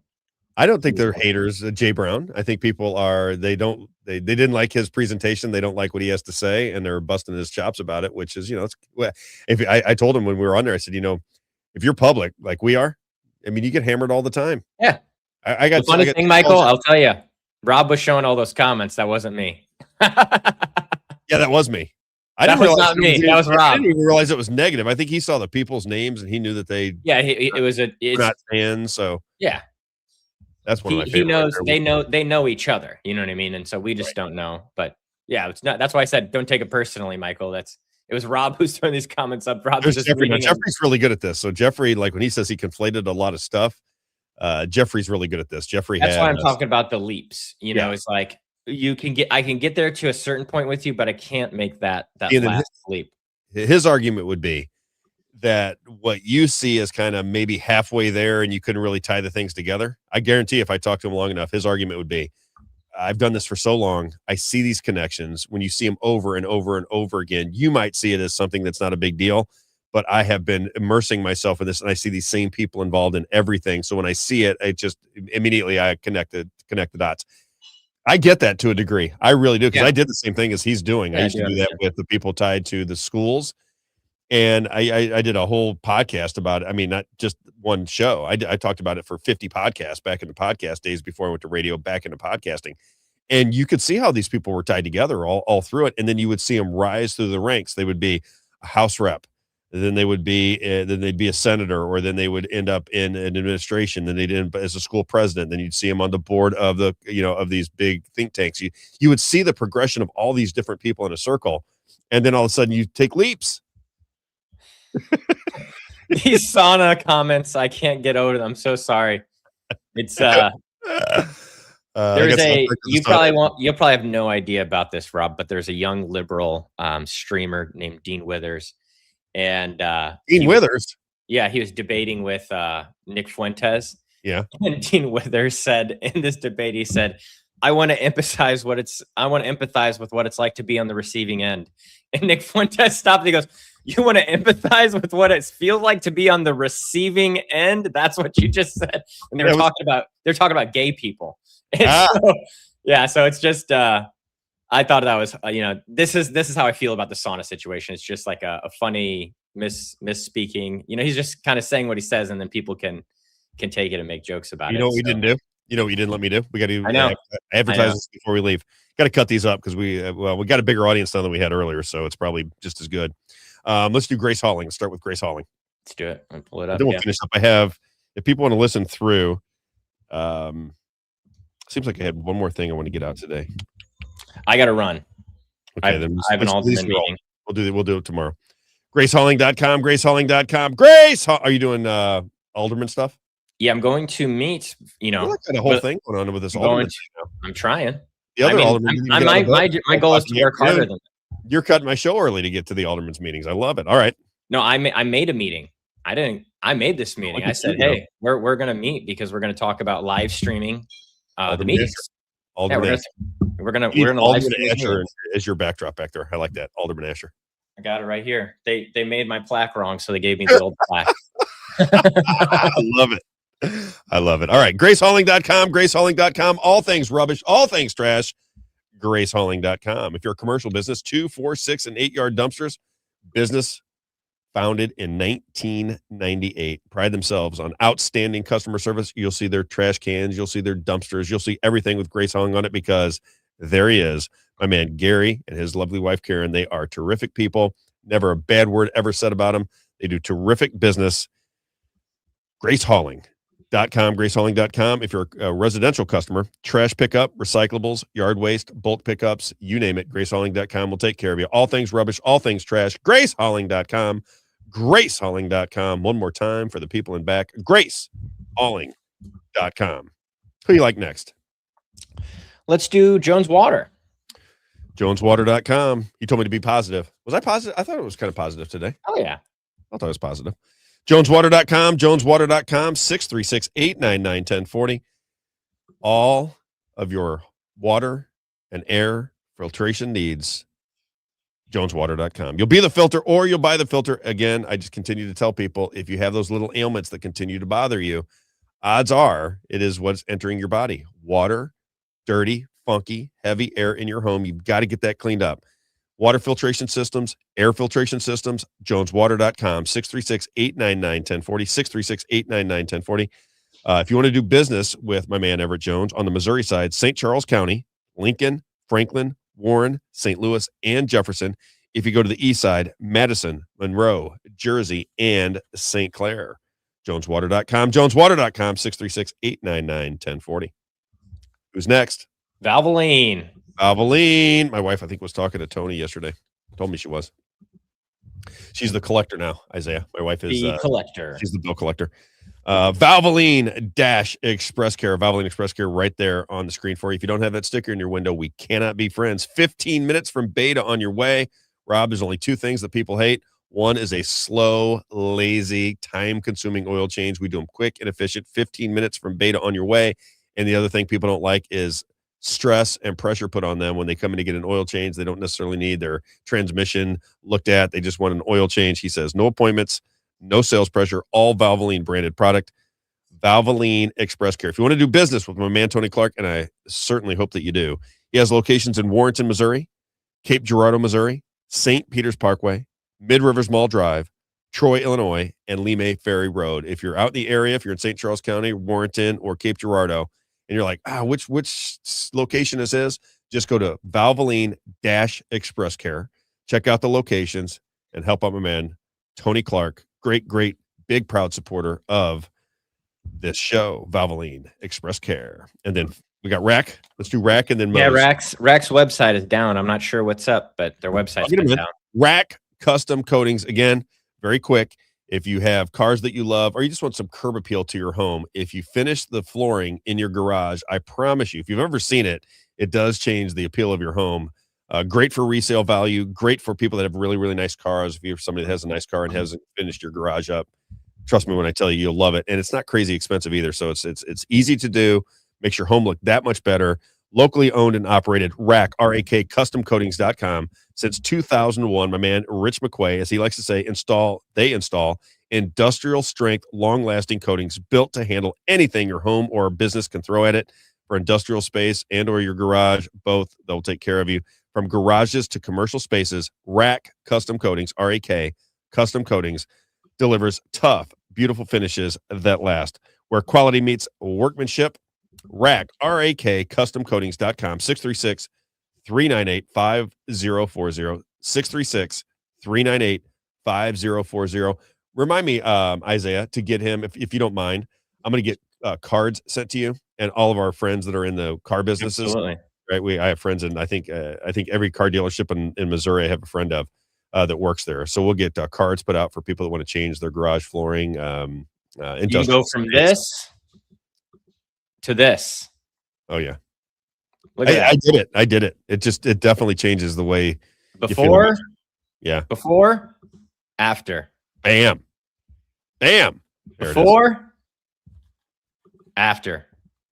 There it is. RAKcustomcoatings.com. And it's not crazy expensive either. So I think if you're somebody that wants to make your house look better or make your car look better in your garage, or if you have industrial space that you need redone, always consider RAKcustomcoatings.com. And then finally, Moe's Pizza. My man Mike Johns. Moe's Pizza. When it's time for lunch and you're out in the Washington, Missouri area, it is only Moe's Pizza. That delicious pizza and salad bar. You've got the great chicken wings. You got the sandwiches. You got the most delicious ice cream ever. As he likes to say, God owns the place. He just works there. Moe's Pizza, a landmark in Washington, Missouri, at the corner of Grand and 5th Street in Washington, Missouri. And again, don't forget, if you have any kind of banquet or get together, always remember they have space available. They'll treat you like family, old school, great customer service, great people, family environment for birthday parties, anniversaries, political meetings, or Bible studies. It's always Moe's Pizza in Washington, Missouri. Again, God owns the place. He just works there. Moe's Pizza. Get there. Get yourself a dessert pizza. You like that, didn't you? Oh my gosh. Love it. We went really long today. I got to do another podcast with my friend Jeff Wilson. Who's I know you got a long day today. Yeah, he's coming for another hour. All right, everybody. You need to drink some. Be sure to drink some hot water with some lemon or something, or some lemon. Get something rolling because my voice, you know how it is. 4 hours. All right, Isaiah. We'll see you tomorrow morning at 9 a.m. I want to thank Mike and Amy, Mike Castro and Amy, for what they brought to us today. I love actformo.org. If you want to check out their website, see how your congressman or senator did as far as, did they do their job according to the Constitution? Were they conservative? Did they vote with the party? What did they do? Check them out, actformo.org. And then I want to thank Michael for coming on as well. I don't know Michael's last name. Michael AME, I'll call him. Took a lot of heat from some of the people in the chat. I know. Again, I don't think he's crazy. I just think he comes from a point of view that is a little bit different than theirs, and they like to poke fun at him. I dig it. I like it all. Have a great day, everybody. We'll see you tomorrow morning at 9 a.m. on the Robb Carter Show.